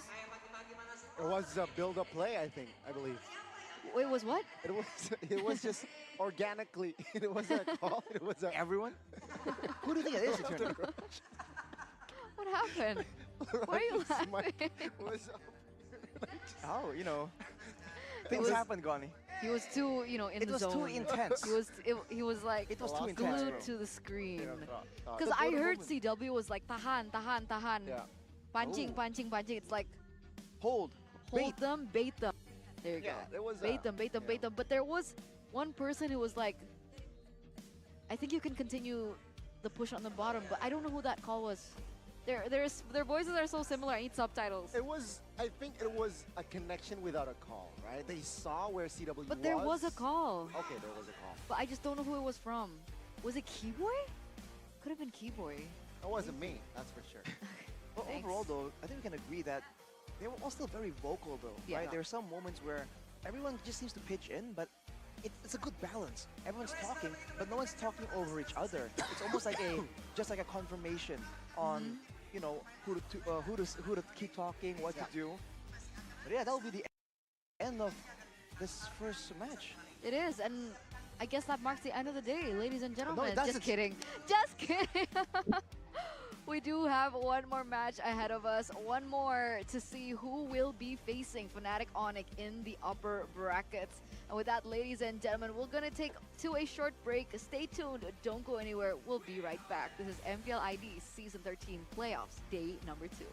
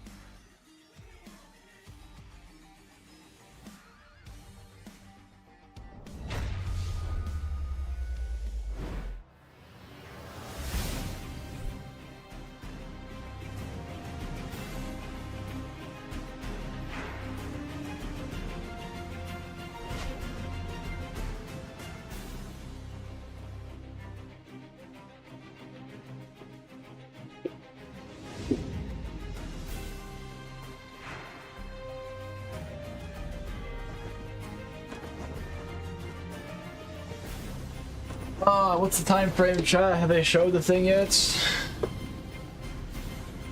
Have they showed it yet? Please, just show me the damn screen.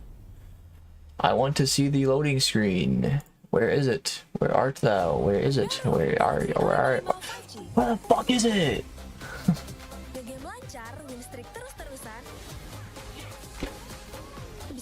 Oh, yeah, an hour. Do I want to play Abiotic Factor or do I want to take a nap? That's like what I'm debating on right now. Do I take a nap or do I play Abiotic Factor? Like, I'll be awake, but if I take a nap, it might help me a bit more.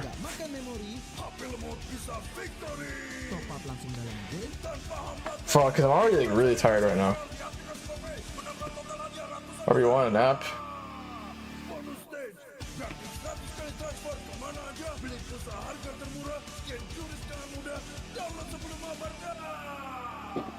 Dia tidak akan segan untuk menghadapi siapapun yang berani melawan. Dia mewarisi perjuangan. Take a nap and be gone? I can set an alarm. Not before. Pedangnya I kind of think I need a nap, I'm not gonna lie. Menghadapi segala tantangan. Penuh keberanian untuk terus berjalan menuju masa depan. I'm leaving the stream on regardless. Take a nap or play it. Like, I'm leaving it on, so I don't want to end. Mobile Legends Bang Bang edisi spesial MPLID Season 13. Yeah, I'll probably take a nap. I'll wake up. I'll wake up. I'll wake up. That'll be fine, I'll wake up. Take a nap. With my boy Klaus. He'll lay down next to me. Kita adalah pejuang yang tak akan gentar oleh segala tantangan. I'll only take like a 40-minute nap. It won't be the full hour. I'll do 40 minutes, so I come back and then I'll do some Abiotic Factor to wake me up before the stream starts. How about that, chat? That sounds fine. Edisi spesial MPLID Season 13. Saatnya nabung dari hobi bersama UBS Gold.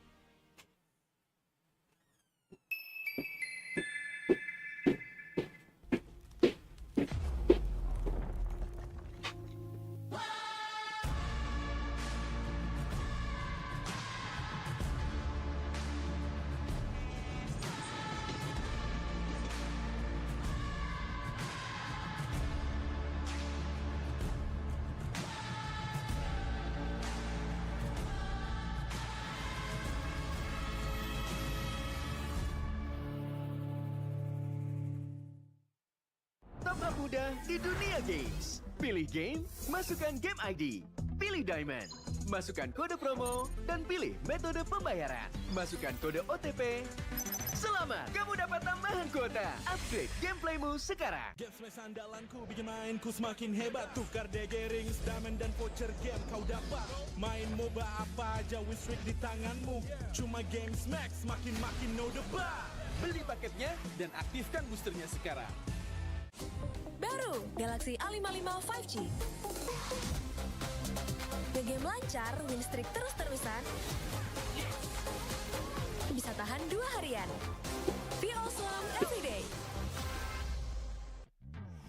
Character select. Twitter. You lapper. Fuck. Alright, I'm muting. Stop. Pakai klik Indomaret, belanja 1 jam sampai dan gratis ongkir loh. Wah, belanja online kayak belanja di toko Indomaret. You kenyang, siap main lagi. Let's go. Belanja online seperti di toko.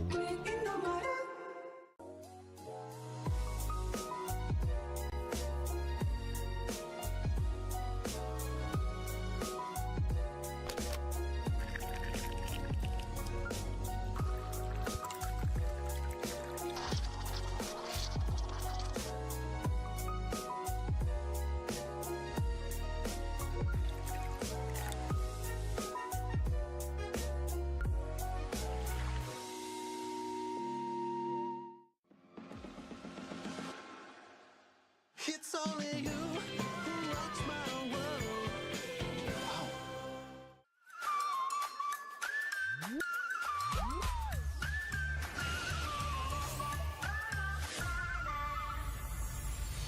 I'll be, yeah, I'll be wherever I wanna be. Wherever I wanna be.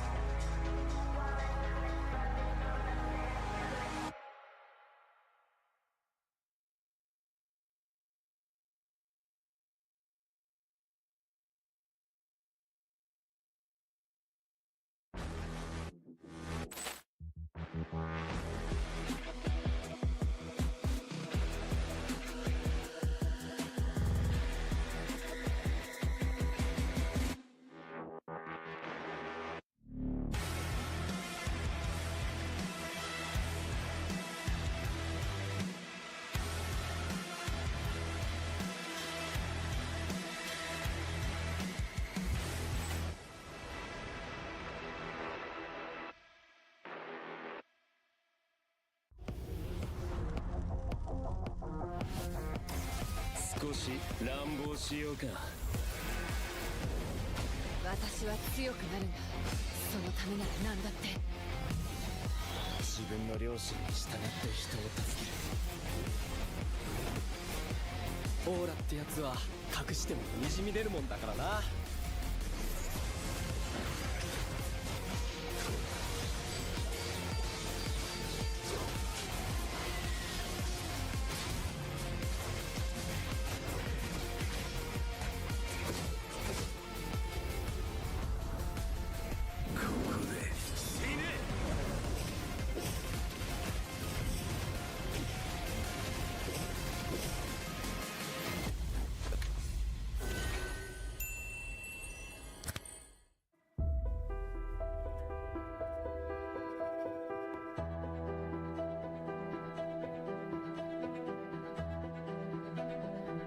Karena ini hal baru ya, mungkin ya ada sih ketakutan itu ada. Apa sih itu ML, e-sport itu apa? Yang membuat sulit karena tidak ada yang mengarahkan. Paradigma pemikiran dari orang tua dan beberapa kalangan yang menganggap bahwa permainan game itu mengganggu waktu belajar.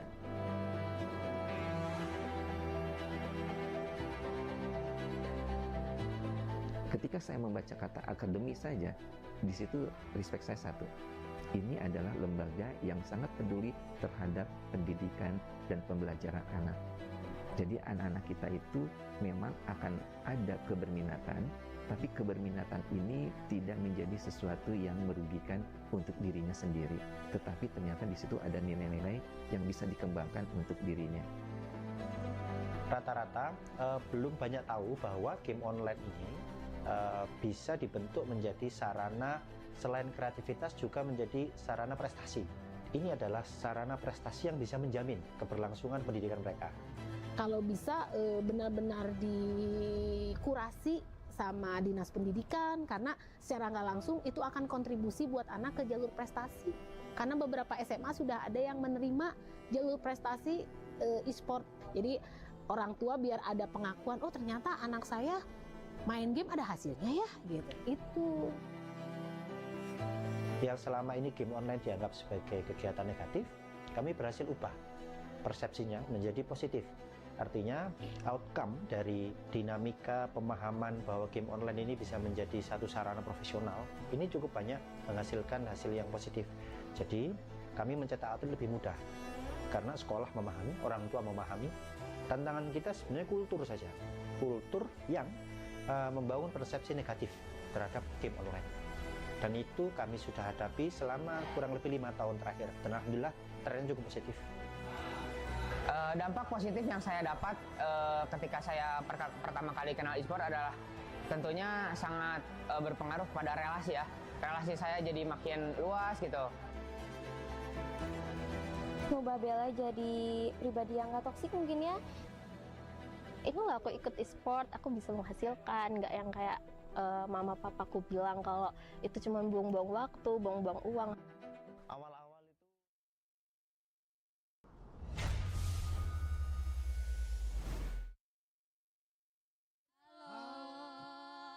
Halo guys. Bisa kasih tepuk tangannya dulu nggak sih? Tepuk tangannya dulu nggak sih teman-teman semuanya? Kalian berempat? Apa? Kalian berempat? Harusnya berlima, tapi satu orang lagi bentar lagi nyusul ya. Oke, kalau begitu. Jadi kita di sini mau ngapain sih, Nin? Kita di sini mau karaoke bareng dong sama karaoke bareng. Iya, sama fans yang ada di sini. Wow, jadi sekali lagi aku tunggu kehadiran para Big Trooper dan juga super fans yang hadir di MPL Festival untuk segera merapatkan lagi. Karena kata Anin, kita bakal seru-seruan bareng nih ya. Benar banget. Oke, kira-kira nih kalau dari Leka nih, kalian di sini bakal ngapain aja? Kita bakal nyanyi bareng kalian, jadi kalian harus ikut nyanyi, oke? Siap? Siap semuanya? Kita masih nunggu teman-teman Big Trooper yang baru datang juga bisa merapat ke depan stage dari MPL Festival. Ayo Big Trooper semuanya, para Soniker semua. Semua ya, semua super fans bergabung nih ya. Oke, kalau gitu apakah kalian udah siap? Siap. Siap. Siap ya? So, mari kita sambut Bigetron bernyanyi. Tapi sebelumnya kita ada pemanasan dulu nggak sih? Iya. Kita mau pemanasan? Iya, kita Yaudah, pemanasan kalau gitu dulu. kita maju dulu. Oke, maju. Oke guys, jadi sebelum kita bernyanyi ya, biasa kita kan pemanasan ya. Betul. Tapi kira-kira lagu apa yang cocok ya buat pemanasan ya? Kira-kira lagu apa? Daboy. Waduh. Ya udah kalau gitu kita hidupin linknya ya. Ya, boleh. Musik. Yuk kalian ikutan juga ya pemanasannya ya. Kalian harus ikut nyanyi juga, oke?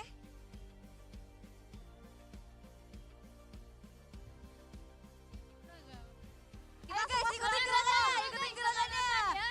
Yang duduk boleh berdiri juga mungkin. Pasti udah pada makan kan? Tahu. Mau aku suapin?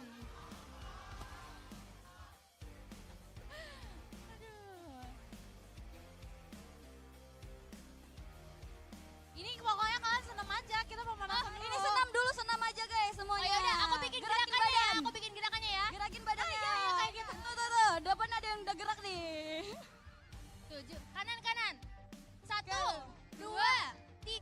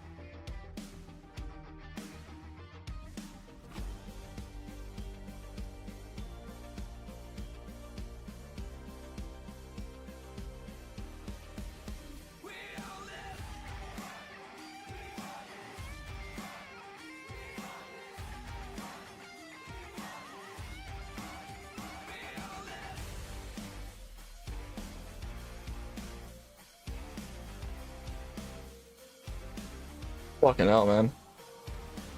Go to the bathroom. Get back.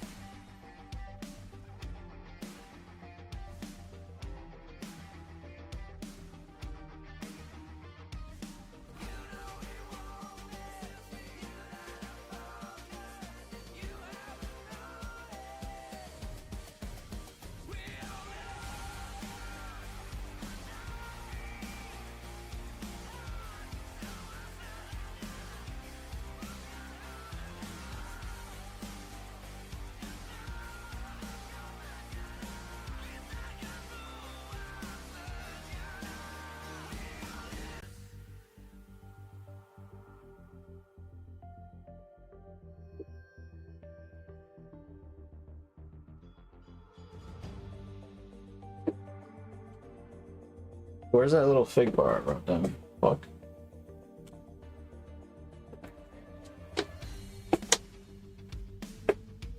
Where is it? What the hell?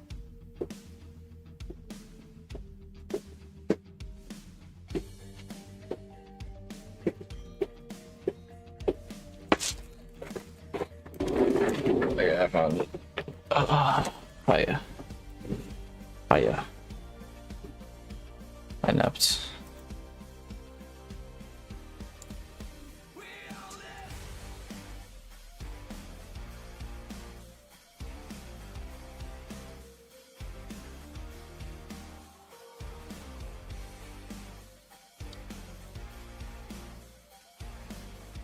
Is this live? No, it's not.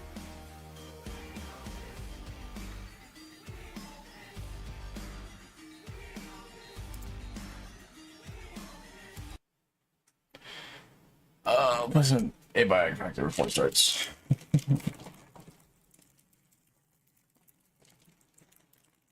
Crazy moves in his dreams. I was.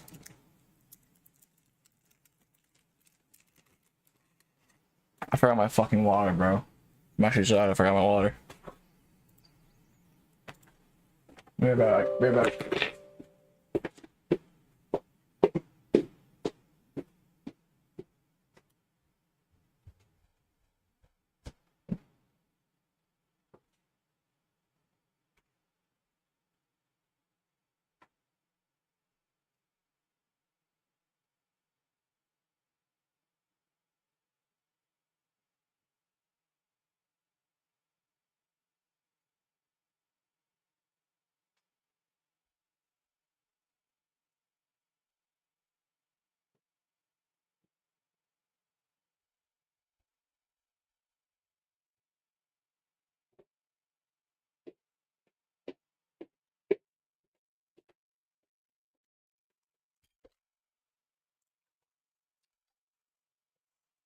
Bro, I just increased the 10 minutes. Crazy.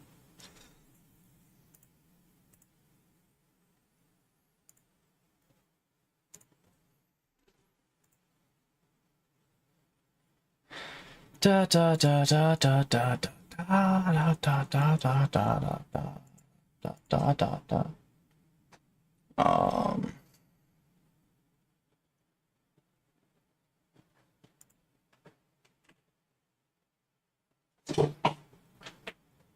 Nice timer. Yeah, man.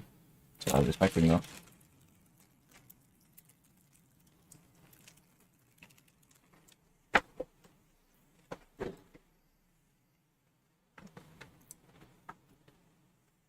Kicks is back. Yo, these are pretty good.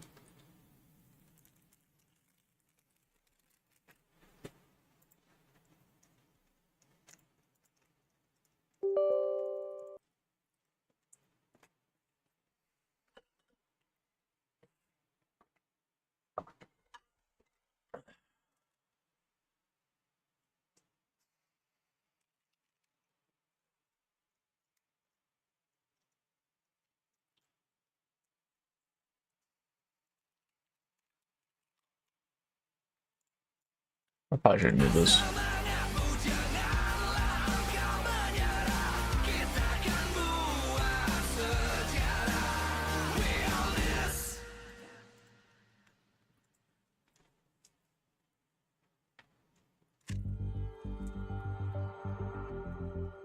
I love the song, bro. So catchy.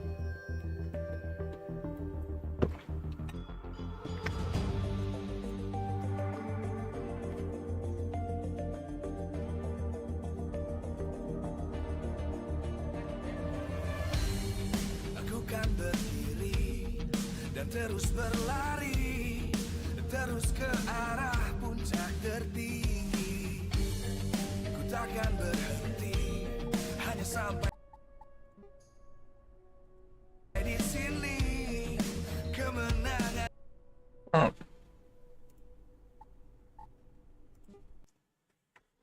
A little abiotic factor before the series starts, because I think it'll probably be another 20 minutes.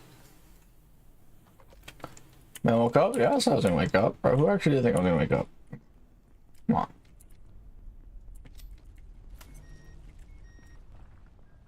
Oh, my shield needs to be repaired. Or it's plastic.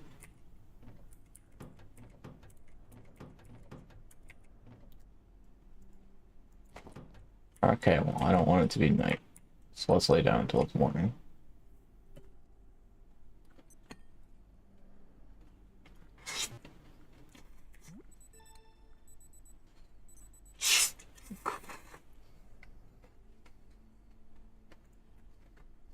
All vacant perforations will be resetting in 3, 2, 1.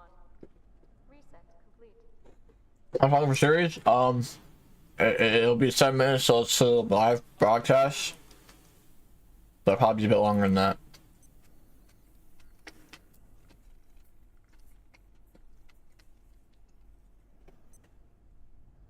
I'd say 15 minutes at least.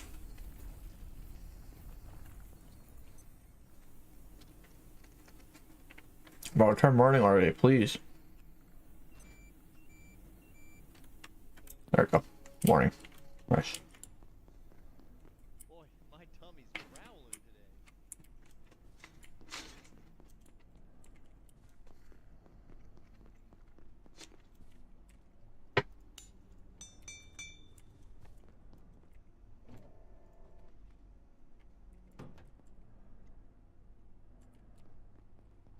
Turn my flashlight for a bit.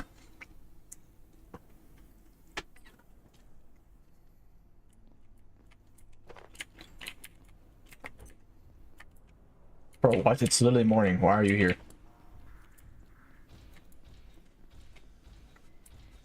I'm just gonna ignore you. I do not want to fight that thing right now.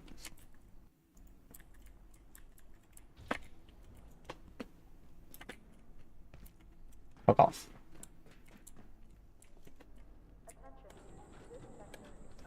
Bye-bye. I can't find this game in my Play Store. It's not a mobile game. It's a PC game. It's a Steam game. Favorite food? I don't have favorite food. I think a cuisine. I like Chinese cuisine. That's my favorite cuisine. But I don't have a favorite food. I got clickbaited. I mean, I can change the title of the next series. I'll probably do that right now.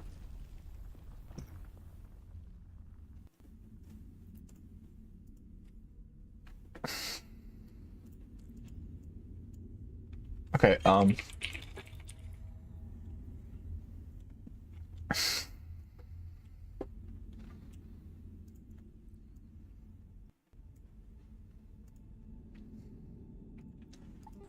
what white are you? What is your skin tone? How white is really white? Hmm?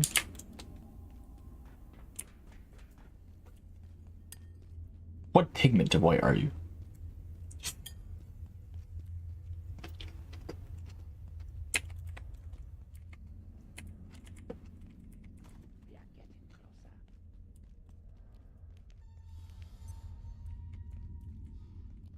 What is down there?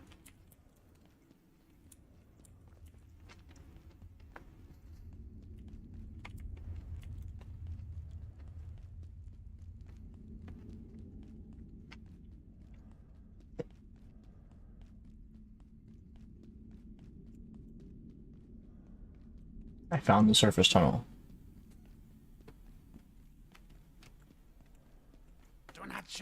Do not shoot. We are together in this petition. We came here to cleanse and protect, but this chaos is beyond our capacity to suppress. We are beset by demons from the depths of the mines, and that termagant freak has holed herself up in the processing plant. I must warn my brethren, this course is impossible. But our engineers collapsed this tunnel to ensure no egress. We need another way to bring tidings of this terror to the tribunal. Freak is concealing the escape from us, I am sure of it. She hides in her fortress, letting us rot here. My legates would annul me if I return, but I will find a way from this limbo. Freak's fortress is not impregnable. She knows the secrets of the sarcophagus, and she will be made to reveal them.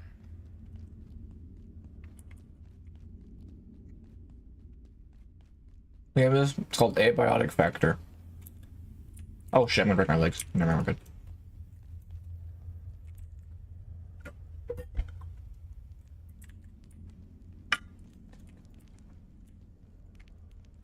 All right, now it's a matter of where do I go? I mean, I kind of want to find out how to go up there, but I don't know. I guess we just go this way. You watch Fallout? Not the series, not the television show. I played Fallout 3. That's the only Fallout game I've ever played, though. Grab that. Grab this. I don't really need any of this. What the fuck? Okay, that's terrifying.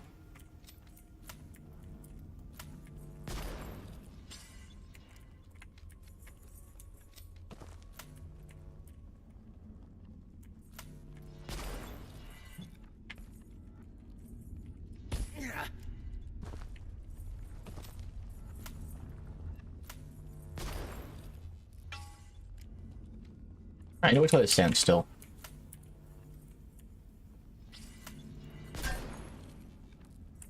Bro. Stop fucking moving!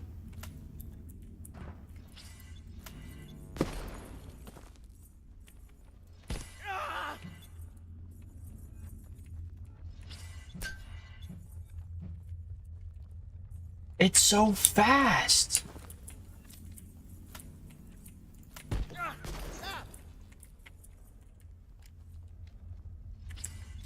Oh my god.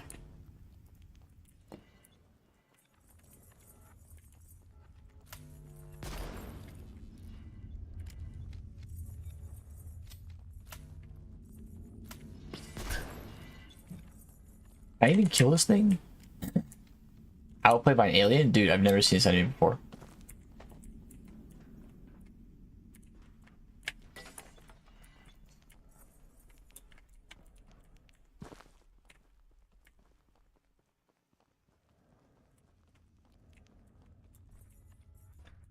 I don't even know if I can kill it.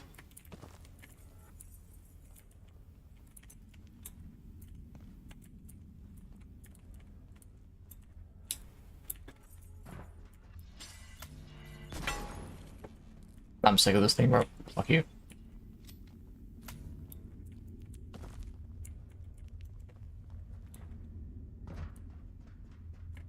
What do I need here? A flow control module requires optic lens.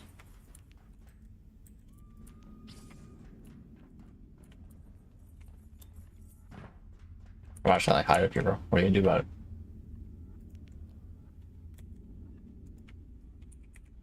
Can I make optic lenses? No, I can't.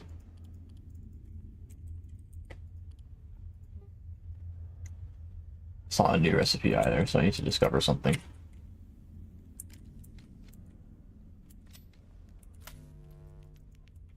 Can I creep on this thing?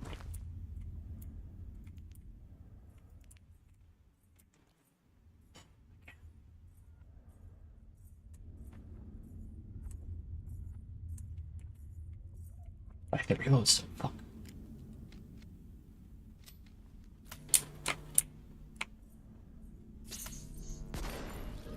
Nice, it's dead. Fucking Christ, that was AIDS. How powder to crystal. Oh boy, I got crystal meth.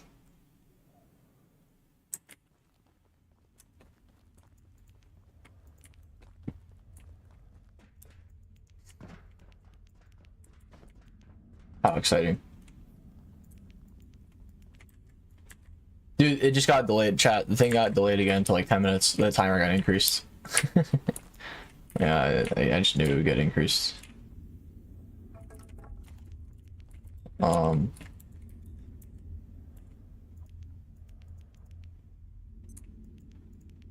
The flashlight. I mean, I can just get a flashlight to reset the durability, I guess.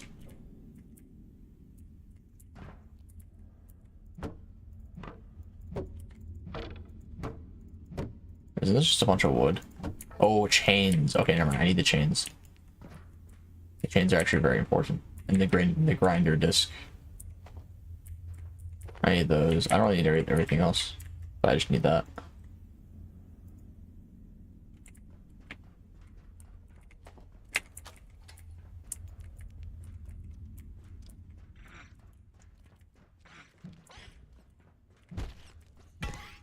That bitch. Is there another one? I'll close the door. Have fun. The self-painted variants of IS-178 are truly intriguing specimens. These priests or monks show clear indication of tool-making and ritualistic behavior. It seems to have formed a rudimentary civilization in one of the antiverse. I don't want to fight these guys, bro. This raises intriguing research questions. Fuck! As well as ethical implications, I suppose. Though I'd note that these haven't stopped us previously. Chains. Ah!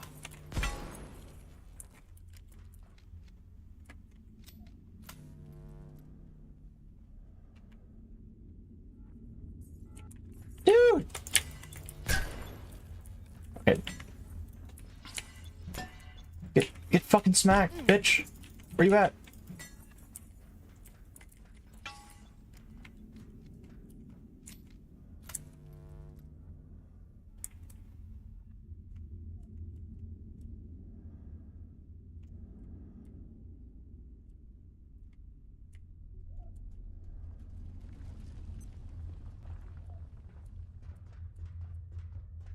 Where'd he go?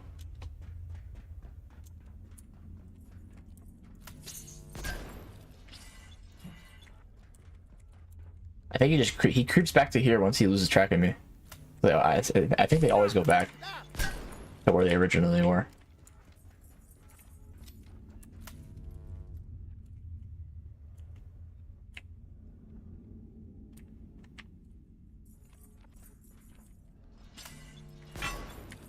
Fucking missed! Oh, let's hide him.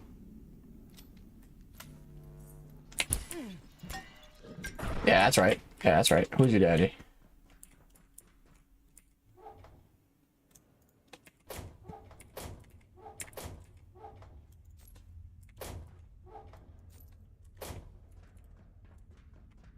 Let me get up there.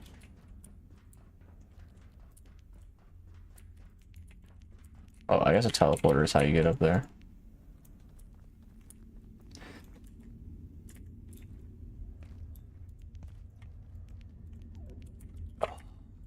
Break this. I need to break every single of these I see. So I need that little wheel thing. Alright, square up.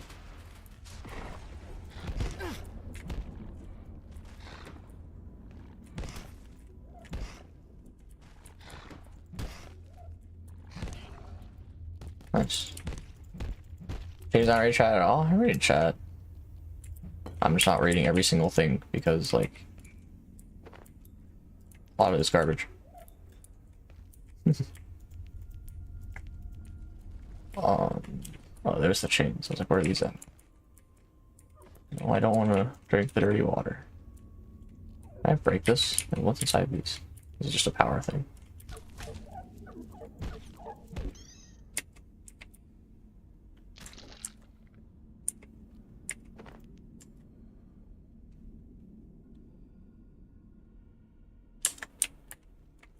I don't need another vest. Just gotta find out where to go. I guess it's this way. Just locked. Yeah. Figures. I'll check out what's up here first. Do you play chess? No. I used to be good at chess, but I stopped playing it a long time ago.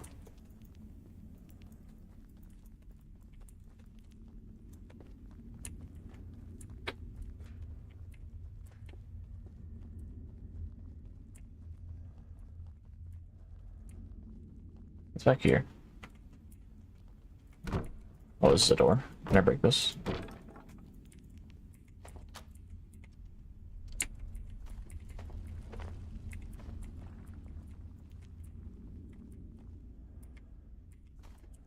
Give me that grinder disc, baby.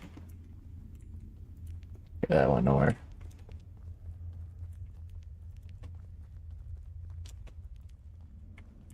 It's like supposed to be a maze. I'm guessing it is.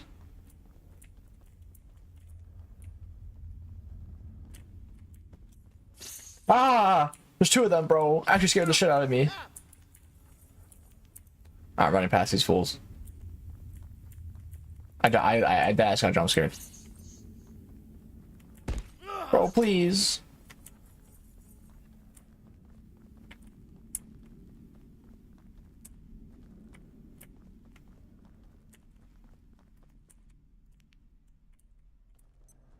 What's this?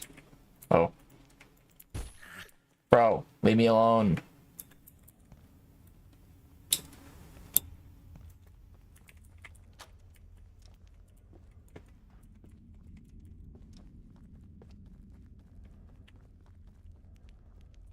Okay, so this is how I can go straight there now. This area. I'm gonna try to pick up all this garbage so it's less clutter on my screen. I don't have any meds, so I don't want to die. So you'd be a bitch to get my shit back.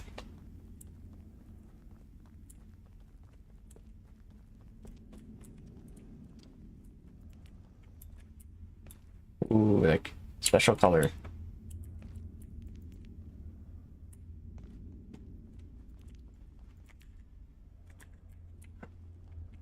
Alright, let's see what's down here. It's thumping, bro. Drink and tea juice.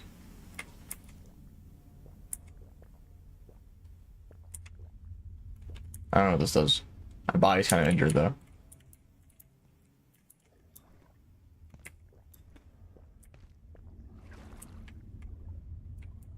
What's in here?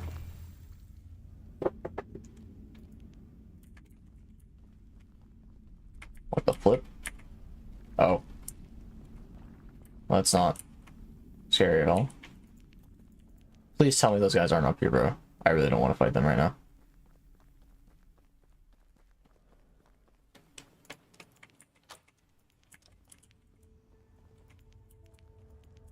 Guys, authorized personnel only. That's me.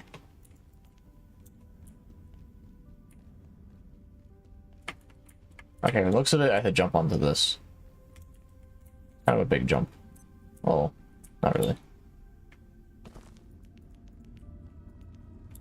I have to go over here now.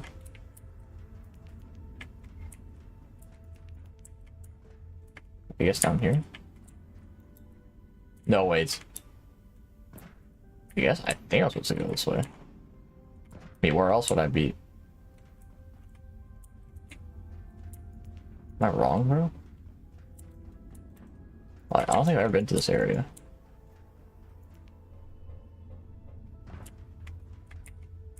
Watching Dr. Peters work with the 173 this morning, the little hoppy one, a thought occurred to me about its relation to the other two, and indeed all the entities we have encountered in Antiverse 2. At best, the implications... Gate security crate, it won't budge. They're with the research division. Don't shoot. No. Oh, there's people.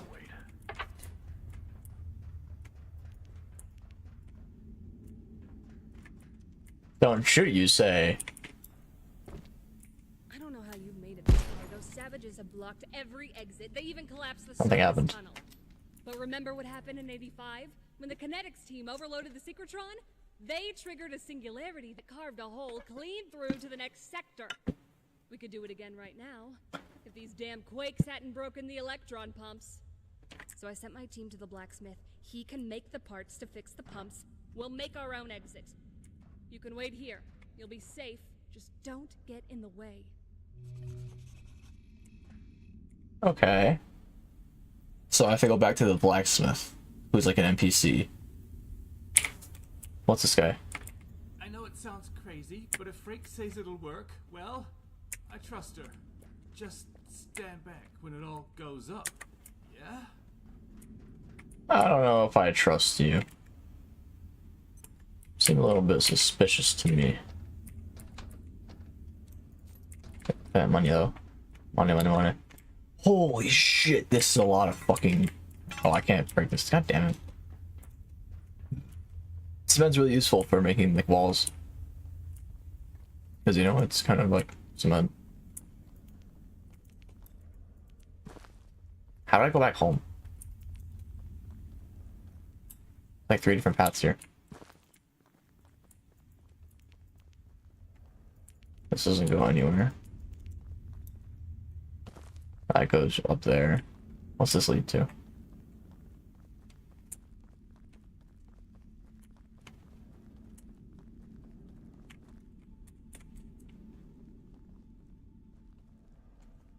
What?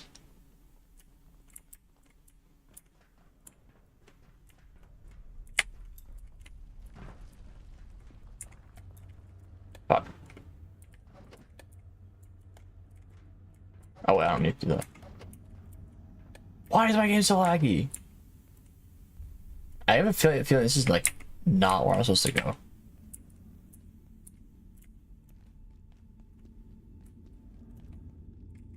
Preliminary note on IS-019. At this point, details are inconclusive. We've dispatched a research team to Indonesia to gather field data. Indonesia reference. Recon unit and possible gatekeeper support for capture, should it come to that. Oh wait, I recognize this. Oh, this is very close. Holy shit. I think.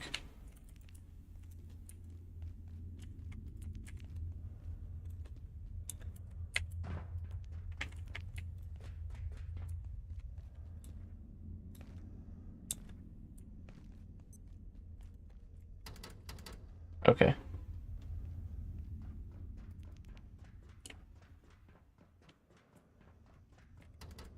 Okay.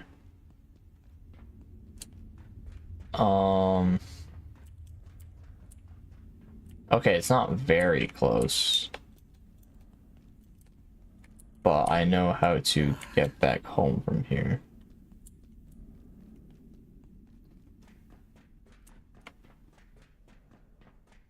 It's not that far.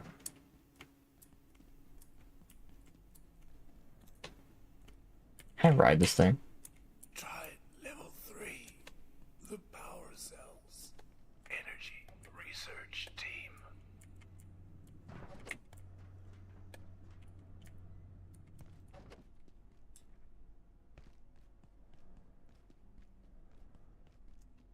Okay, back home.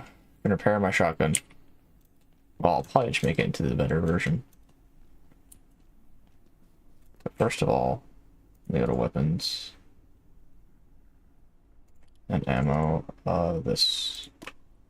So I need a box of screws. I can just make a thing of screws. Nice. Net launcher. Oh, this is probably what I want to deal with those electric guys. This will stun them so they can't run. That's actually pretty nice. Oh, a heater shield. I kind of want this.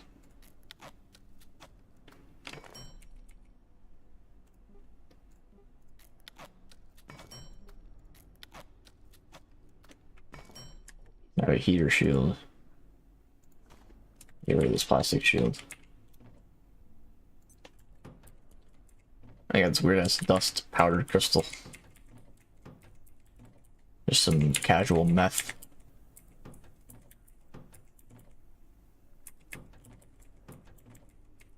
Can I not pick this? Oh, this goes in here, but this is full of fucking cement. I mean, I can move these all, I guess, to here. I have enough of the rebar, but more never hurts.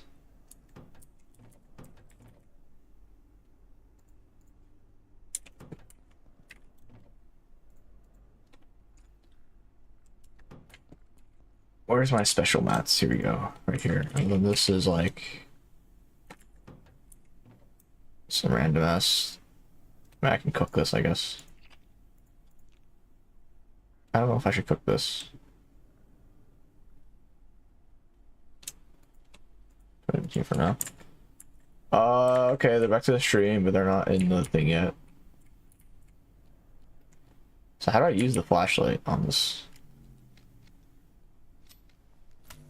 Is it right click?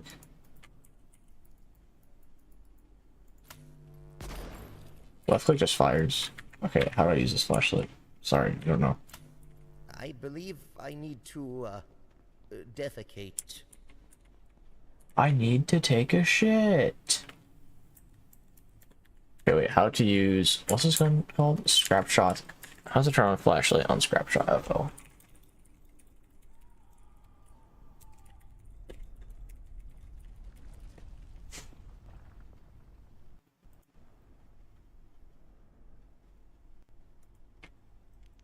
Middle mouse? I need to rebind this. It's an annoying button.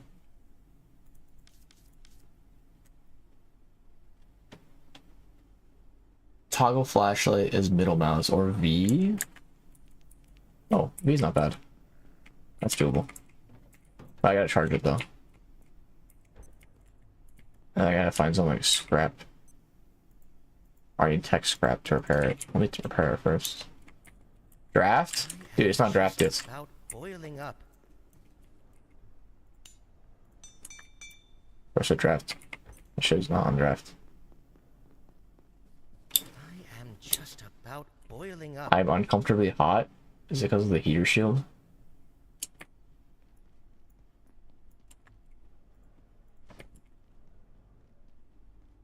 Yeah, it says the heater shield. I shouldn't be wearing it then. It's only meant for like, I guess, a cold environment.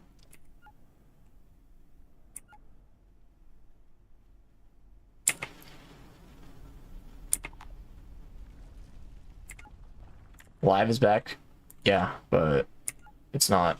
I'll wait until I can see a draft timer where it's being pretty close to draft. I don't like just going back and staring at them for like nothing, you know.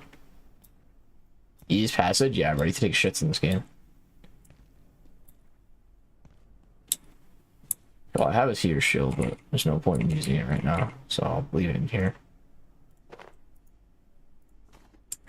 Oh, let me sleep. So we have morning. Not morning, but I need sleep to rest.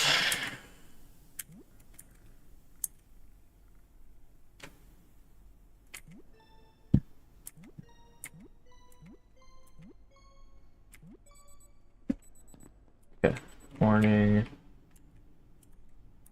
Let me cook some of this food.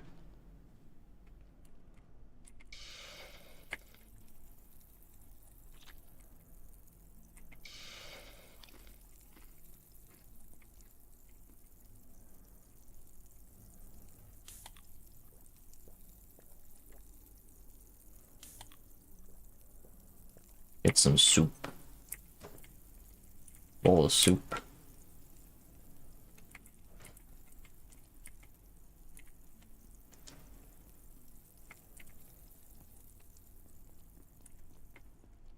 Oh, give me my shotgun back. I need more ammo. I used a bunch. Let me put this tech scrap back as well. Bunch of ammo. I mean, I see people run both guns. Maybe I should do that. There's another pistol in this game I could use that I haven't been using. Let me run it. Why not? What do you use for ammo on this thing? Is it the same shit? Yeah, it's the same ammo. So So that could be like boom, boom.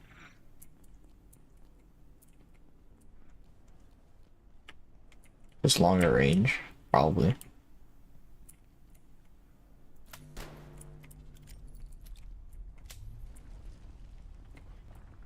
Doesn't seem to lose their ability.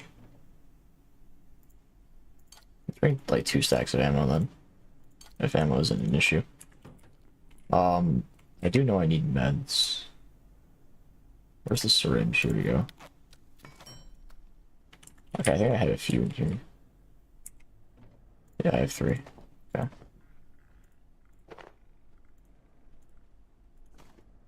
Let's move this right here.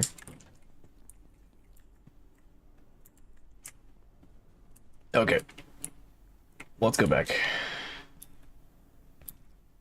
I have to call my train car.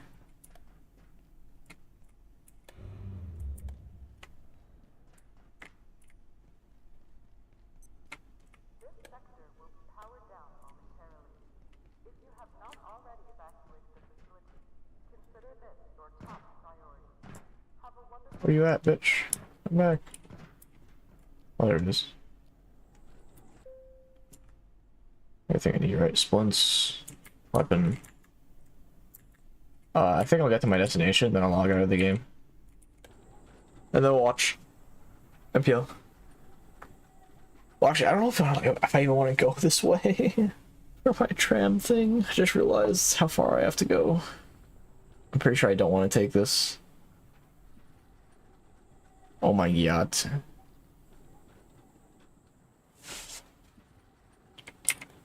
Oh, nice, I can go backwards.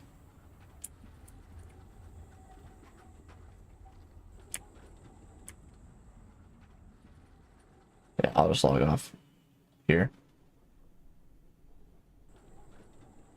So I need to go back to this spot right here, go up, and then go into that secret area.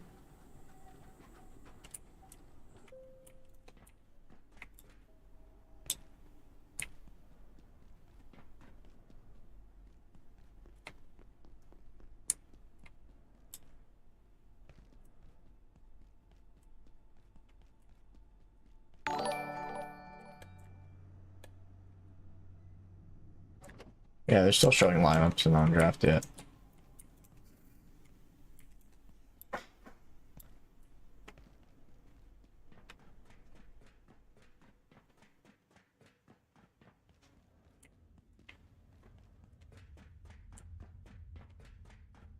And I go this way.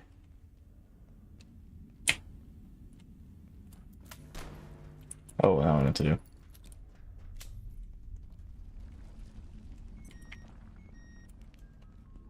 Bro, it's really turning night. You're kidding me.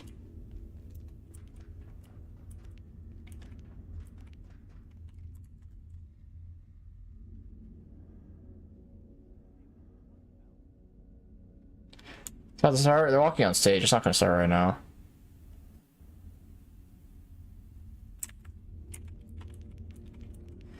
Alright, fine. I'll just log out. There.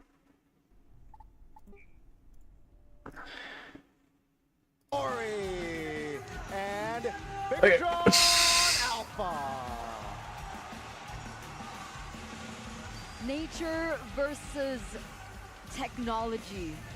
Again, ladies and gentlemen, in this upcoming showdown, with so much history behind them, being the grand finalists of Season 7, they come BTR. back with entirely different players, an entirely different mind Raise Boy. behind them as well. Was a Raise Boy player? And the games begin here. Good to see Coach Cascute and Coach Strat the G. We've seen both of them come up with just new Prediction for the series. how to take their team to the next level. And today, I don't know. especially the drafting phase, you can expect brilliance because for both of them, they've been able to find just winning combinations again and again for their team. And that is definitely not any easy feat. Finally, head-to-head today, we'll have to see how the drafting phase goes. I went down BTR. I'm not gonna lie, that nap actually helped. Like, it was a power nap. It helped. And band heroes right here. Before that, Not even a cap. red side and blue side win rate 87%. Wow. Bro, how is there a cloud error every single time? Evos will definitely take note of and try to mitigate as much as possible. But that aside, of course, there's the respect bands towards the assassins whenever FwydChickn is in the picture, and the gold lane as well. Someone redeemed? No, that was my Steam. It's a great weapon here to try and secure a proper, solid mid-game foundation, mid-game source of damage. When the hell is this game gonna start? Soon, bro. Has served them so well in Season 13. Soon. One of the main things to highlight here, ladies and gentlemen, is if you take a look at the most banned by opponents on the side of the red robots, on the side of Bigatron, there's an Angela there. Yeah. And you gotta wonder why, right? Sure, the Angela gives flexibility, right? You can flex it into Supposedly the best team, BGR right now? Yeah, maybe. That is not the reason why, because that can be adapted by any other team. The reason why it's so important for teams to ban this away from Bigatron Alpha is the fact that FwydChickn, because Mirko's favorite team. In the jungle picks, right? Without Angela, it's very difficult to pick up something like the Alice, like the Joy. See, these are the things that we need to pay attention towards because of FwydChickn, the rising star in Bigatron Alpha. Adding more layers to this team, right? Adding more depth with that. Yeah, and even in the previous match, Fnatic Onyx versus GateFam, Angela was completely ignored. It wasn't banned nor picked. But in this series, I feel like it's going to be different. Angela can be prio, especially if we're talking about Bigatron Alpha. We're going to cast? No, he's casting I think tomorrow. Of course, the highlighted matchup not is today. in the jungle, but everyone else has performed so solidly as well. So Rizzo and Fluffy, for instance, right? Both having insane performances at the same time. Dreams compared to Key, both also having highlights in that Land of Dawn. So having a Come on. flexibility to help every single team member out means that they have more ways to kind of flex around that power, that focus funnel on the supports. So I think for both these teams, I can agree that Angela might be something that's so important. You know what else is important, Arashi? Patterns. Your balls are important. Your balls. And it seems like the teams that have been able to acquire third place last season have become champions this season. And you know who placed third place last season for Indonesia? Who? Bigatron. The Red Terminators. Let's see though, if in MPL ID, will it follow the trend, right? I love patterns. Will it clap? And MPL ID. They're #1 regular season. And to be they're fair, there for a reason. See the roars coming in again from the side of Evos. Can we hear your roar real quick? What? Okay, Arashi's roar. 3, 2, 1. Roar! Nice. L roar. Oh, hey! It's a Bigatrooper! Who could that be? Oh my Oh, god. Mirko. Ladies and Bigger gentlemen, Trooper's pretty funny. Bigger Trooper. Of course, for Evos, there's no lack of supporters as well. As far as patterns go, you have to remember that a lot of patterns have been made and broken in the playoffs so far. True. We have said again and again, in Season 13, you never know what's going to happen. And now, today, is no different. See here, one team, one voice, one family. That is a roar. That is a roar. And we've talked about Cerezo, the guy you see on screen. We've talked about Fluffy as well, but we haven't really touched on the mid-trio. So people are saying that one of the main pillars to Evos' gameplay is the mid-trio with FwydChickn, with Annabelle, with Dreams, but a lot of people are also saying the same thing about Bigatron. So this showdown is going to be very important and imperative. And will they be able to get the priority lanes for this mid-trio in order to set up for Bigatron to set up for their Snowball and for Evos to set up for their side laners, right? They want to be able to give Brand some space in order for them to be able to anchor in towards the later stage of the game. And here it is, ladies and gentlemen. We are moments away of entering the drafting phase, presented to you by Lucky chewing Smart some rice. Samsung Galaxy. Rice, Looks meat, like Evos will basic be shit. on blue side first, Bigatron on red side, so not the winning side for the red robots just yet. Matilda, Angela, and the Chip have been banned out, but so has the Moskov, Luo Yi, and the X-Borg. And this is Evos with the first pick, Harris. This is interesting. Onyx didn't sweep. Yeah, Onyx kind of struggled. Ain't going cap. This is a strategy that was applied by RRQ. Onyx struggled, brother. In day one, Okay. Harith first pick for Evos. but now Bigatron very willingly let it go. Harith brands. See if he can pop the fuck off or not. Some kind of contest for domination in the EXP lane, but the Luo Yi does not show up either. What is going on? You should. Ooh, no Luo Yi pick. They go for the Val. Interesting. Moreno, Valentina. Last year. Top 2 in the ID. I like BTR. Onyx. We'll see. On the Valentina, so it's no surprise that they're going to prio this over other mages. Plus, What the fuck just happened to the stream?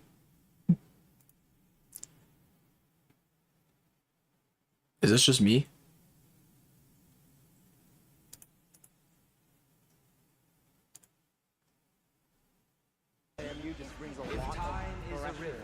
Okay. There are whispers that are saying that Moreno will be the next Sans. Whoa, okay. Whispers, just whispers. Personal Okay, whatever. Interesting. With Novaria and the Yuzong. Natan. Natan is the answer. Today we haven't seen Natan really finding too much success, so that is a bit of a concern if you're a Bigatron fan. The Luo Yi actually was banned out earlier. Now with that, the Alpha as well will be respected from Bigatron. The Egos using this flexibility, whereas Bigatron already immediately showing out their cards. One thing that Regiment, that extra bit of sustain, that extra bit of crowd control and damage. The flexibility that Super Ken is so good at using to change his kind of play style depending on the composition. wow.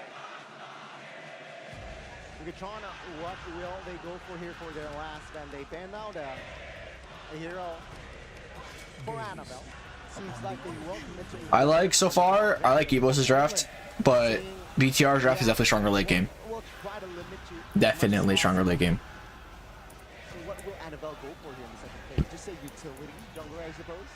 There's a lot of options, honestly, for Annabelle, right? If we take a look at his hero pool, it's super wide.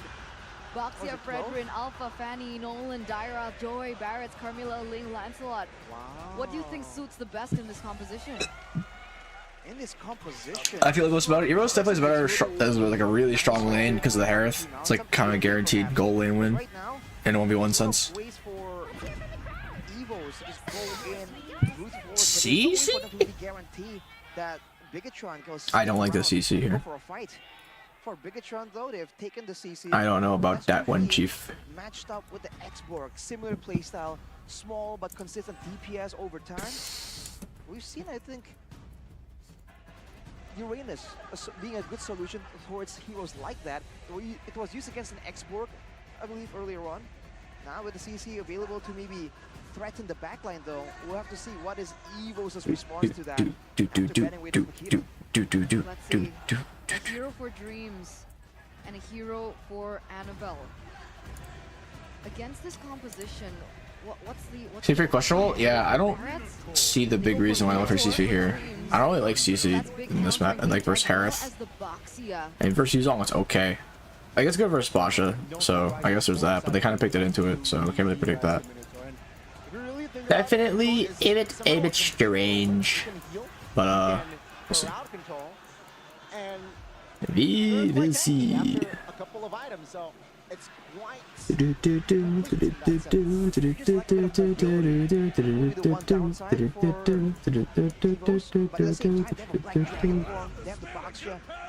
Well, it's only gonna power in the morning. Ooh, the Franco for Key. We've been seeing this in quite a while. Franco Key, bro. I kind of like Evos' comp more than VTR's. I'm not gonna lie. Evos' comp seems kind of good.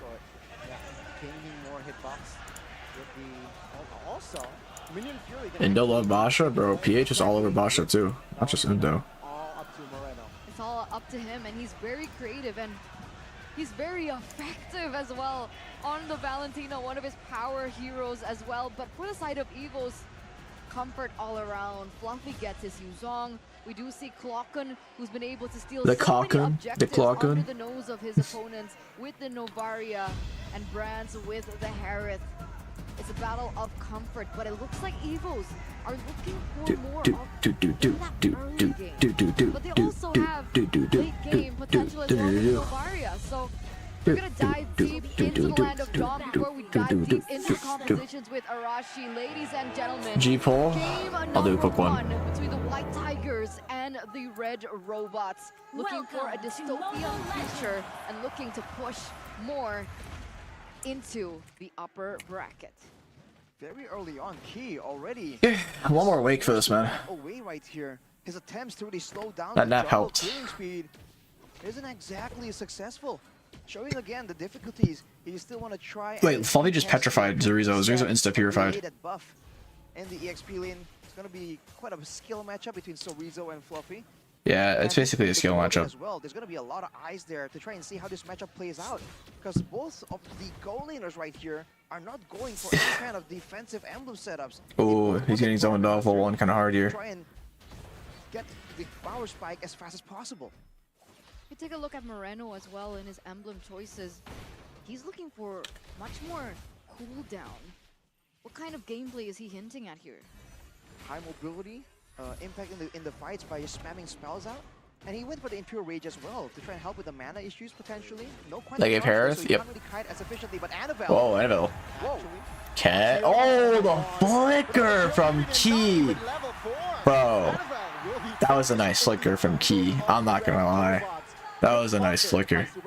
So aggressive and already happening all under 2 minutes. And that's when most That of the was a nice flicker from Key. spikes in for those who go in for the enemy jungle. Was it the best of decisions? It's a bit hasty, and the backup from his team really wasn't around. Terrible for Evos? Oh, yeah. Look at this mid lane. Oof. Pikachu already making the I'm not sure if Annabelle's gonna. Oh, Annabelle just hit level 4, so he has 4 for turtle. But even in the gold lane, by the way, the Natan is doing quite okay against the Harith. Quite surprising. XP is not level 4, neither of them are. Good dodge from Fluffy, but kind of bad because you don't have jump for Metry now.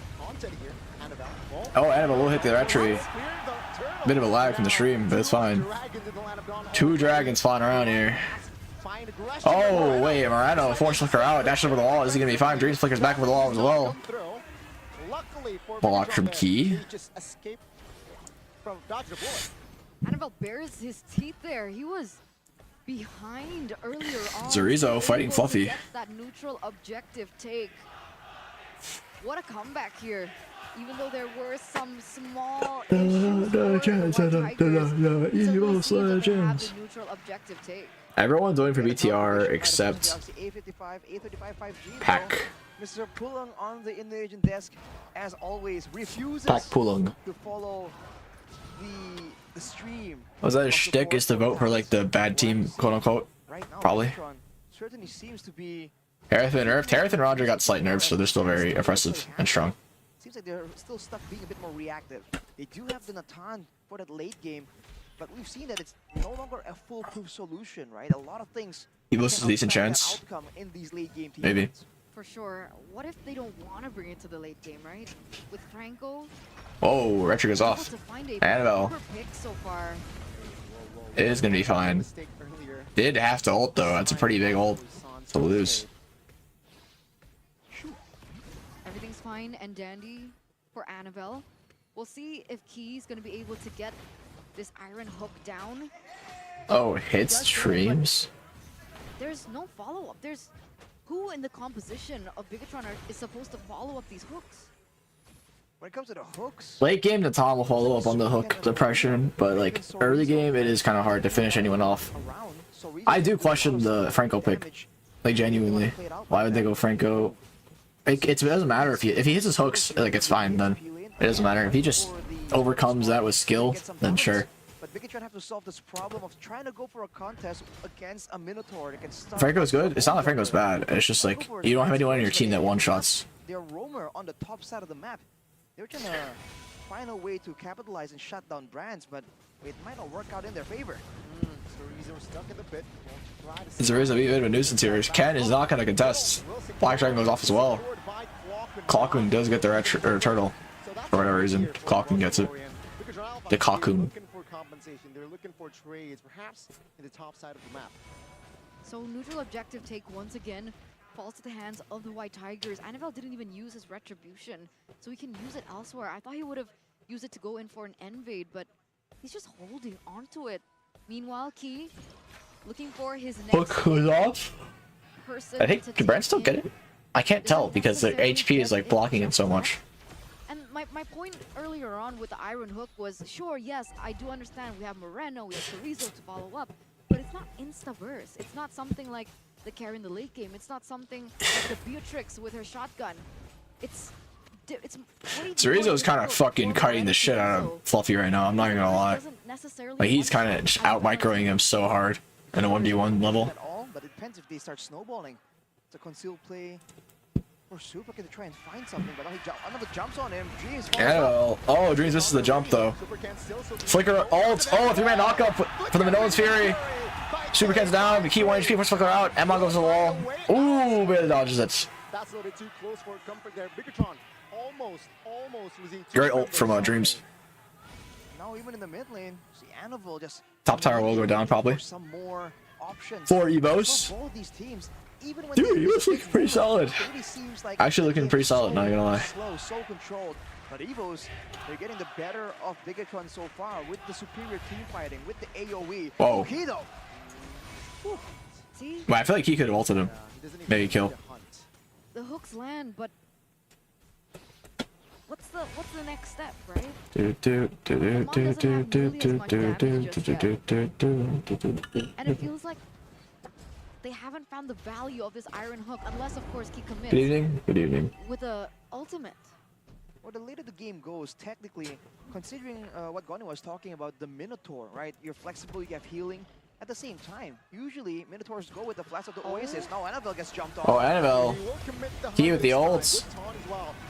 No Flicker though, is gonna fall. Super Cat goes by. Big bonk. Is that gonna matter though? Super Cat falls. Pressure goes off from Fluffy onto Moreno. Moreno flickers. Flash goes off though. Moreno will be. Or Chorizo looking for some cleanup here.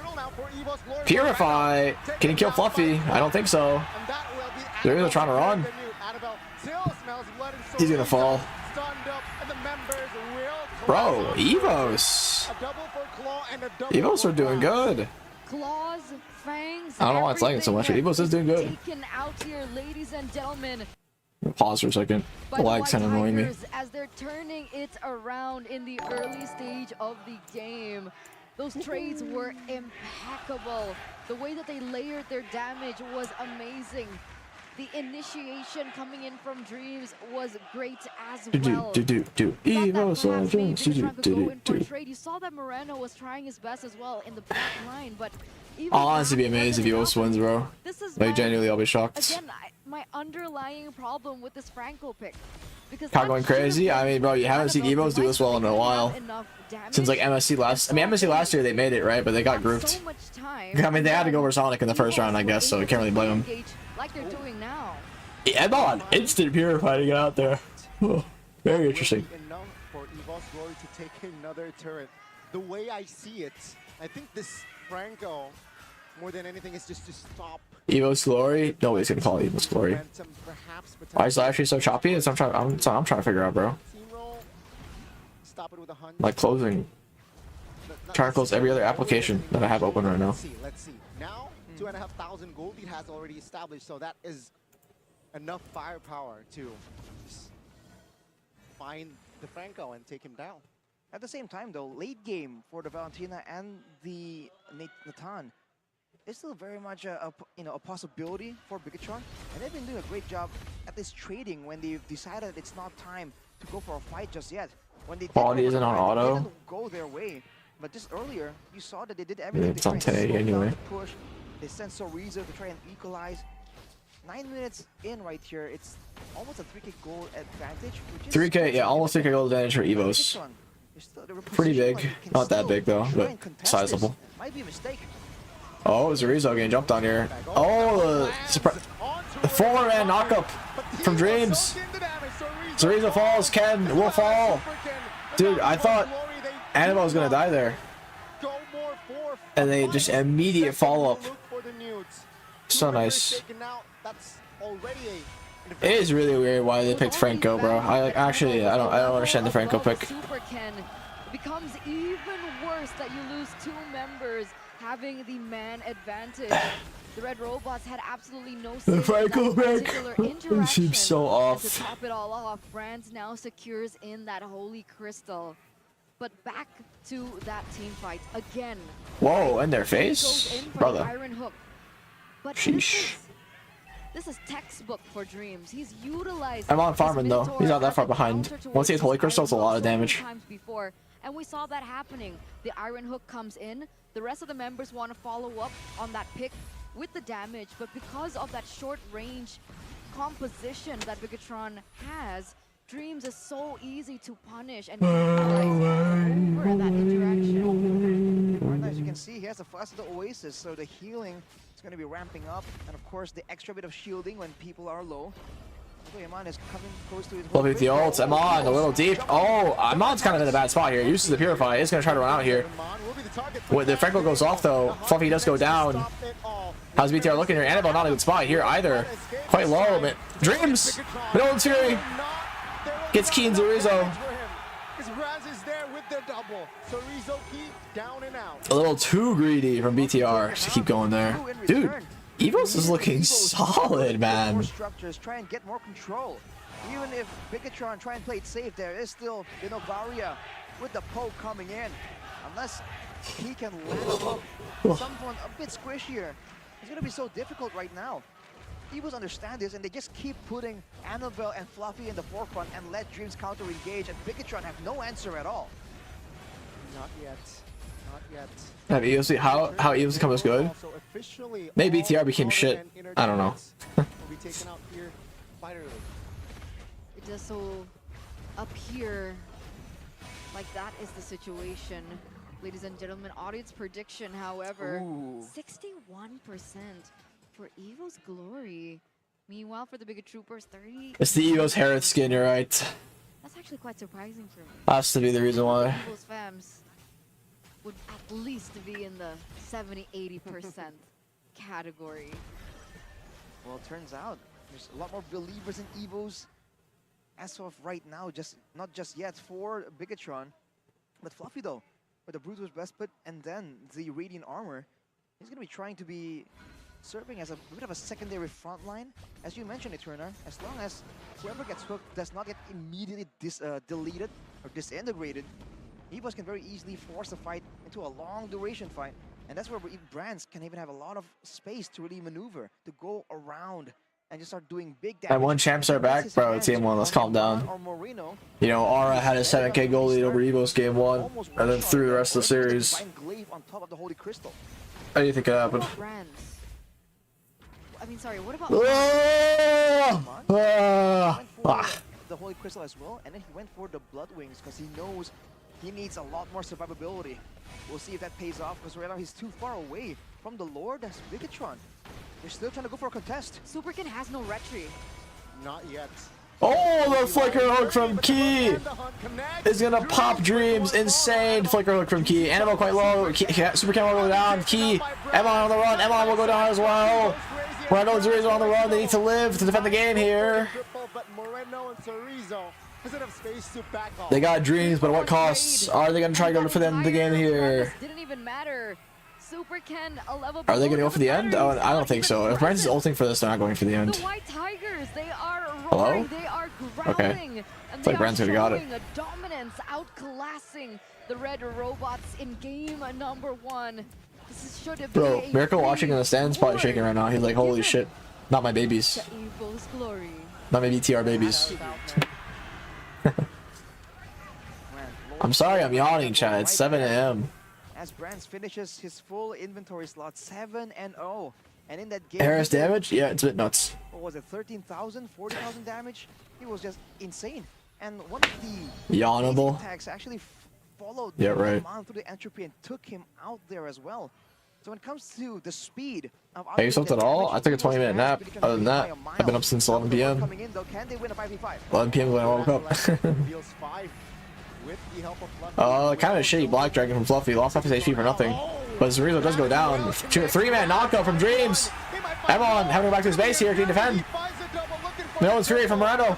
Is it enough? No brands. Oh my lord! There was that hair damage. Did you see Emon's HP? Will be taken out. They lead the series. Evo's glory. Wow.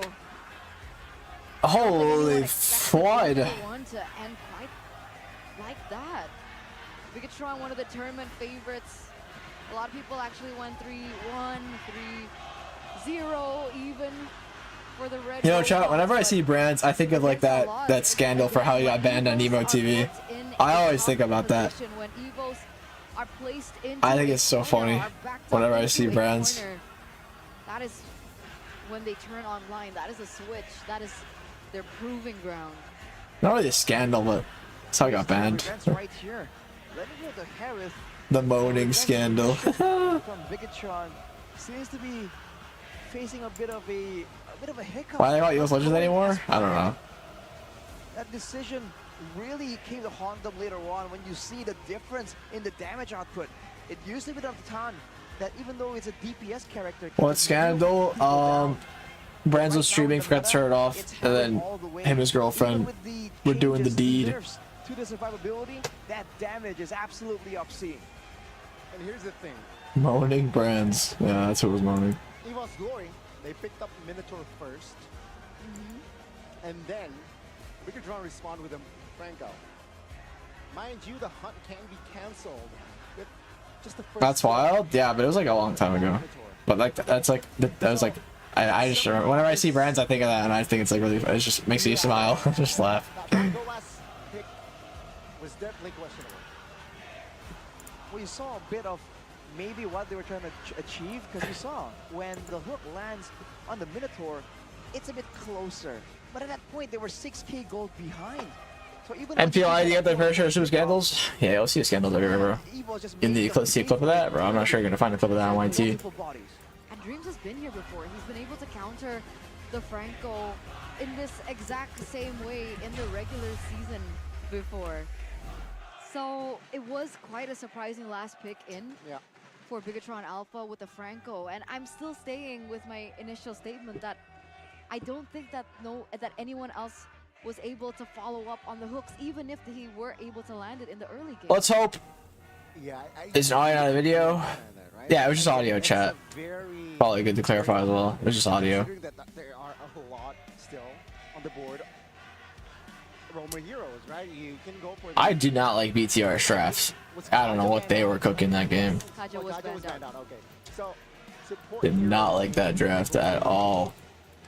It's not really Key's playstyle, but perhaps it might help to just, sustain. No, you wanted. We own this. We thought that they were the I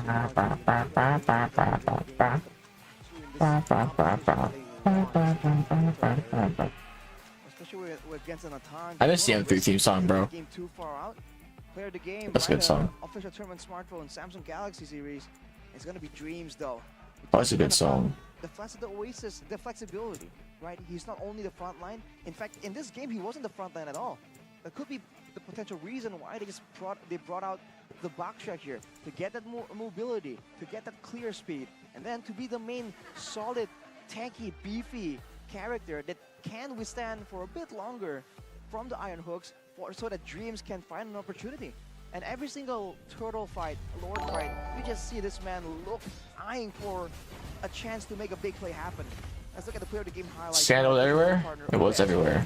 You're correct. Earlier on here, this was surprising to say the least. Annabelle just going at it, but afterwards, every single fight. Yo, Annabelle was going at it. You know who else is going at it? Brands. The fact that there was no aggression really traded back from FwydChickn means that for Dreams, every single fight, he will have that flicker that he will not be forced to use defensively. And look at that. There's just way too much crowd control on top of the fact that Brands is on the carry, the fact that he's snowballing, doing a lot better, and still surviving.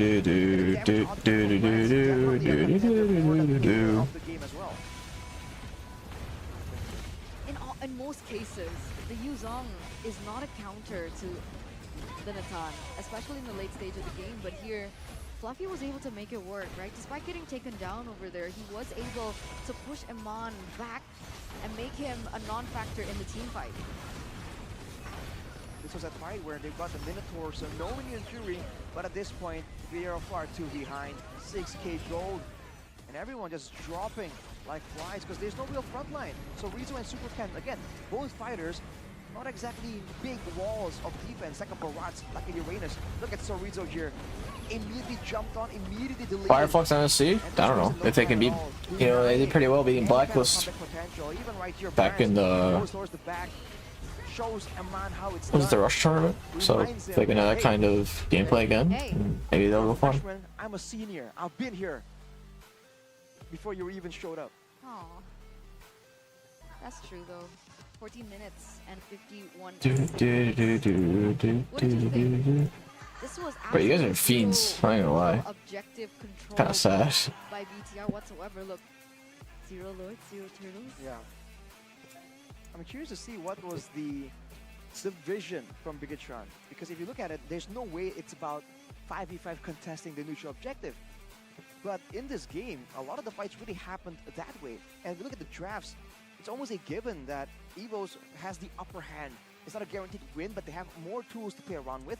And Bigatron Alpha, it seems like their composition doesn't really match up to that in a proper R5v5. It's almost like they expect Evo's the one on Harith. to be doing a lot better and to be able to zone the whole backline, right? Maybe if that happened, if Sorizo was quote-unquote snowballing due to all the ganks and the attention in the early game, if that happens, even though there's a big minion Fury, then the whole team can still somewhat withstand it. Maybe, but maybe it's such. Chat Walden. It's just a bit too complex. Yeah. Right? Seeing.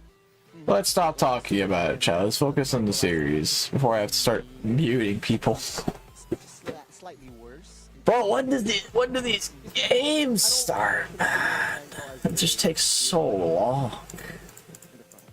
No, yeah, absolutely not. You have to play around the bushes. You have to find the right timings.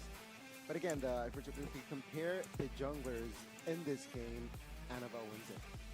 But like, I don't want to take away Annabelle's skills, okay? But he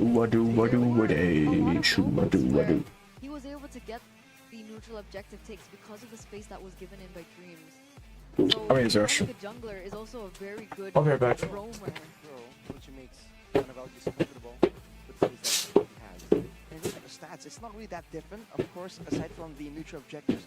That's because Annabelle isn't the carry here, right? Usually we see him on Assassins. He's not really meant to be doing the damage, to be making the flanks, getting the pickoffs. Right here, he's meant to be one of the main front lines, and he's taking that iron hook again and again.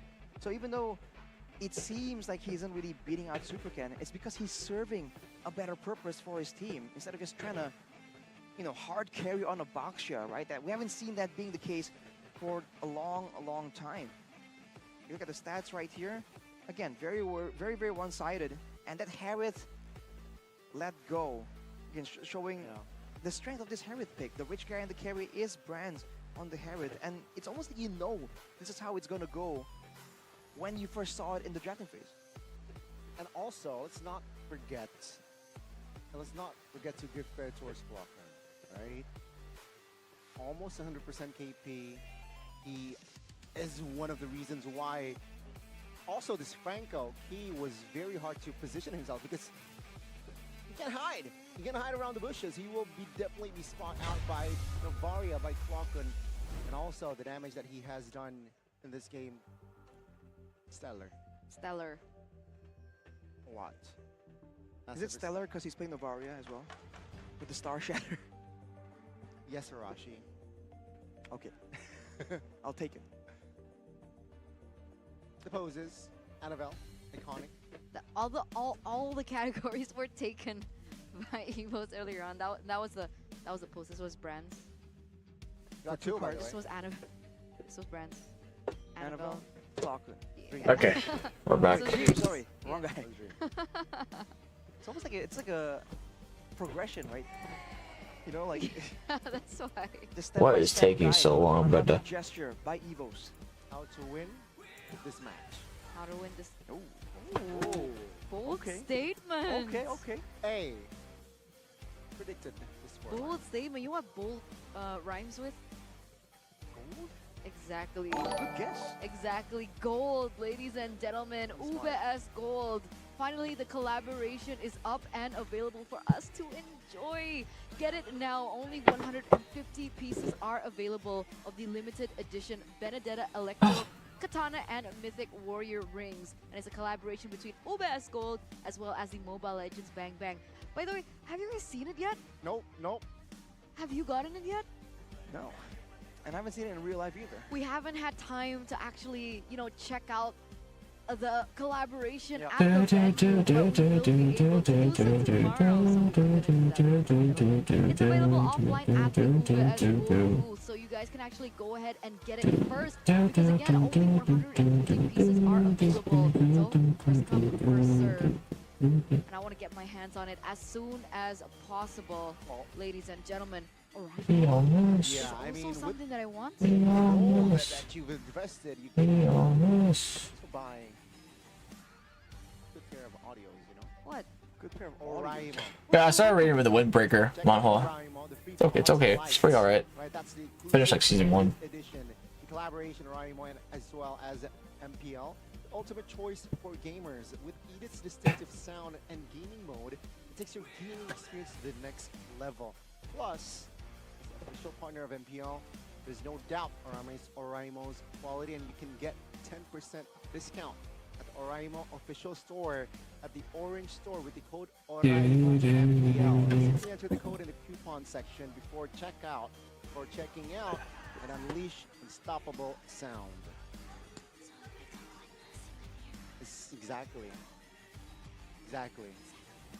Exactly. Oh, but what's this? Is that your phone, Gani? Similar, but no. You could be sitting at the front in the Team Galaxy zone because you're using the Samsung. He usually does. I have that privilege. Oh, that's why you played the 1v1 Johnson. You were sitting at the front. Right. That was interesting to see, man. We were not expecting it, and then we heard Gani. We were like, whoa, is that actually him? And it was. That's because he's in the front rows. I can't believe you lost, though. Come on. What do you mean? Why did you lose? Why did I lose? Yeah. That wasn't me. I don't have that jacket. What? I didn't say anything about a jacket, Gani. You've exposed yourself. Yeah. No, I saw the Gani, quote unquote, playing Johnson, and hey, looks like me, but that's not me. I think that's Arashi, though. Oh, That no, is no, Arashi. that's Mirko. That's Mirko enjoying Da, the da, MPL da, festival, da. ladies and gentlemen. And you guys can actually enjoy all the fun activities that await you outside the venue. We have so many events. There were Geek VA dancers yesterday. Earlier on, we have the Bigatron VAs singing. So if you want to join along, sing along, dance along, there's just so many things that you guys can enjoy. But let's center around this. The most picked gold lane hero in each region. Hi, Tura. Went in Clash of the Year. Roger really does stick out, but the Sims Claude, hero. Sims. I think, which is the most common right here so far. I feel like it's a good mix, especially in Indonesia. Then a ton. We were talking about how it really seems lackluster right now. But now only in MPL Malaysia do you still see it. Bro, why are all the gold laner win rates so fucking garbage? Kind of shrinking. Except for like the carry win rate for Benny. So we might see a different goal. I guess it's on in ID. But for the most part, it's still that late game. It's still the shred and mobility. The three things that make a solid gold laner in a team fight is the damage output, the mobility, and the laning. If you can go and guarantee all three of those, then you can kind of find weird solutions for the gold lane. But for now, teams are sticking to what has been working. I think it'll be quite a while before we see any kind of massive development in the meta for the gold lane. Interesting. What do you want to see in the gold lane? What do I want to see in the gold lane? Tough question. But I do want to see Moskov, that's...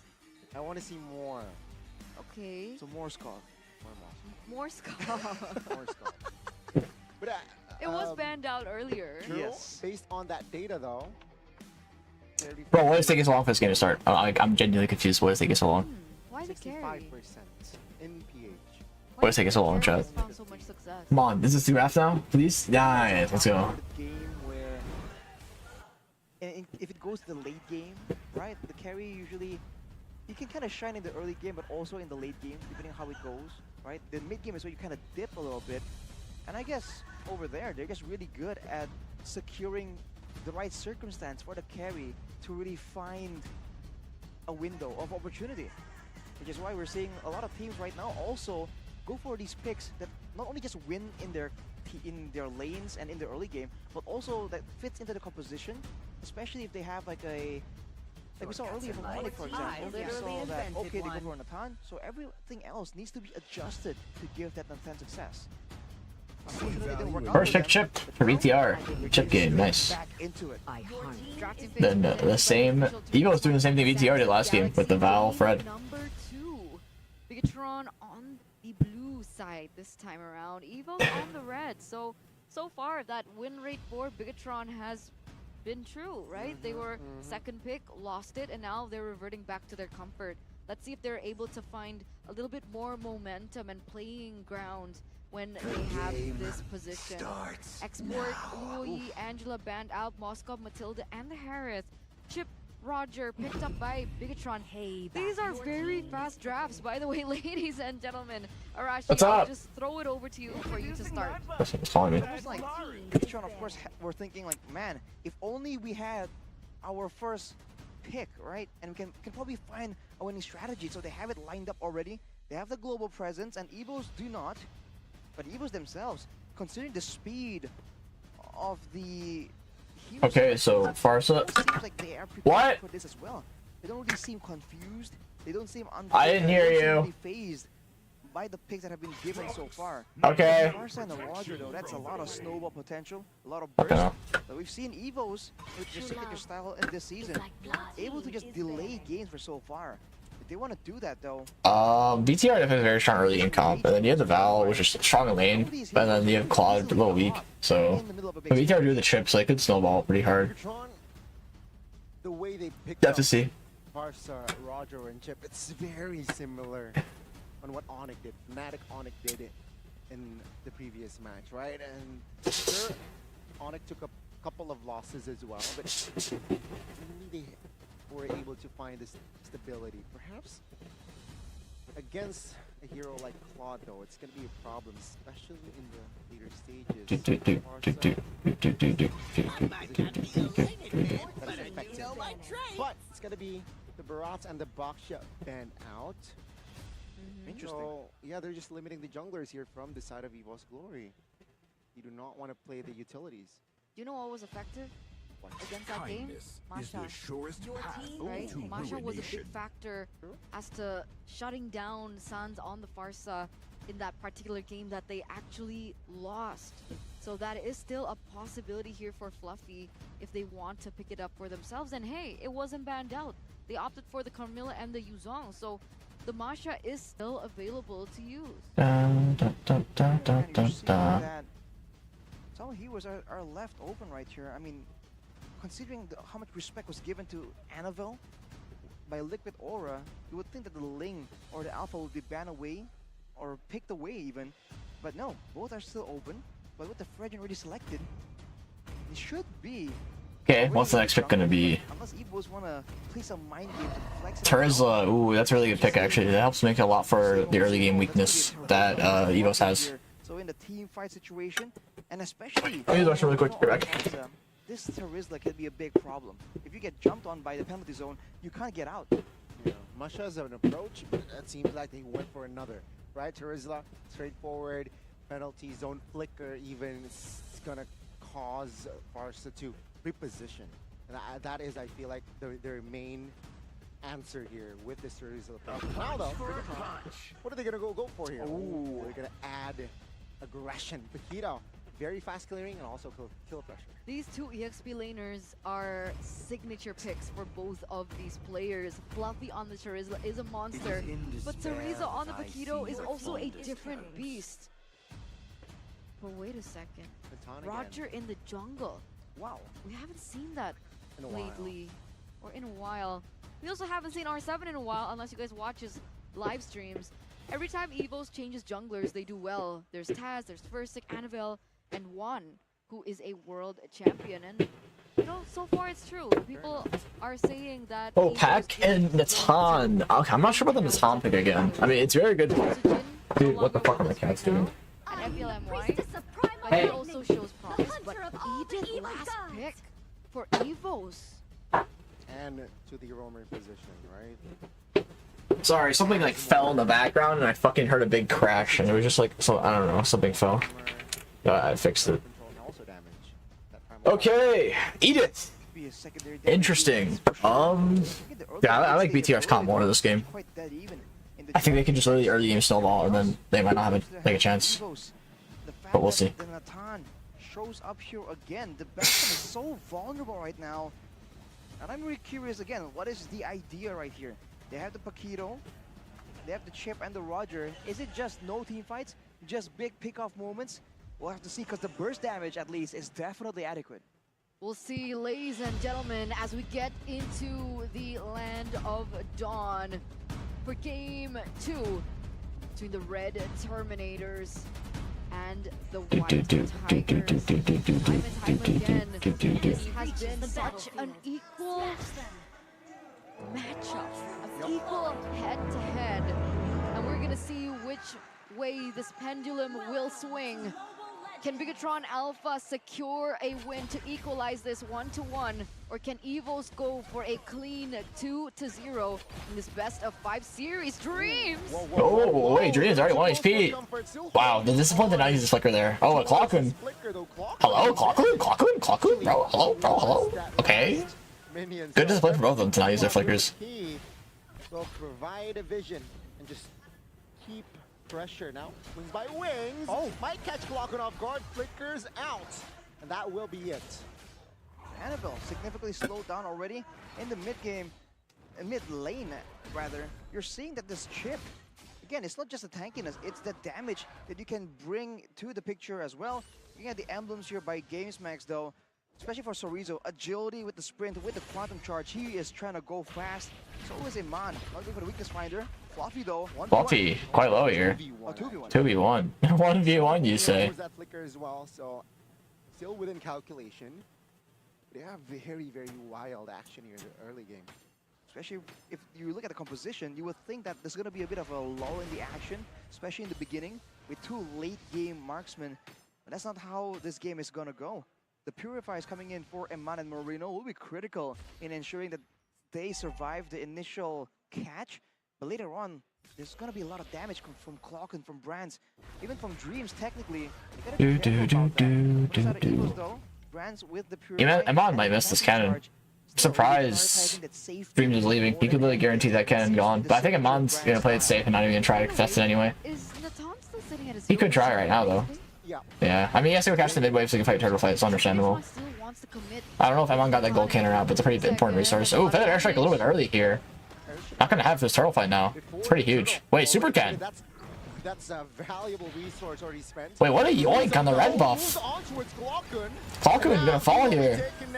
Wait, what a yoink for the red buff. T 1 HP is gonna die for Rizla. Annabelle is also down. Flicker all from Fluffy. King Super Can is gonna go down. Zurizo kind of low here. Oh, that first skill snag. He'll be fine though. Seems like it. First skill. Sight him. Oh. There's no way you let that hit you. There's no way Zurizo let that hit him.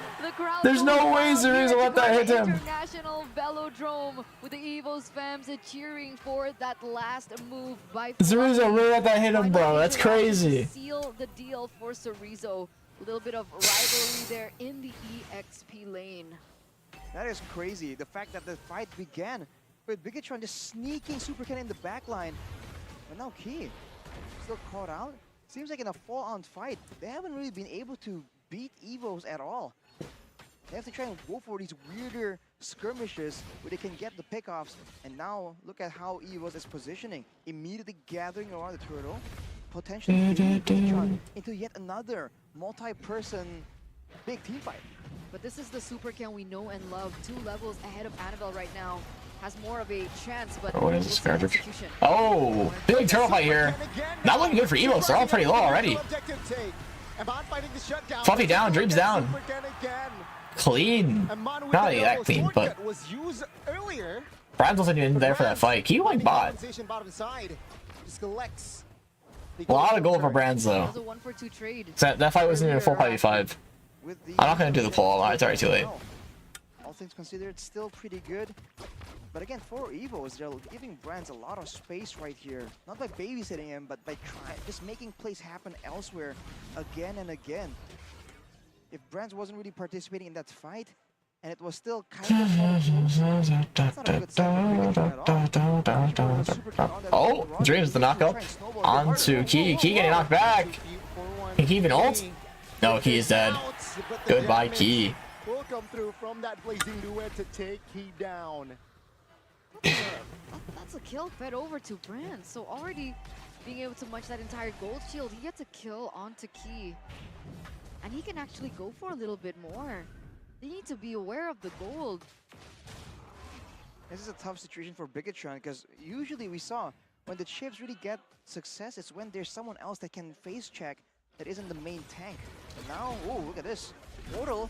Oh, big portal here. Dreams gonna be able to get out here. Has flickers in case. Key is really deep, by the way. Why is Key so deep?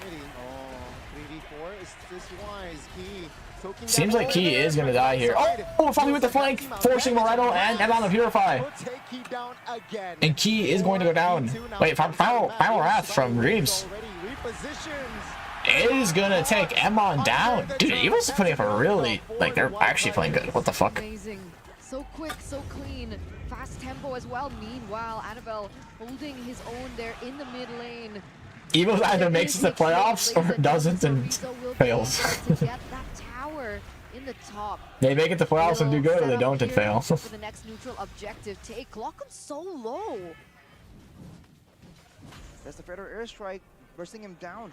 As the neutral objective comes up though, and so Rizzo trying to deny Dreams, that he just stands his ground with Fluffy. The cannon will collect the second turtle of the game here, so A-OK, neutral objective-wise for the red robots, but they're slightly behind on economy.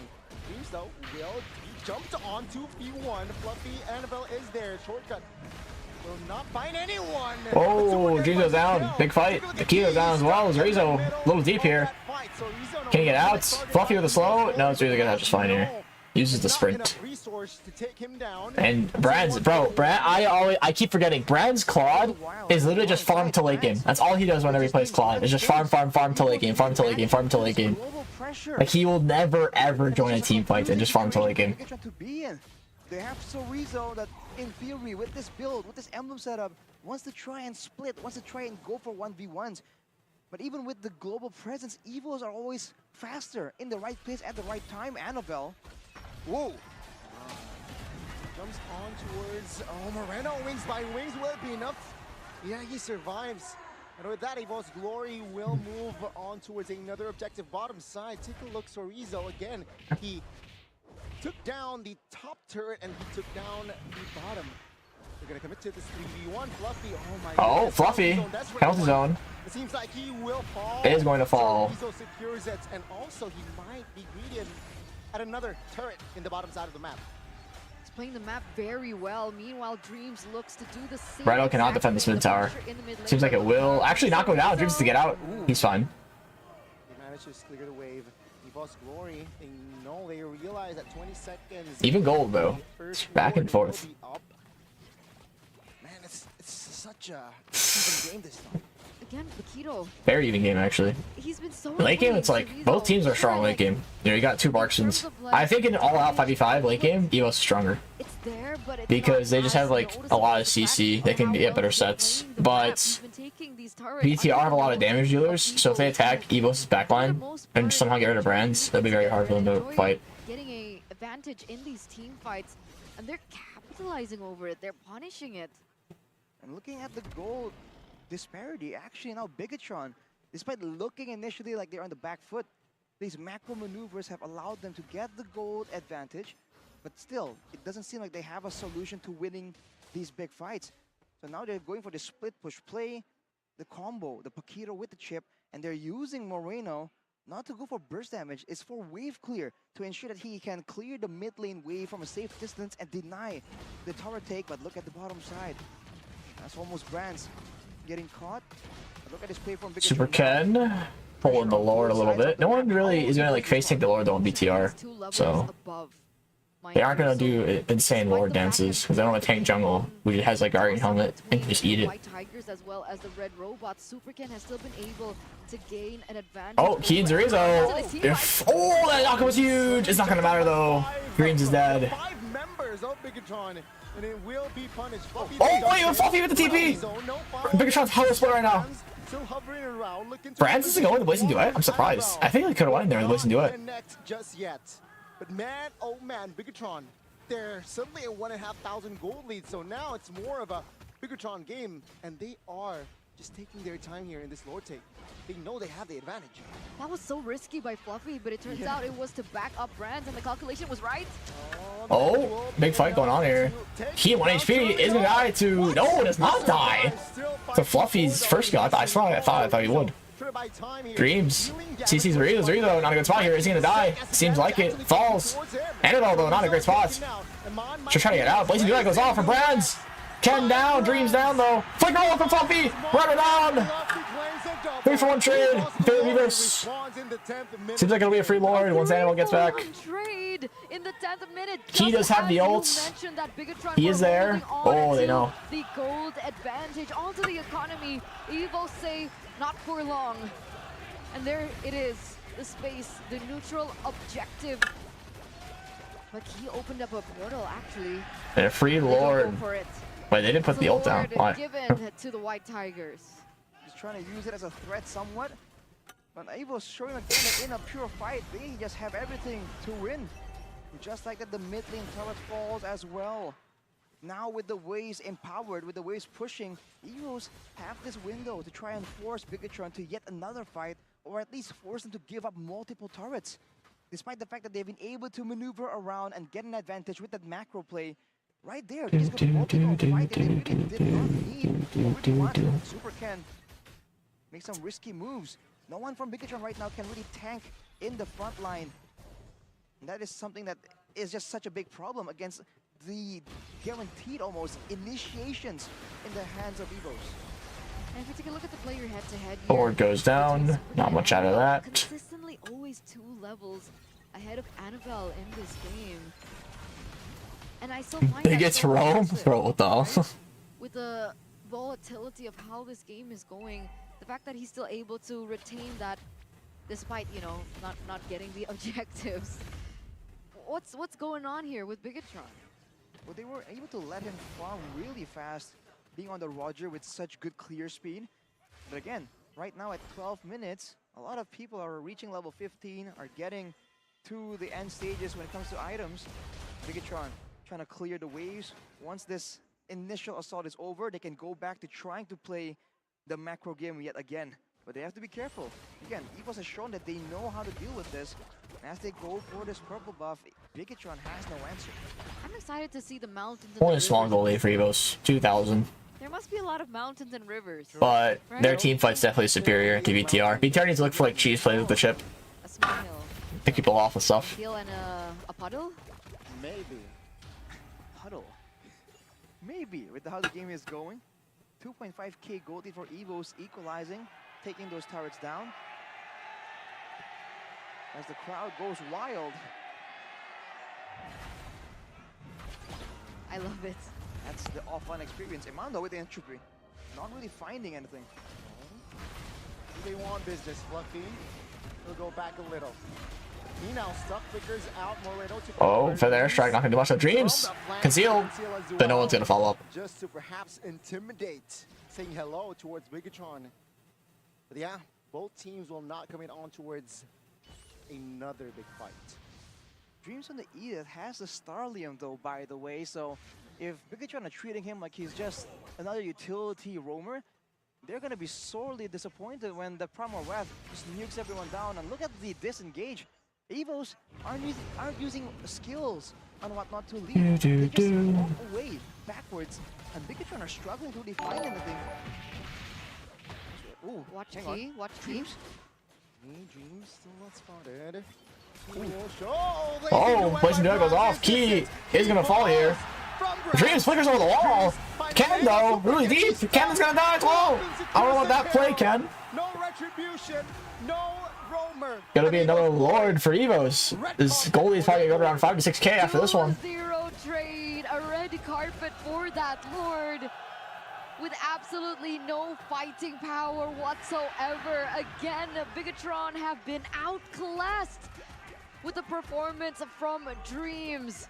Key overstayed his welcome in that top side, and Dreams was on standby. Dreams set up for that and was ready to punish. A 5,000 gold lead. A Lord marching in the bottom lane, and 3 waves are crashing. We'll see what the White Tigers have in store for us with the siege. Middle, I got down Fluffy with the 3-man flicker heavy zone. There's a rezone key get popped. It's over. Actually, don't have minions. Don't be too deep. Don't be too greedy here. Gotta get your minions. It's over anyway. 2-0 Evos, bro. Evos is going crazy. 2-0. Who would have thought that Evos would be looking this solid, bro? Who would have thought? 2-0.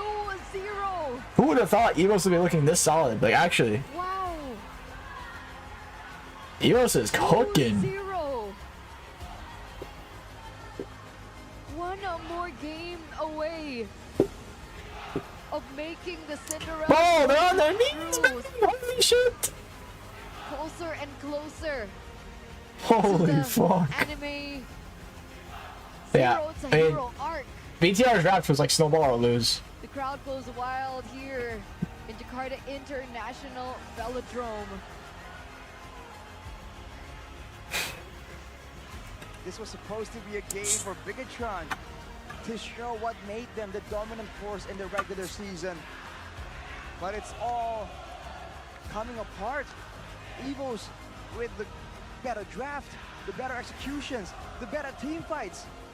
And so far, the better results, reaching match point, and even their supporters. A lot louder compared to the one from Bigatron. MPL ID Season 13 Playoffs Day 1. First match 3-2. Second match 3-0. Playoffs Day 2. First match 3-2. Will we get a 3-0 in the second match? I don't know. It looks like it's a pattern again. Hey, I love my patterns. Patterns are great. Patterns are go great. wide. Sometimes they're just coincidence, right? Fair. But man, who would have thought? Especially in the drafting department.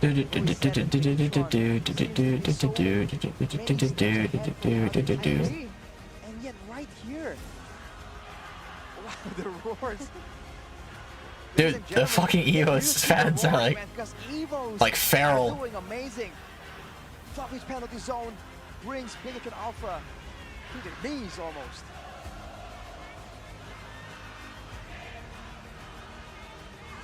I'm still quite surprised. I'm still in shock. I didn't think that it would end this way. There is still a possibility for, of course, a reverse sweep. So Evos needs to reset, you know, go back to the drawing board, clear mind, level head to be able to close this series 3-0. But my ladies and gentlemen, Mirko must be shaking in his seat right now. I'm trying to spot him Where in the is audience. he? He was at the top. Was he at the top? I think we will see Mirko in a bit. Okay. In a bit. But, you're right, it's the best of 5.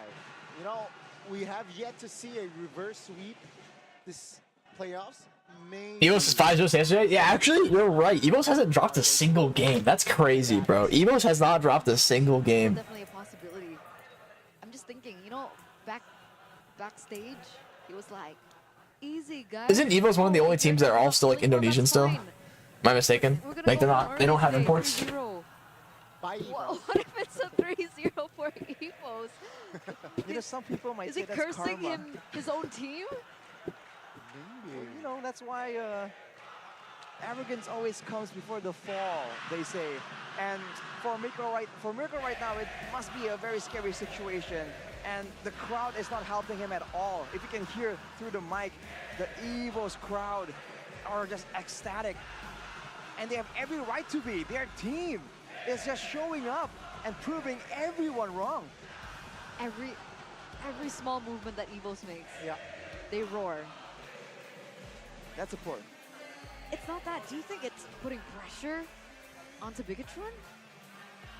Because there's absolutely no pressure. Interesting theory. For EVOS right now. Player of the game brands presented to you by the official tournament smartphone Samsung Galaxy. And there have been many voices and many opinions that are saying that this man is the weakest link that EVOS Brand's the MVP. He kind of deserved it. He just farmed the whole game and did good at the end. But he's shown that in times of his need, he's able to pull through and he's able to perform. We got Mr. Fantastic today. Oh, yeah, super red, but didn't do anything. It's almost like he always has great performances with small moments where you go like, whoa, what was that? You know, the portal, the dash into the towers. There have been moments for sure, but overall, as a player, Brands has been absolutely solid. And it almost seems like he's always calm, collected, even when the game looks weird. He just knows what to do, where to be at the right time. Showing again that experience. He said that that could be something that he brings to the roster, and it'll be a great combination. I mean, we're seeing it work really well right here as we take a look at the highlights by the official gold partner, Ubez Gold. All the way from the early game, despite going up against a chip, we've seen a lot of teams falter going up against this hero, but not EVOS. They were able to power through, and man, Fluffy again and again, even from this early on in the game, was able to find moments to be so effective. I might have to actually hear anything. And the fact that he's so tanky, Activate Roger and be together. I just don't really like the Roger jungle at all here. I think if they wanted to like snowball with the chip, they should go like an early game jungler that'll snowball, you know. Other heroes become so much better. Oh, my dogs are outside. I'm gonna let them inside. Give me a second before the game starts. You can see it even here, right? The combination, the layering of skill from side. There you go. The follow-up again by Fluffy as well. Huge honorable mention, by the way, to Fluffy in this game. That follow-up has always been so expensive, and it was very difficult for BTR to properly engage in this fight, especially for those sitting in the back layer of the game. And you wait for it right here, EVOS. They're going for an end. Fluffy sees an opportunity, and everyone just goes in. The synergy, right? The decisiveness. Usually we say all those things about Bigatron, about Onyx even, but EVOS right now in the playoffs, they're looking so clean. It's kind of crazy. You almost want to know.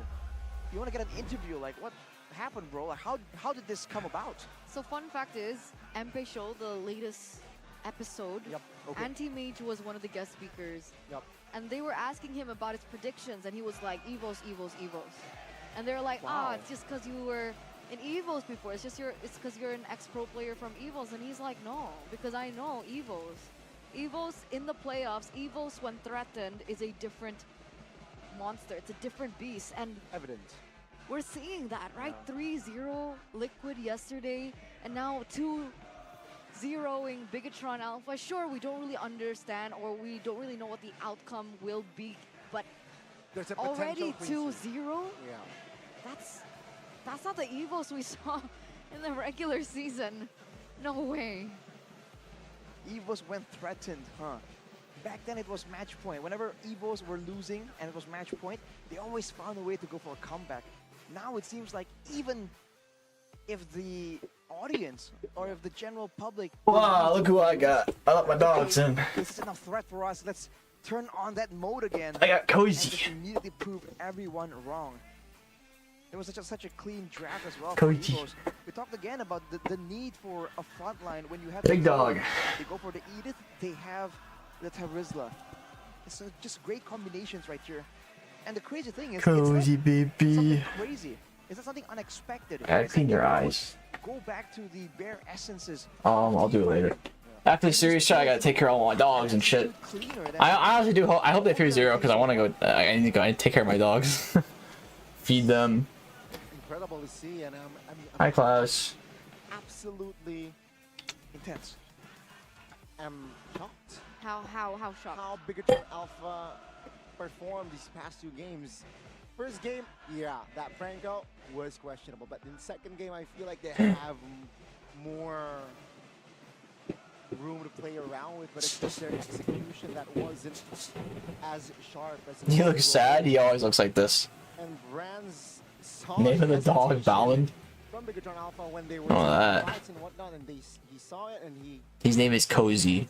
Sharper tool. Natan 0%. 0%. Good boy. Still. Can go upstairs now. Right? Yeah. Was Natan at 0% as well yesterday? Fine. Yesterday? I think so. I don't remember seeing the Natan really win. I don't think. Because Eterna is confirming her Eterna notes. It's not working out. My dog pissed upstairs, so I'm gonna go clean it really quick. I'll be right back. Not just now, he did it earlier. I saw it earlier. Yeah. We thought that maybe the Roger was gonna be an aggressive option for them to explore, but no. They went back to the Natan here, even though on paper at least they had the chip that wants to go for these big plays, wants to snowball. So it's almost like a different approach. It's like they want to try and get the best of both worlds, get the snowball going, using the portals, have a guaranteed late game if things don't go their way. Whereas Evos, they just kept going for it, like with a balanced composition.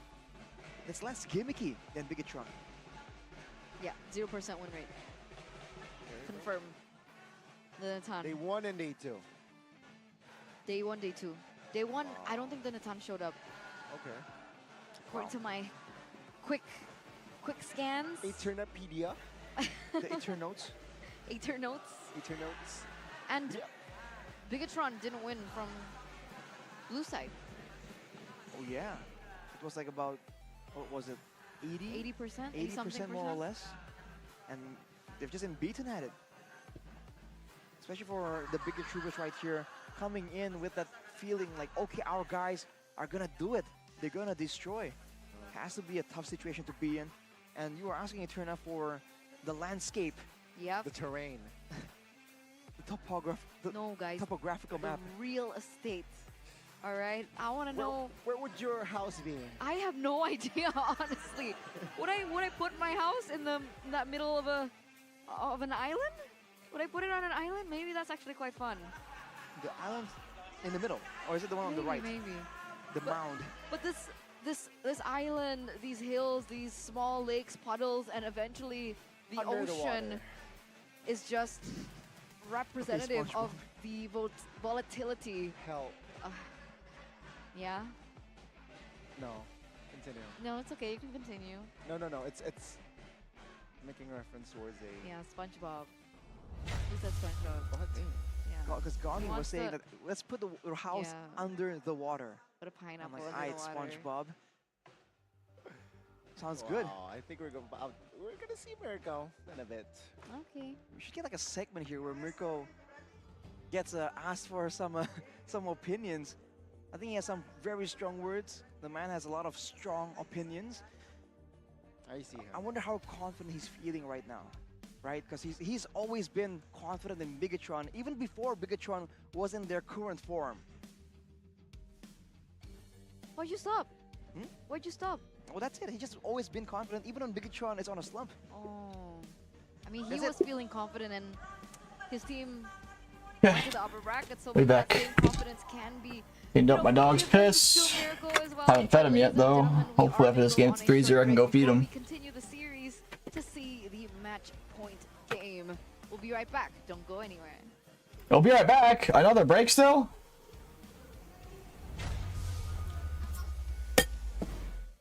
Bigatron Alpha. Tapi nggak hanya tim-tim aja yang bertarung, karena kalau di stage ini, di stage playoff seperti halnya kemarin, ingat Monica? Kita punya Kidia Play dengan Johnson Race by Samsung Galaxy.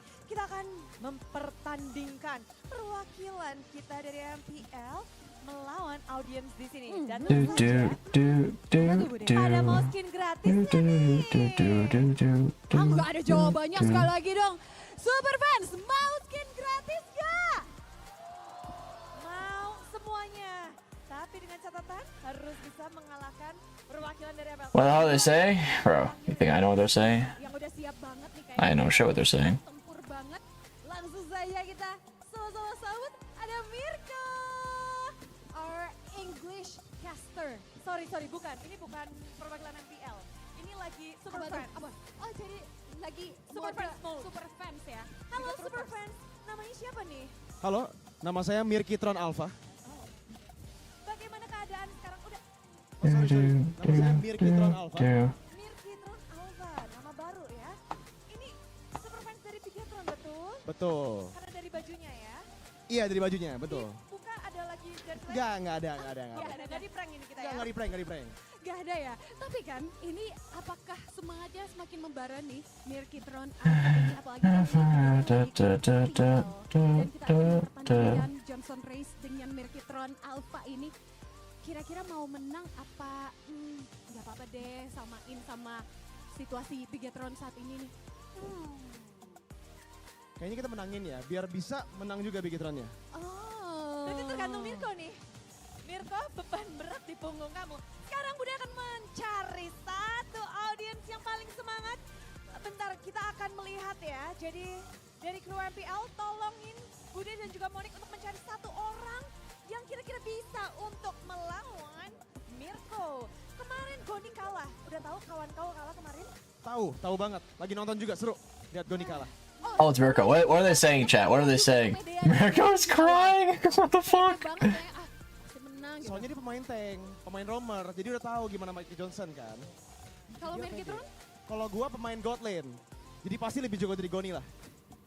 Mirko is sad. Ada yang pernah main? Mungkin nanti bisa dipakai. Tapi mana nih?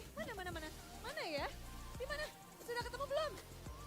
Mana nih yang bakal menjadi perwakilan dari audiens untuk bisa mendapatkan skin gratis untuk semua yang hadir di sini, semua yang mau redeem. Dan wow, penantang Mirko sudah hadir di sini. Halo, siapa namanya? Fikna. Kamu player Johnson? Enggak sih, biasanya gue pakai god lane biasanya. Sama-sama god lane nih. Sama-sama god lane, tapi Bisa Johnson. bisa Johnson. Siap untuk melawan Mirko? Siap.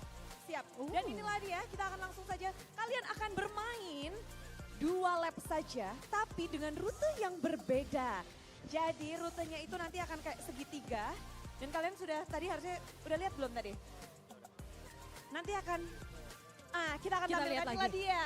Ini dia maps-nya nanti akan membentuk segitiga dari start point-nya, kemudian ke base-nya, dan muter lagi untuk 2 lap. Jadi yang berhasil 2 lap pertama yang menang.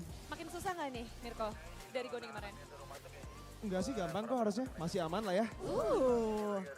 Oke, kalau gitu kita akan bersama-sama countdown. Ini menentukan nasib kita semua nih. Yang ada di MPL, yang ada di playoff untuk bisa mendapatkan skin. Kemarin How to roll your R's? I can't roll my R, bro. I can't roll my R's. I don't know how some people can. Dari 5, 4, 3, 2, 1. Start!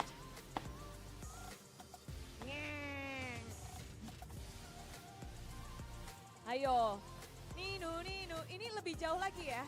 Lebih jauh, jangan sampai lupa rutenya sendiri-sendiri. Sepertinya sekarang nggak perlu tabrak-tabrakan, ketemunya nanti tabrakan pas ada di tengah. Kita challenge Mirko sambil merem apa ya? Fokus dikit, weh. Maaf ya. Maaf nih. Mirko tolong ini. Mirko. Apa? Kenapa? Masih ngelaju aja. Mirko. Panggilin Mirko dong biar kalian bisa dapat skin.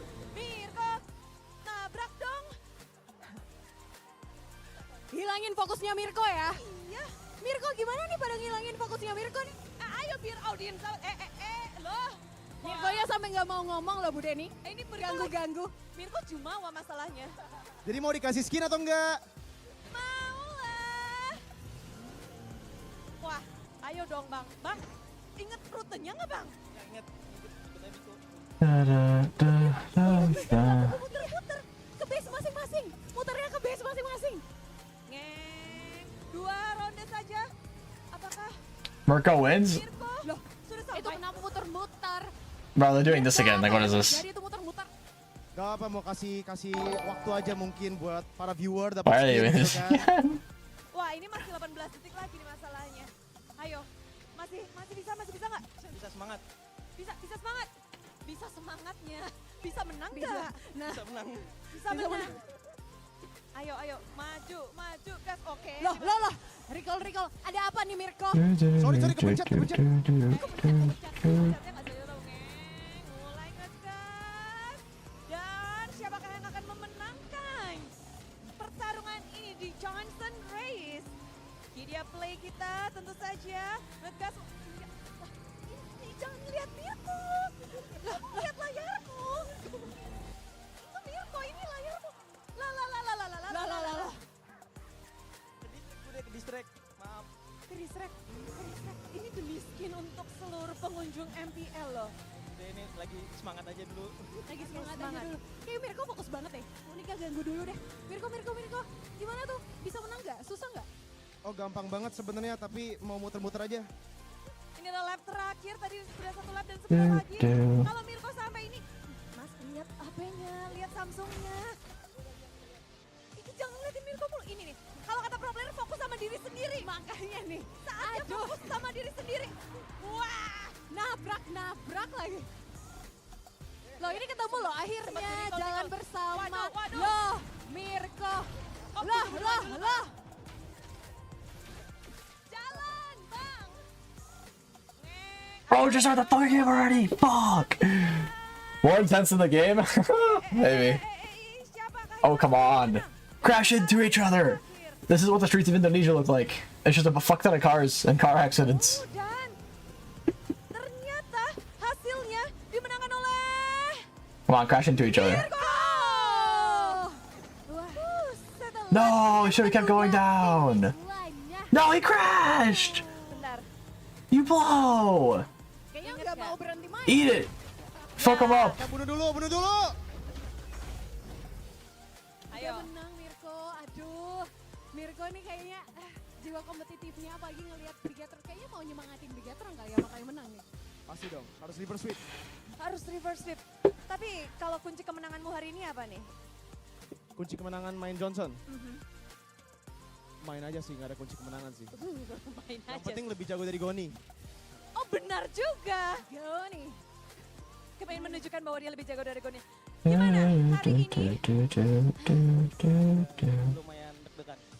Lumayan deg-degan. Deg-degannya ini kekalahannya karena aduh beban berat nih harus ngasih skin gratis nih buat audiens di sini apa karena gugup nih ngelihat Mirko. Lebih ke arah deg-degan kedua-duanya. Takut sama Mirko juga, takut sama semuanya yang ngasih skin kan. Tapi nggak apa-apa, sekarang kamu bisa kasih semangat loh buat tim kesayanganmu. Siapa tim kesayanganmu dan boleh kasih semangat. Sama juga sih sebenarnya BPR. Cuman aku lebih demen sama Eman sih. Semangat Eman. Langsung dirangkul sama Mirko pas tahu. Jadi Besti gua ini harusnya gua kasih menang loh. Iya. Tapi sudah selesai. Dan hari ini kita belum bisa. Bro, I'm just waiting, man. It's JP's fault. Yep.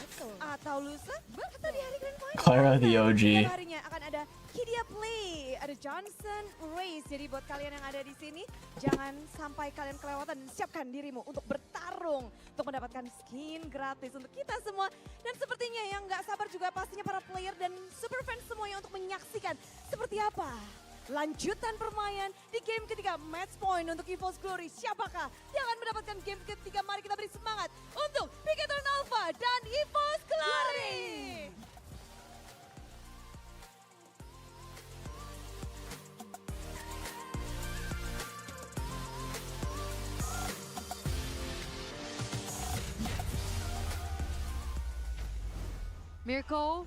Mirko, give the phone back. Give the phone back.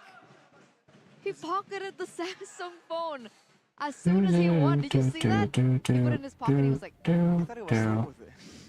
He needs some win. All right, he needs some win. Okay, it's okay. We'll give it to him. His team is down 0-2. Okay, okay. It's okay, Mirko. Maybe he needs a slight win. Okay, that's fine. That's fine. Well, I do wonder how he's feeling. He seems still very confident. He was just, it's no problem, no big deal, right? All calm, collected. But Mirko, if you guys didn't know, has a very good poker face. It's called copium. How would you know? There's also copium, so yes. So I think he's looking confident, but he has to be shaken quite a bit. I've had a lot of copium over the years. Oh. At least you won once. More than once. How many times has RQ won? I don't think copium is in my dictionary. Copium is not in your dictionary.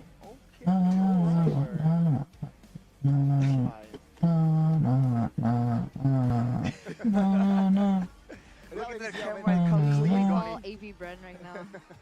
Falcons AP Bren now. It's the caster side, yeah. Put Bonnie back in his place. I mean, like, even if Onyx make it to the playoffs, they're gonna have to face off again. Hey, you won the MSC twice. Okay. Go on. What's your point? What color is your MSC trophy? My color is Games Max Booster. Oh, okay. Ladies and gentlemen. Tell us. Tell you me. guys are watching your favorite team compete. I bet you guys want to play too, right? And of course, you want a game free of a lag. You guys can actually do that using the Games Max Booster. Starting from 25K IDR, you guys get up to 36 gigabytes of data. So hurry up and buy the package using the Dunia Games app. Woo! Check it out, ladies and gentlemen. Activated in that, Dunia Games app or DGA to have Games Max and lag free. You don't What want is lag? 120 ping. You don't have lag in your dictionary. Can you imagine 120 MS, 200 MS, even double-digit MS? Ew. Say goodbye. Say goodbye to that lag if you're utilizing the Yuckies. Games Max Booster. Yuck. Ugh. Low FPS. Brother. Let him cook. And you guys are gonna need it. You know Let why? him cook. Why? Because of the S24 Epic Gaming Fun Match. Okay. Right? Don't forget about this event because there's not only one, but there are going to be 3 exciting events with guest stars. R7, I bet you know who R7 is. Okay. Bonzi, I bet you Okay. know who Bonzi is on Team Galaxy. So there will be a coaching clinic, a mabar or a mind bar. Together. There's going to be those sessions and a meet and greet. They're all happening on the same day. So please, ladies and gentlemen, do participate in this. And of course, participate in the Team Galaxy Zone. What are you doing if your device is not Samsung? Because with Samsung, you guys can actually go sit up out front with Dean Kate. Yep. There's Natasha Adelian.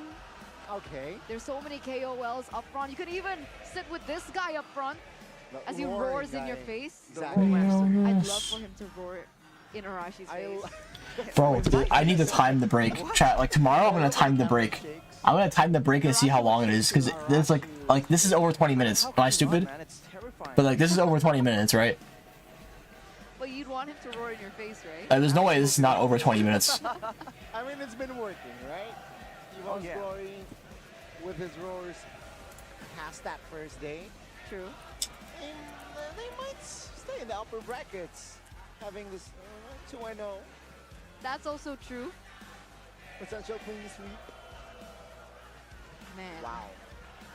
So we're back, ladies and gentlemen, at match point.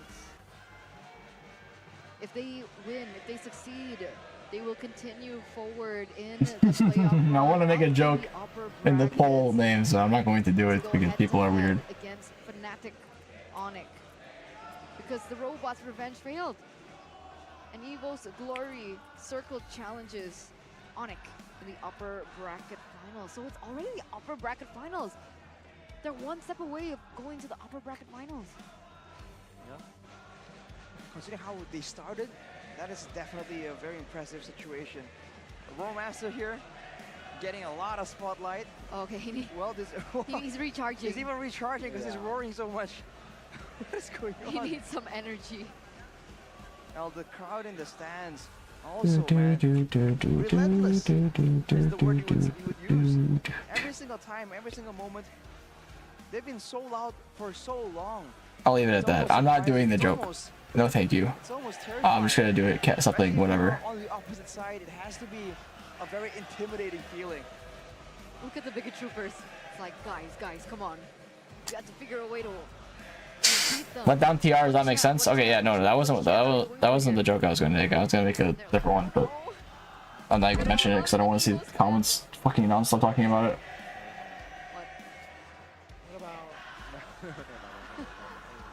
BT throw. Yeah, but actually. I actually like that one more. Oh, we're doing a new one. I like that one more. BT throw, but like. That's Miracle's favorite song. Yeah, he sings it every day. It's like his ritual. Even in his sleep. Exactly, yeah. It's quite scary, actually. I would. Yes. We can hear it across the hallway. There we go. It's a fact, ladies and gentlemen. You know what's also a fact? We're heading straight to the drafting phase. BTR STD versus Evo's glory hole. What's wrong with you, man? Because for sure, bigger throw. That would have been better. Bigger throw. I'll do that for when they're in loser bracket. Bigger throw is great. And at some point meet again in the bigger throw. Bigger throw alpha. What's been going on? Is there something that they need to fix here? Bigger throw betas. For them to extend the series a bit longer. First pitch chip again. The Herald definitely stands out as a problem. In the second game, that's where we had our eyes on the Natan. Like, okay, why is this Natan so prioritized? So we'll have to see. Right now, Bigatron once again got their hands on the global presence, but Evos has shown that they can deal with it, right? So now it's up to Bigatron to make changes, to try and find a different formula, even if they want to go with the age-old global presence here. Whereas for Evos, Claude and the Fredrin once more. Earlier it was a Valentina, and it really seems like Bigatron might have felt like that Valentina was a big problem, so they've banned it away. I mean, even in the previous game, they picked up The script said reverse sweep. Yep, you're right. That's the script. Something similar in this game. With that, they're gonna add the script said reverse sweep time. If it happens, chat, it's because of the script. You know, Carmella, interesting. I mean, Dreams does like playing it. He's played it a few times. It does make sense. They were the first person, the first team to actually come up with this Carmilla in the in ID, obviously, as a counter towards this chip. But we've seen that Valoisky can maneuver around that quote-unquote counter. So with Key as the pilot behind this chip, there is still a loophole for this to still work out. But what I find surprising is that the Angela has been completely ignored, despite it being the keys to victory. We talked about it backstage. It was actually banned out in the first 3 games as well, but sorry, 2 games, but here, completely left open, ignored. You just haven't seen the same kind of playstyle, right? The one man with the hard guard basically polishing everything. So really that, if someone like that comes up here in the face, the Angela can be more prio. But instead of the Angela, they ran away the Yu Zhong Bigatron, hinting at a vulnerable backline once more. The Roger, this time, certainly will go to the gold lane due to the Boxer presence. But with Bigatron, sometimes you never really know. I like BTR's comp right now, though. To have the Basha with the chip is much better. But Evo's definitely has like a more team fight, late game kind of style comp right now. That's what BTR makes it interesting, though. They're strangling Moreno. Let's see. It's a great pick, especially if you're going to try and force the chip to not be able to roam around by using wave clear. That board is a very good option, so it won't be available. And the Dairoth ran away for Bigatron. We haven't seen this in a while. What's the plan? What's the plan with the Dairoth man here? Do they think that Annabelle might utilize it in the jungle? You know, flex the Fredrin into the EXP lane? Do they think it's going to be placed in the EXP lane? You might be thinking it might be Fluffy, right? Fluffy has those crazy board ban, interesting. In the EXP lane, and against Moreno has played it before. That could be a bit of a problem, for sure. That being said, though, this could be a chance to bring out the Angela in the mid lane for Bigatron, right? It doesn't seem like the worst of ideas, considering the composition with the Roger, with the Baksha as well. Now with the Novaria, though, any kind of surprise ambush playstyle from Bigatron will be nullified quite a bit. It does help with vision, for sure. It's Novaria, but what? Whoa! Sicilian from BTR Moreno. A signature Bigatron pick from back in the day. I mentioned it earlier on when we were talking about how Bigatron loved to play in the late game back from Season 7 up until the change in roster because of the signature Sicilian pick in the mid lane. The Sicilian. And we're seeing exactly that. But it's so vulnerable. It's so susceptible in the early game. Clearing is also an issue in the early game because of the mana usage. It's going to be quite interesting to see what emblem that the Sicilian goes for. And it will be accompanied in with the CC. Vivos will close it off with a Paquito. Arashi, your thoughts on the Sicilian pick? Definitely dangerous looking at the composition right now. With the chip as well, there's going to be moments where they enter the portal and the Sicilian will be right up close and personal to a lot of those danger sources of threat. If you want to look at the previous game, the way Bigatron was playing it out, macro play and solid wave clear in the mid lane, it can be used that way, but compared to the Farsa, less mobility, less burst. Alright, let's get in the game. I guess later on, there's that late game super scaling potential. It's almost like Bigatron can't really win in a snowball, and they're setting their eyes to go back to their roots and take this game to the late stage. The early game didn't work for them, the mid game didn't work for them, and now they're gonna be banking on the late game. Ladies and gentlemen, boys and girls, welcome to match point between the battle of the red robots and the white tigers. The #1 on the standings, the #1 contenders for the next Kings of the Galaxy titles. They are caught in a bad position. And if they lose this, they are going to be forced down in the lower bracket to meet up with Geek. And let's jump to the Coliseum. Let's jump into the land of Dawn. Early on, we're looking at the clear speed difference. Bigatron, though, they have the pressure in the mid lane here. The chip and the Sicilian working well with each other in the early game, at least for a while. Actually, the clear for Sicilian isn't really that terrible, especially with how the clearing is done right now with two members together. Oh, Brand's already like 1 HP, bro. Is he gonna get dived? Already a more Maybe not. set of lanes for the side of Bigatron. Can they? Animal's gonna have a rough time losing his camp. Dream's 1 HP. Yeah, he just straight up lost it. Kind of sucks for him. Yeah. Wait, Ken's going for like a really aggressive play, bro. He's trying to steal all the camps. Actually, just fucking Animal right now. But if he gets that camp. Wait, they're actually just gonna fuck him up. Holy shit! What a play from Key. Oh my god, Annabelle's early game is so fucked. Wait, Fluffy's dead too. Fluffy's dead. Okay, this game's over. BTR wins. Old school Bigatron, right? With that Sicilian, add more kill to. Alright, it's over. BTR wins. Interesting situation right here with the Sicilian. We were thinking it might be a late. Annabelle won't be 4 for first turtle. That Sicilian has been a lot more active and actually a lot more. He can't even invade because he doesn't have 4. His clear speed's so dog shit right now. The bad impacts like that certainly is a big plus when you're in a big skirmish. Without stacks though, we really W script reverse sweep. Damage. But with that pressure, with that success, now they're immediately going for the neutral objective.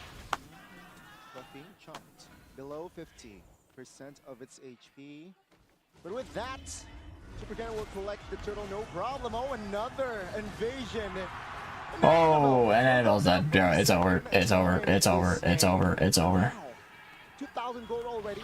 2.5 minutes, and you can see here just a lot of action. Bigatron, they're not messing around here. Game 3. They're falling behind. And Annabelle, he was very late to that level 4, and he was still even focusing on his own buff. And Super Ken being able to very easily pick up that neutral objective. very interesting. We mentioned this, right, with the Sicilian, that perhaps they would bank on towards the late game. Did Annabelle steal it away? No, okay, Annabelle still gets it. Supercan now caught in a no man's land. Oh, big ults. Animal gets killed. Supercat. That's huge. Key dead, bro. How are you throwing your lead? How are you throwing your lead? You had such an insane lead. Why are you throwing it? You're letting Animal get back into the game? No. BT throw. Bigger throw. Bigger throw. Bigger throw beta. Bigger throw beta. It's bigger throw. Whoa, hang on a minute. Who got that purple buff? It's bigger throw betas, bro. Denied from Supercan. We'll have to wait and see, but Evos, it seems like they were on the back foot for a while, but this is what happens. They just find a way, find the momentum to go in. Brands, though, might be the target here. Wait a minute, shortcut just in time. And with that, Bigatron collapse on towards Brands and Annabelle again. Oh, well, never mind. Brands and Annabelle dead. Corrosion sucks on Evan. He's going for the on-hit build. Beta's their MDL team? I know that. But Bigatron definitely have picked up the pace once again with Key on the chip. The fact that it can facilitate these cross-map play and that movement has been very, very valuable for Key to set up these ganks. Meanwhile, Dreams already on the way to help Brands out in the lane. But again, Bigatron using Dreams is gonna be fine. Start to set up for the neutral objective. Supercan's already there. Moving around, but in the flanks, Fluffy is looking for an opportunity. Annabelle, though, takes the aggression. Annabelle can't even contest this turtle at all. But yeah, with that, the second turtle will be claimed. Will be claimed by the Red Robots, no problem. And 5 minutes in, it seems like it's a Bigatron game already even with a Sicilian in their comp. Now they're gonna try and maintain that kind of pressure and really look at Key and his positioning. Usually waiting around for the next big play, the next big opportunity. And even in the goal lane, the fact that Iman is now independent means that they can be more active. But Sorizo baiting out Fluffy. Oh, Fluffy is going to go down to Moreno. Dude, Moreno's hurting this early in the game. Just because he's so strong already. Will be taken out there in the bottom side of the map. A scaling Sicilian is not the best of Sicilians that you want to see, right? 0-4.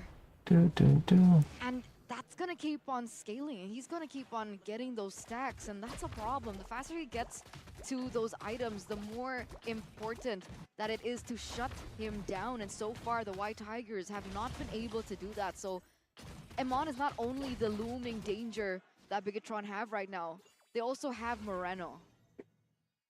And look at how Bigatron are playing it out. They've been cutting waves left and right. And Key coming here to try and back Eman out, but that's because Annabelle getting invaded again by Supercan. Can he actually get his buff this time? Let's see. Nope. Actually, no, he got it. Annabelle, bomb? Bomb me? Nope, Annabelle dead. Fluffy dead. It's over. Okay, game 4, already surrender. Now, Klokun actually under pressure, and the mid lane turret is also very low here. Things are not looking very stable forward side of Evo's Glory. Top lane, they want to commit, they want to collapse on towards Brands, and they get it. So Rizzo finds the killing spree. They're not letting them breathe whatsoever. It's a complete turn of events for game number 3. 4,000, 5,000 gold lead now. Wow. Amounted, collected by the Red Robots, and Annabelle is even struggling in his own jungle. He's gonna be able to get it, but they forced a retribution out, and this is gonna be another turtle. The third turtle, by the way, completely clean for Bigatron. Just doing a lot better right here. Having all the control, and even if they're spread out, we saw that actually Bigatron really does well in these situations when they can be creative with their approaches. As Fluffy gets jumped on again. Yeah, 3v1 shortcut, no need. Okay, there goes Fluffy, 0-4. The script says next game, it's a 30-minute game, but it goes to game 5, and then game 5 they snowball and end in 10 minutes. Calling right now. Taken out, but Supercan, this might be a mistake, right? Supercan is just gonna die here. He is so deep. His team is nowhere nearby. What is Ken thinking? Too ambitious there and punished severely by Evo's Glory. They finally get a little bit of a trade back, but even then, that's only onto Supercan. Annabelle does get his purple buff finally. But what's the plan, right? They have completely lost control over their own side of the map. They want to go for contest. There's just so much damage, there's just so much maneuverability, there's just so much space and unpredictability that Key offers on the chip. And it's become a problem. We haven't seen Dreams becoming that quote-unquote counter towards the chip whatsoever. There really hasn't been a situation where EVOs are ready to receive the big shortcut play.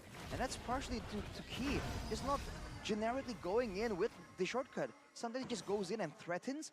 And if he doesn't see that it's a quick pickoff, it's a quick done deal where Dreams can't come in with the curse, then he won't go for it. Oh, Dreams with a huge ult. Is it gonna matter though? Buffy with the 2-man knockup. Placing the ult from Brands. Not really doing too much damage though. Key 1 HP. He's just gonna walk right out, bro. BTR is so low, but they just couldn't get any kills, any finishers. From that team fight, it was a very close fight right there. Both teams finding ways to be relevant, but in the end, FwydChickn have a bit more control. They have the more active team, and they'll be able to go for the Lord and take it away. EVOs, although showing that they are not going down without a fight, are still absolutely on the back foot. They gotta wait for a bit longer to get some items, for Fluffy to be a real threat, for Brands to be able to do damage with the Blazing Duet.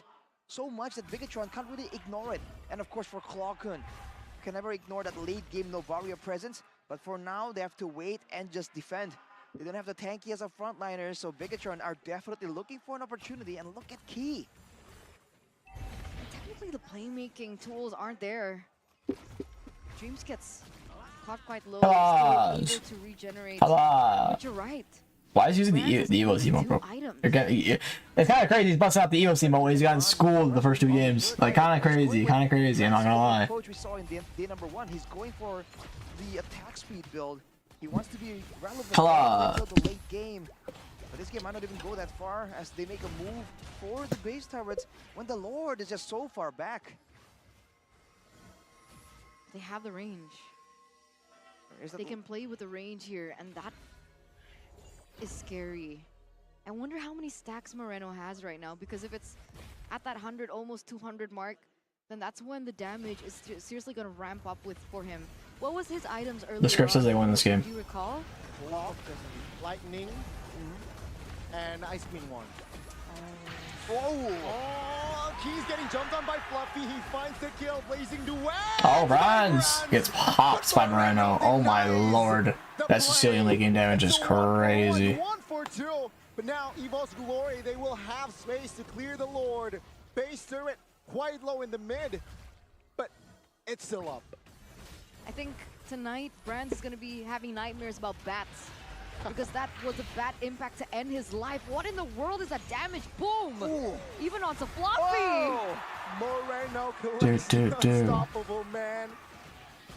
This does not seem like Moreno. Is this Rembo playing? 505. He's channeling his inner Renbo here. He's dangerous. Annabelle wants to look for something though. Oh my god, Brands deals enough damage. Unfortunately, it was Dreams who collects the shutdown. And again, Brands already online, seems like, with, 3 items already collected. So, to say that he's not ready... 7K goal lead for BTR. 11 minutes in. Bro is not watching the game. Sorry, I'll watch the game now. He did go with the Aegis, so he has a bit more tank. Someone's like texting someone. Saw that if he just goes in randomly, Moreno right now with his bet impacts can do my phone down. Upwards of 1,000 damage. No way they throw. I hope not. Now with the Divine Glaive, there's like 1 hit away. Yeah, the mid high ground is pretty low. Are not safe. Even Annabelle, he went with the Radiant Armor, not an Athena. So if he just walks up and occasionally takes, why bro using Aegis on Claude? He's gonna get it's actually kind of a good question. Lower before the fight even begins. He has the Sky Guardian helmet, I believe, for that exact reason, but he still has to be careful.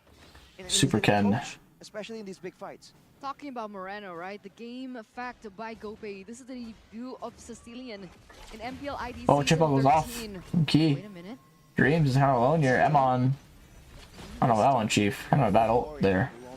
Oh, Zerizo, kind of bad spot. He's gonna get out just fine though. Fluffy does TP. Annabelle kind of low. Big balls. Key dead. Vengeance from CC goes off. Zorizo trying to get out here. Emon going in. Oh, Brands gets Mono. But Annabelle falls. Brands with the Aegis. He's crazy.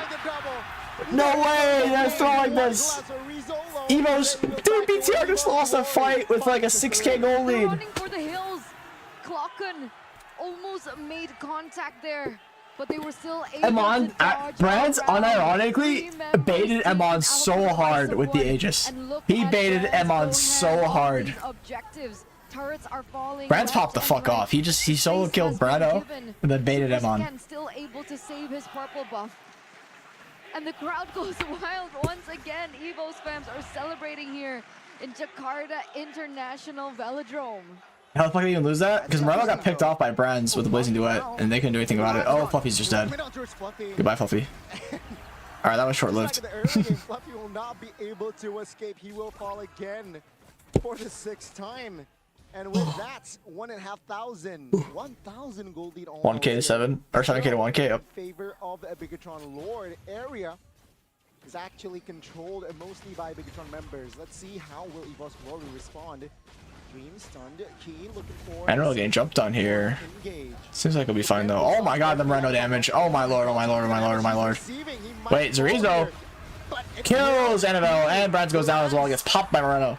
Yeah, it seems like no Moreno, no win. And Zorizo might be able to kill Dreams here. No, he can't. Yeah. If Moreno cooks, bro, it's over for Evos. Might just be GG here. This mid tower's gonna go down.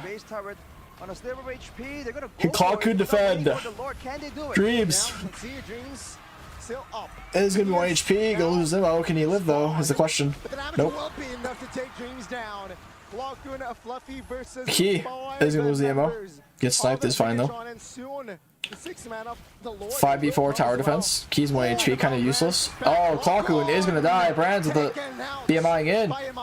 Has to go back. Has the Blazing Duet. Isn't gonna matter though. Amon purifies. Blazing Duet goes off. Wind of Nature. Not gonna have much value though. It's pretty bad for Wind to lose that much value, or not have value with the Wind Nature and tower defense. Fluffy kind of low. Annabelle is gonna fall. Brands with the Aegis. Not enough. It's gonna fall. Well, it's a GG. The script is real. Game 5. Game 5. Game 5. Game 5. Bigatron forces series on towards a game 4. It's gonna go game 4, but that's gonna go game 5. Moreno. W script. W script. This man. The script is real. So many respect. W script chat. W script. Toward him. Valentina Luoyi. They took away his heroes time and time again. And he suddenly pops off in what potentially was the last game in the debut of their playoff performance. And they bring out a Sicilian and a W script. W script. Old school ETR with the old school build as well. Why not? If it works, it works. And just like that, an insane turn of events. Evos, despite moments of brilliance in that game, were absolutely shut down by the red robots. And this is a pattern. We've been talking about patterns again and again. But there is a chance, absolutely, for a reverse sweep right here. A lot of pressure now for Evos. Things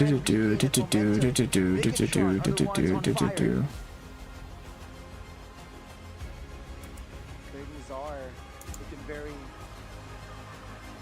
somehow nerve-wracking here for the side of Evos.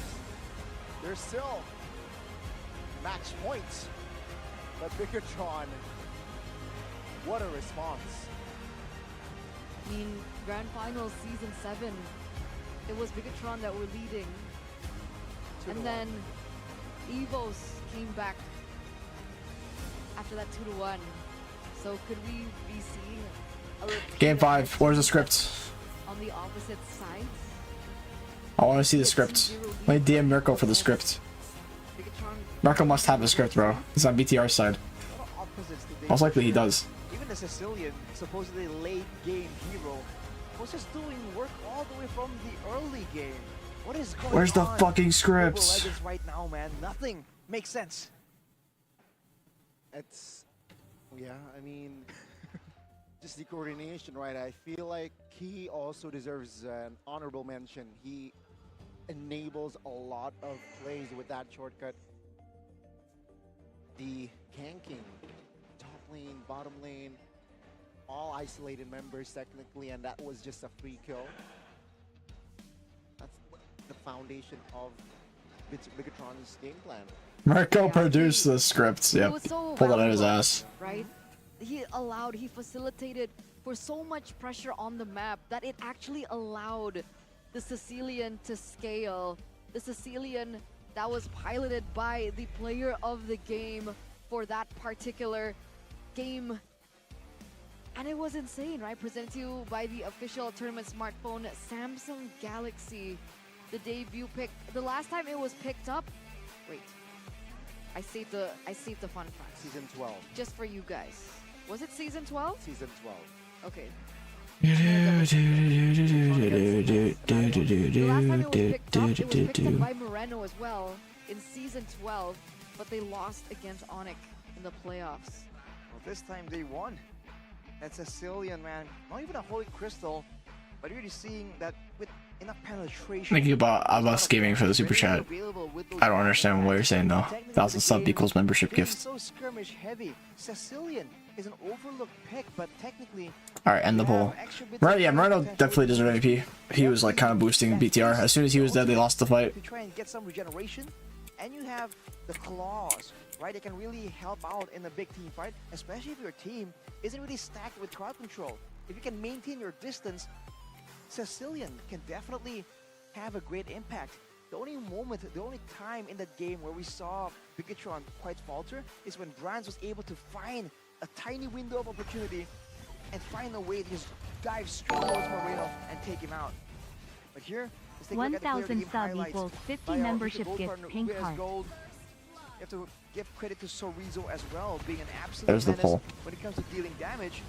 And this is that. Oh, I'm showing me on my phone, bro. Like, I'll read chat, but like, I'm not gonna do anything like play a game or anything. When they have a quote-unquote late game carry. And from that few initial skirmishes, they were able to just get so much more advantage, and the sieging game was just so difficult. See Clocker trying his best to clear the wave, do damage. Fluffy, as always, along with Brands, always looking for a chance to make the play, but you can see even Brands wasn't expecting where they were just back and forth. This was the window from Brands. Exactly, this is where Brands here was able to find Moreno and go back to survive to speak of the tail. Was that the Aegis that saved him?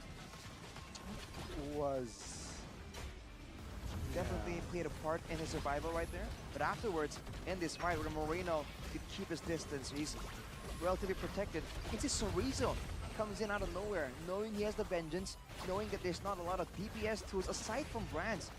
They can really. What do you mean? Looks like a good third wheel. What is that comment? That's crazy. That's crazy. Call me out like that.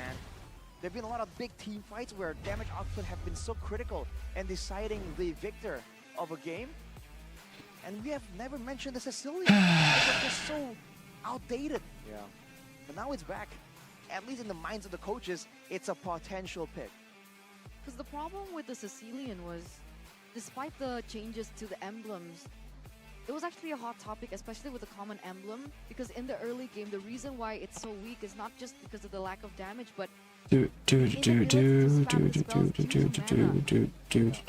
know what changed, because if we take a look at his emblem, he doesn't even use the common emblem, he uses the mage. He has demon shoes. Yeah, but even then, his mana usage is not as great in the early game, even with the mana shoes. That's why it was very valuable that the common emblem popped up when we were looking at that big patch. When 8-hour stream? Yeah, I mean, not necessarily. 7 hours, 10 minutes. Well, if it goes to game 5, it might be an 8-hour stream.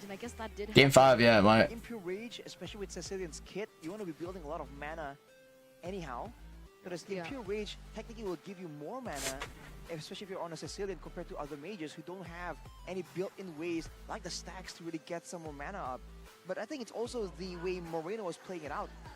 Occasionally he uses it to clear the waves, but he never spams it out except during a fight. Make sure that whenever he spams out that mana, he's using that mana. Which Skate against Xavier or Julian? I think visuals Xavier one's better, but it depends on what hero you like playing, you know? Damage dealt. That is a terrifying situation to be in, man. You're going for skirmishes and the Sicilian is just always in the back and you have no real way to threaten him. It should be fluffy, in theory, to dive in the back line, but considering how Big Vision Alpha are positioning and their forward momentum, it was just too difficult. And also, mind you, he was just hammering that bottom lane of the map, right? So, yes, was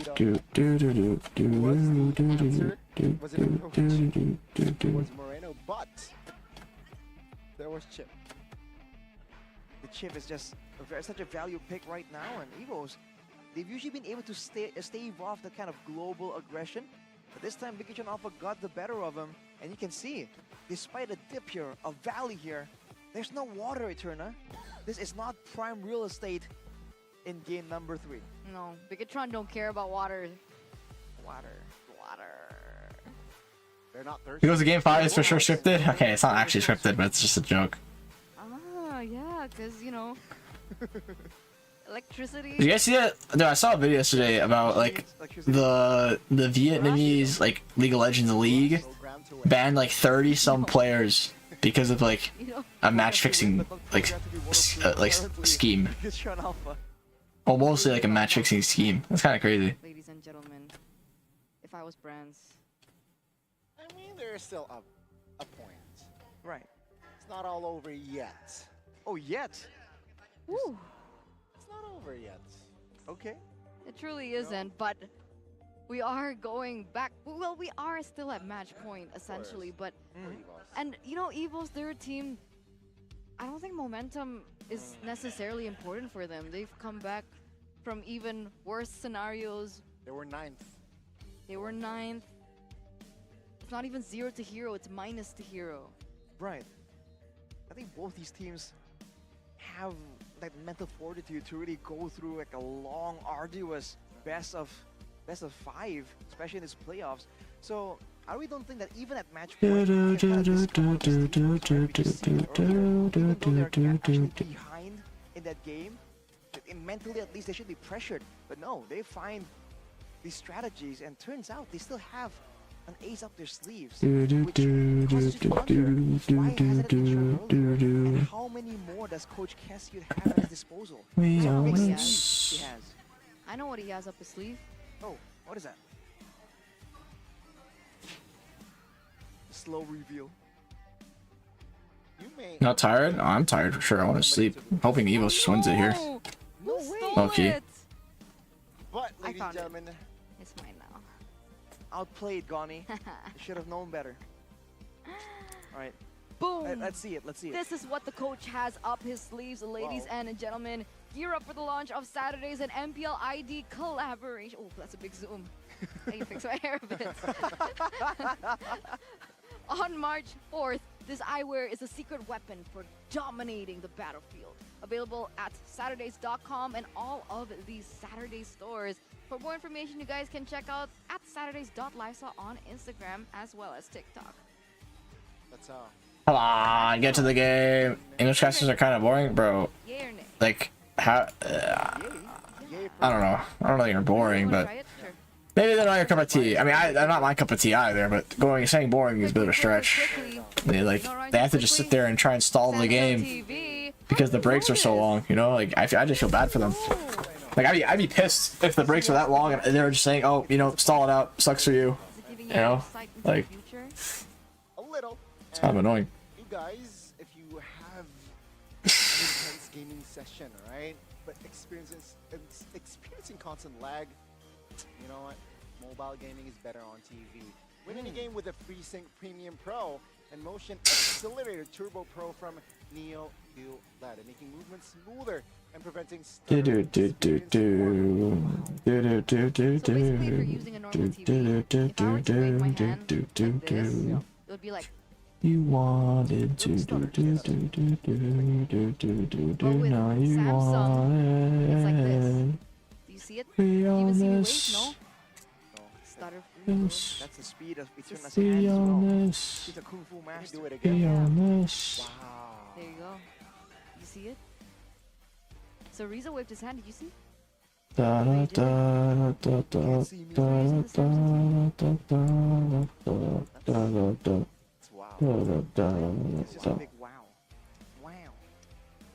Wow.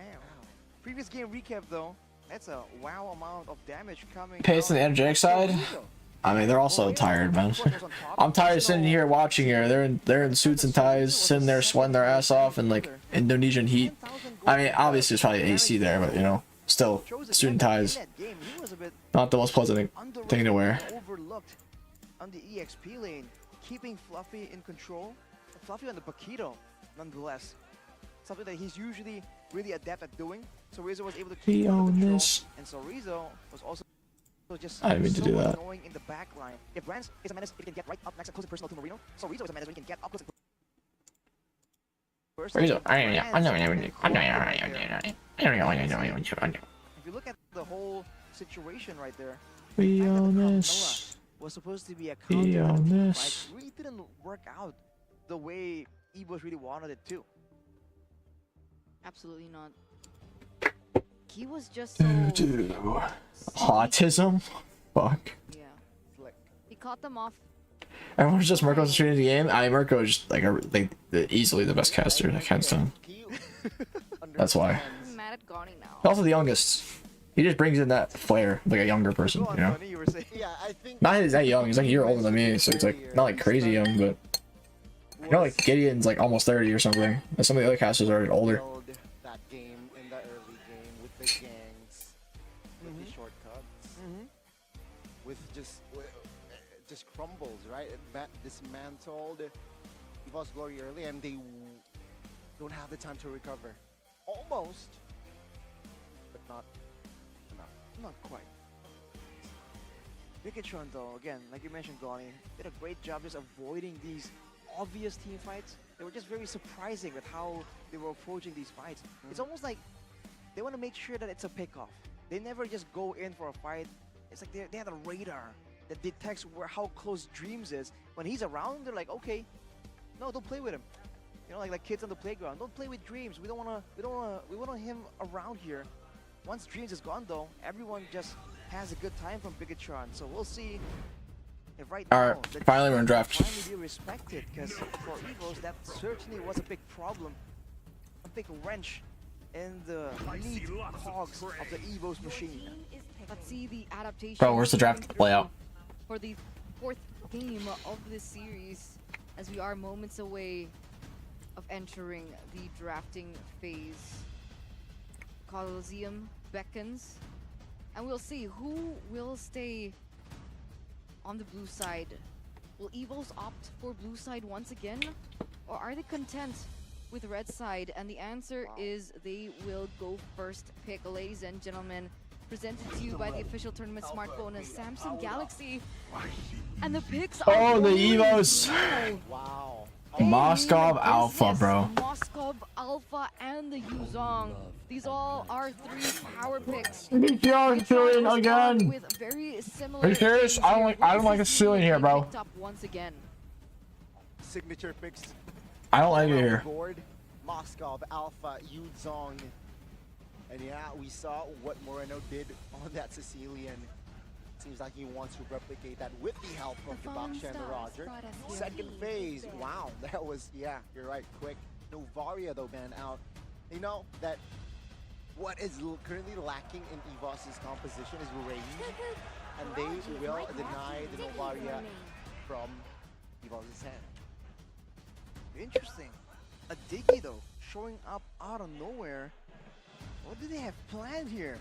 Are they trying to go for something that could just destroy in like a big combo? Could be something like an Atlas, you know, a throwback. That is usually the pick that can be countered by a Diggy. considering the stats, considering the history and the context right now, there's no way that Bigatron can preemptively expect that, so Minotaur is the closest thing. Tigreal is also a possibility, right? King of Tigreal is Dreams. Let's hear from the crowd. Iggy is also a natural counter towards the Tigreal. And it's a pick the key is quite comfortable in playing. So I have to see, with the CC banned away, that backline threat that Chorizo had will be notified. The Edith comes through for an extra bit of damage. It's a lot of magical, spammable damage right here, but not a lot of tankiness outside of the Baxia. Billion. Okay. Situation for Evos, but with I'm sorry, Edith. It's gonna be Edith. Roll more XP, we'll see. They can flex. Most likely roam though. And just sink in their claws. They banned the CC. I guess the reason must like it.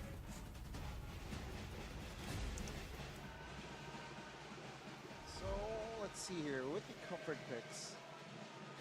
We really want to go for the Tiger. Oh, Valentina, he's hovered around. It's also yep, Tigro. And the Valentina. So a lot of purple heroes here inside of EVO's Glory in this game. Will Bigatron responded with?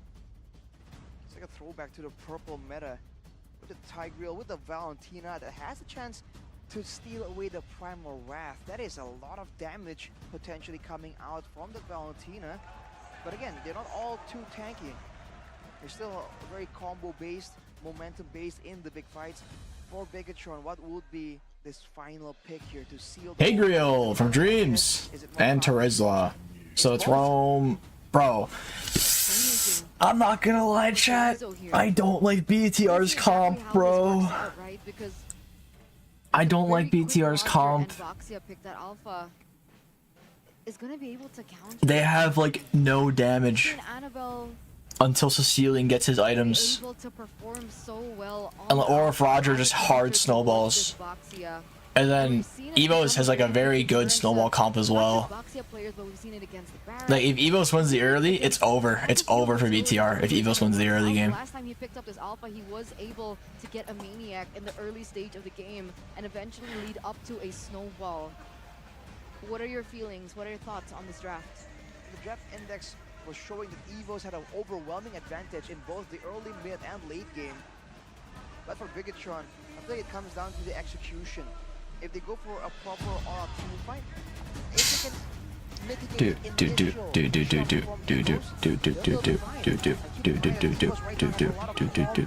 reliant, they are very combo reliant in their team fight, so if Bigatron can avoid that, they should be okay. We own the this. Sky Kings have done it in match number 1. Will the Red Robots, the number 1 contenders, be able to do it in match number 2? Will they be able to force a game number 5? Ladies and gentlemen, match point still for the White Tigers as Bigatron look to go for the reverse sweep. Both teams again being aggressive in the early game, and the little contest getting more and more scary. But for now, seems like Supercan actually will be clearing just that much faster. And right now, looking at the emblems by games, He already quite low here. Alright. Yeah, score's 2-1 right now. Match point for Evos. Dashing forward just to get extra bits of damage out. Whoa. Okay, Red's fine. Will end up being, the wave is in a very shitty spot. Good stun. He wants to get those spells out. He is also like 1 HP though, and Avail's here to help shove it in. With a lot of big ultimates to steal away from the side of Bigatron. Going back to the gold lane, what do you think about this Moskov and the Roger matchup? Who does it favor? I don't know about Annabelle. Almost connects on towards him on 3v1 there for a moment. I think Dreams just helps clear the wave and they both reset, which is what they're doing. I think the Roger still has more of an advantage for sure, but whoa! Whoa! Just in time, Amon being a fearsome foe here. Really trying to get some big lane gap there. The Iron Gold Cannon's pretty big. So let's see here. What will EVOS do? The Cybele isn't level 4 yet. Not just yet. But there you go, Eterna. As you ask the question, the answer pops up. That seems to be a pattern for today as well. But with this level advantage, Marino not level 4 either. Both 4. I don't think they're gonna fight though. Dreams And it wasn't going to bother trying. Wait. Why would you ult Zerizo? Will be invested, will come. Okay. Or not Zerizo, Fluffy. Oh, cute, the flicker. Good ult from Annabelle, though. Got out just fine. It was a very... Oh, key. Dreams. In a bad spot here. Has the flicker, but... Or doesn't now have flicker. Moreno. Can he get a kill? Holy shit, he lives! But he survives. Zerizo. Forced a flicker. Gotten him there. Should have ulted out there, buddy. Ulted in. Fluffy on the Yu-Zong. Great laning prowess. 1v1. There's no way Zerizo should win in an all-out duel. But that's for now. With more regeneration, that's a whole different story. Knowing that Terizla's kit, damage reduction when he's lower, the sustain as well. Seems like more Bigatron. It's more of a multifaceted approach right here. They are alternating the ganks very reliably. If we take a look at the items so far, just components for now. I think it'll have to wait a bit longer to see any real power spikes. Can move on towards Fluffy. He's the Poissons, but does not want to engage in more.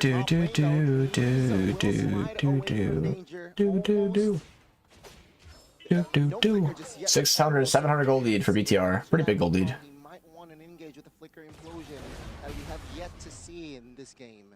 Can finally feel the Hannibal just spams his ult to move around. I mean, that's what you're supposed to do, but it's funny to see. Like no other hero you would do that. Take too much of a risk. They know what's at stake here. They know that they will have to fall to the lower bracket, especially for Bigatron, with the pressure definitely on them. But Evos also don't want to lose their ground. They also don't want to lose their momentum to get that second life as they continue on into the upper brackets. The turtle has already spawned. Annabelle here at level 8. SuperChickn still falling a little bit behind. He should be able to get it very, very soon. But that's a small window if they want to take advantage of it.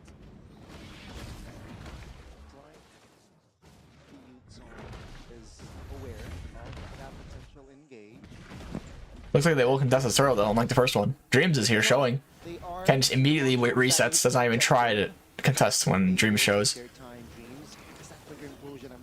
Zerizo's here though. He might just ult Dreams. Dreams kind of low, 2-man. Ult.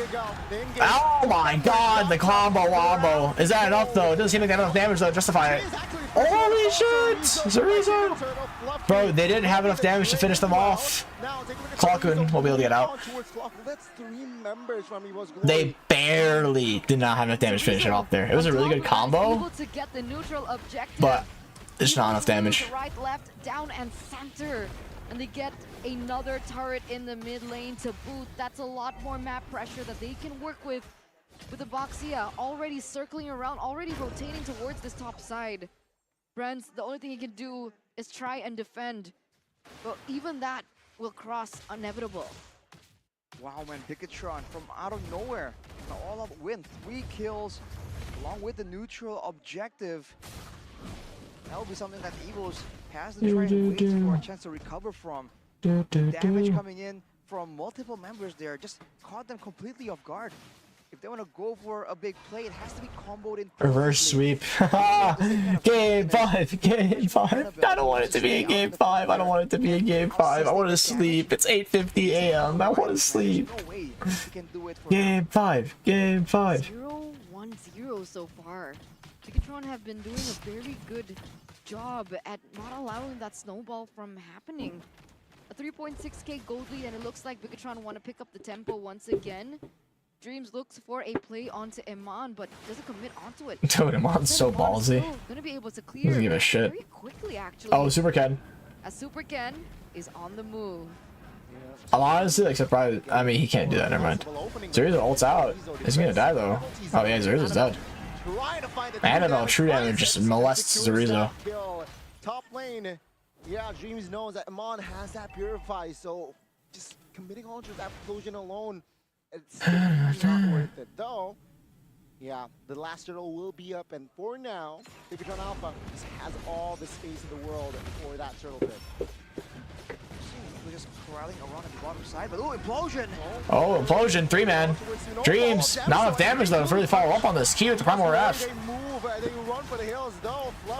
Fluffy can't even do anything. Flank will not commit on towards that dragon form, but Bigatron Alpha again. Bigatron gets late game. I think their comp is very, very strong. But at the same time, you know, Brand's Moscow is pretty good too. Explosion play, but the follow-up is not there.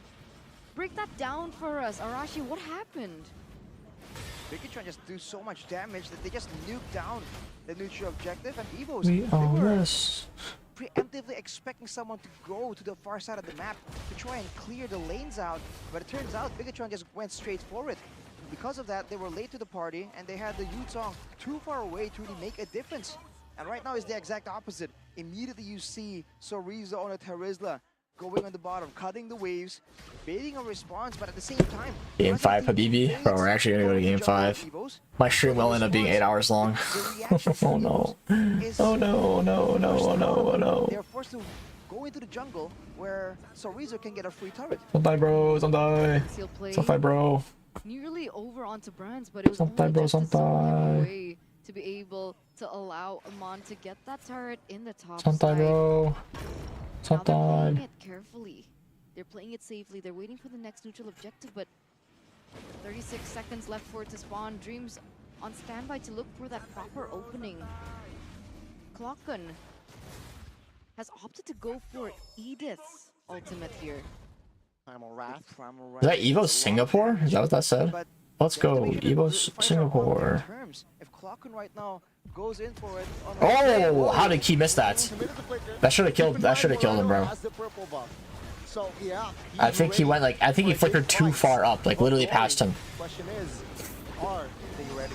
Let's see though. Seems like they will just clear the orange buff. Wait, can I just rush you? But I don't think they're strong enough to where they can just rush Lord and fight. Evo's tower defense is very. It's not very great, but they have Moskov, so it's okay. Moskov's very good at tower defense.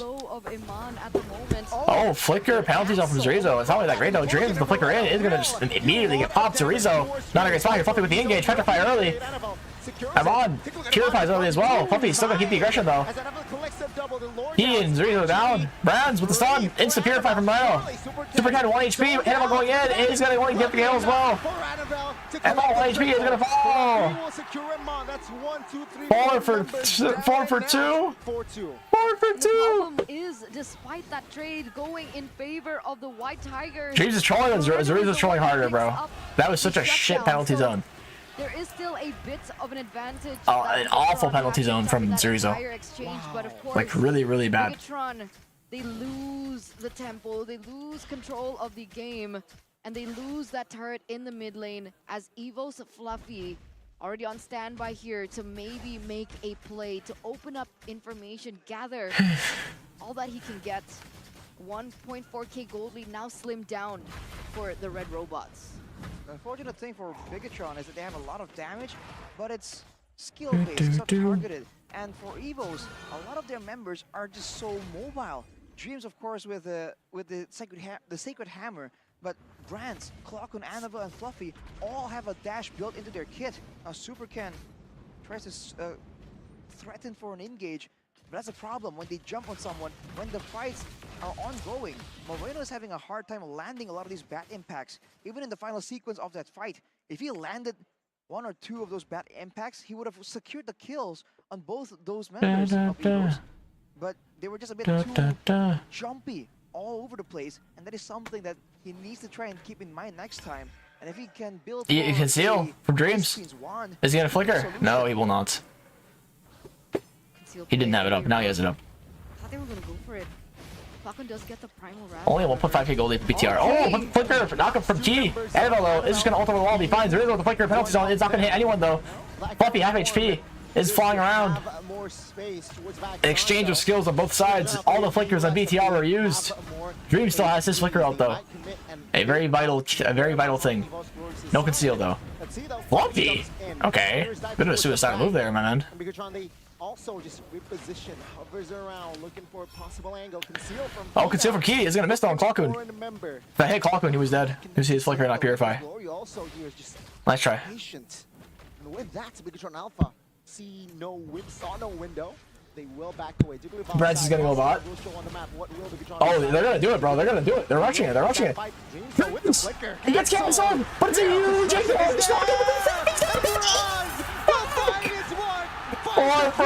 Four for nothing. Immediately dead. Holy fuck. Chat. The Tig literally, like, the ult didn't connect, but you know what happened? The Lord knockup timed with the Tig ult. So even though it pulled them together, the Lord knockup fucked so many BTR because they were all clumped them together. And then Moscow TP'd perfectly. It just fucks them all up. Oh my god. Goodbye, Moreno. Goodbye, Moreno. Dai's on burn. It's over. BTR lower bracket. Evo scoring. Bigger throw betas. Evo Sigma. Bigger throw betas. L script. They broke the script, bro. Evo saw the script and just tore it to pieces. They're like, nah, it's not worth the money. They tore it to pieces, man. Evo's glory.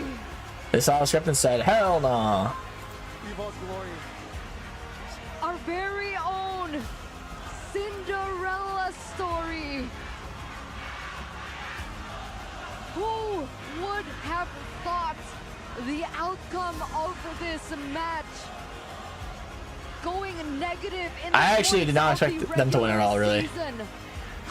I am surprised. Their way into the playoffs,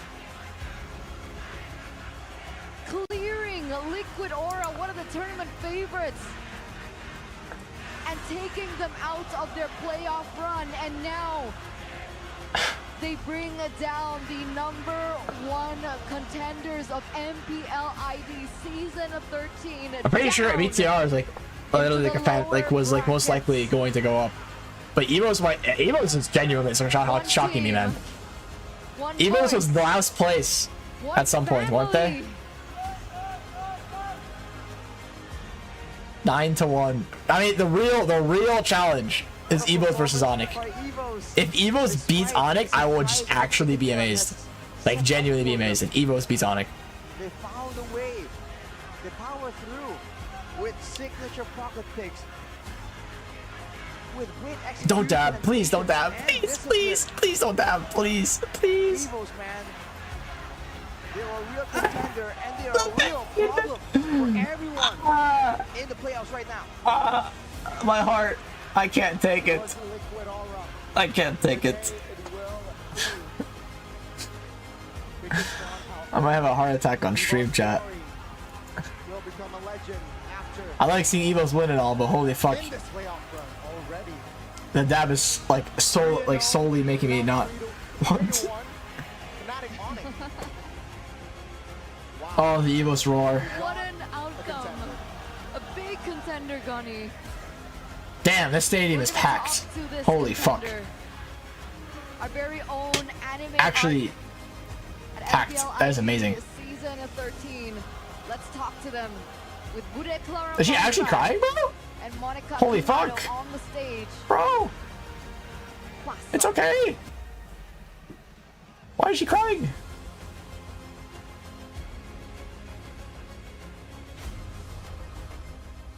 Why is she crying?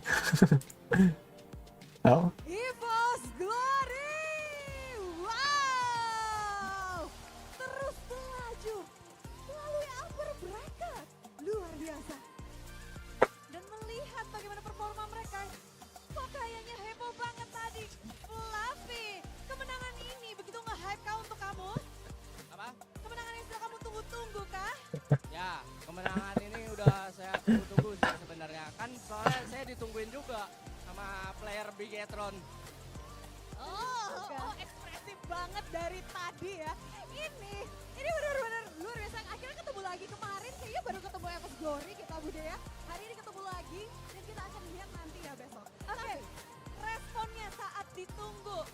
Pada saat Hold off your tears for finals. apa tuh? Gimana kalian menjawab penantian dari Bigetron? Sorry, in the gym. I've been doing like home workouts. Oh, I want to get my license and then maybe I'll actually start going to like a local gym. But I just been doing it at home. I mean, I haven't done anything since I did the watch party, since I started doing the watch party, like the MPL ID, I kind of haven't done anything. I just haven't had time to, bro. Like I'm doing an 8-hour stream, and then I'm like tired. And then I gotta practice driving too. So bigger flop, bigger flop. That's a good one. Bigger flop. Bigger flop. Bigger flop throwers.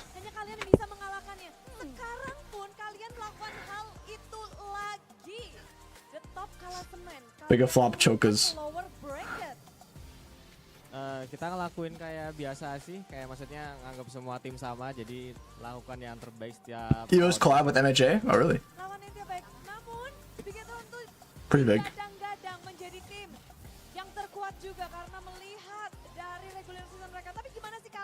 For the drivers in Illinois, people are awful at driving here, man.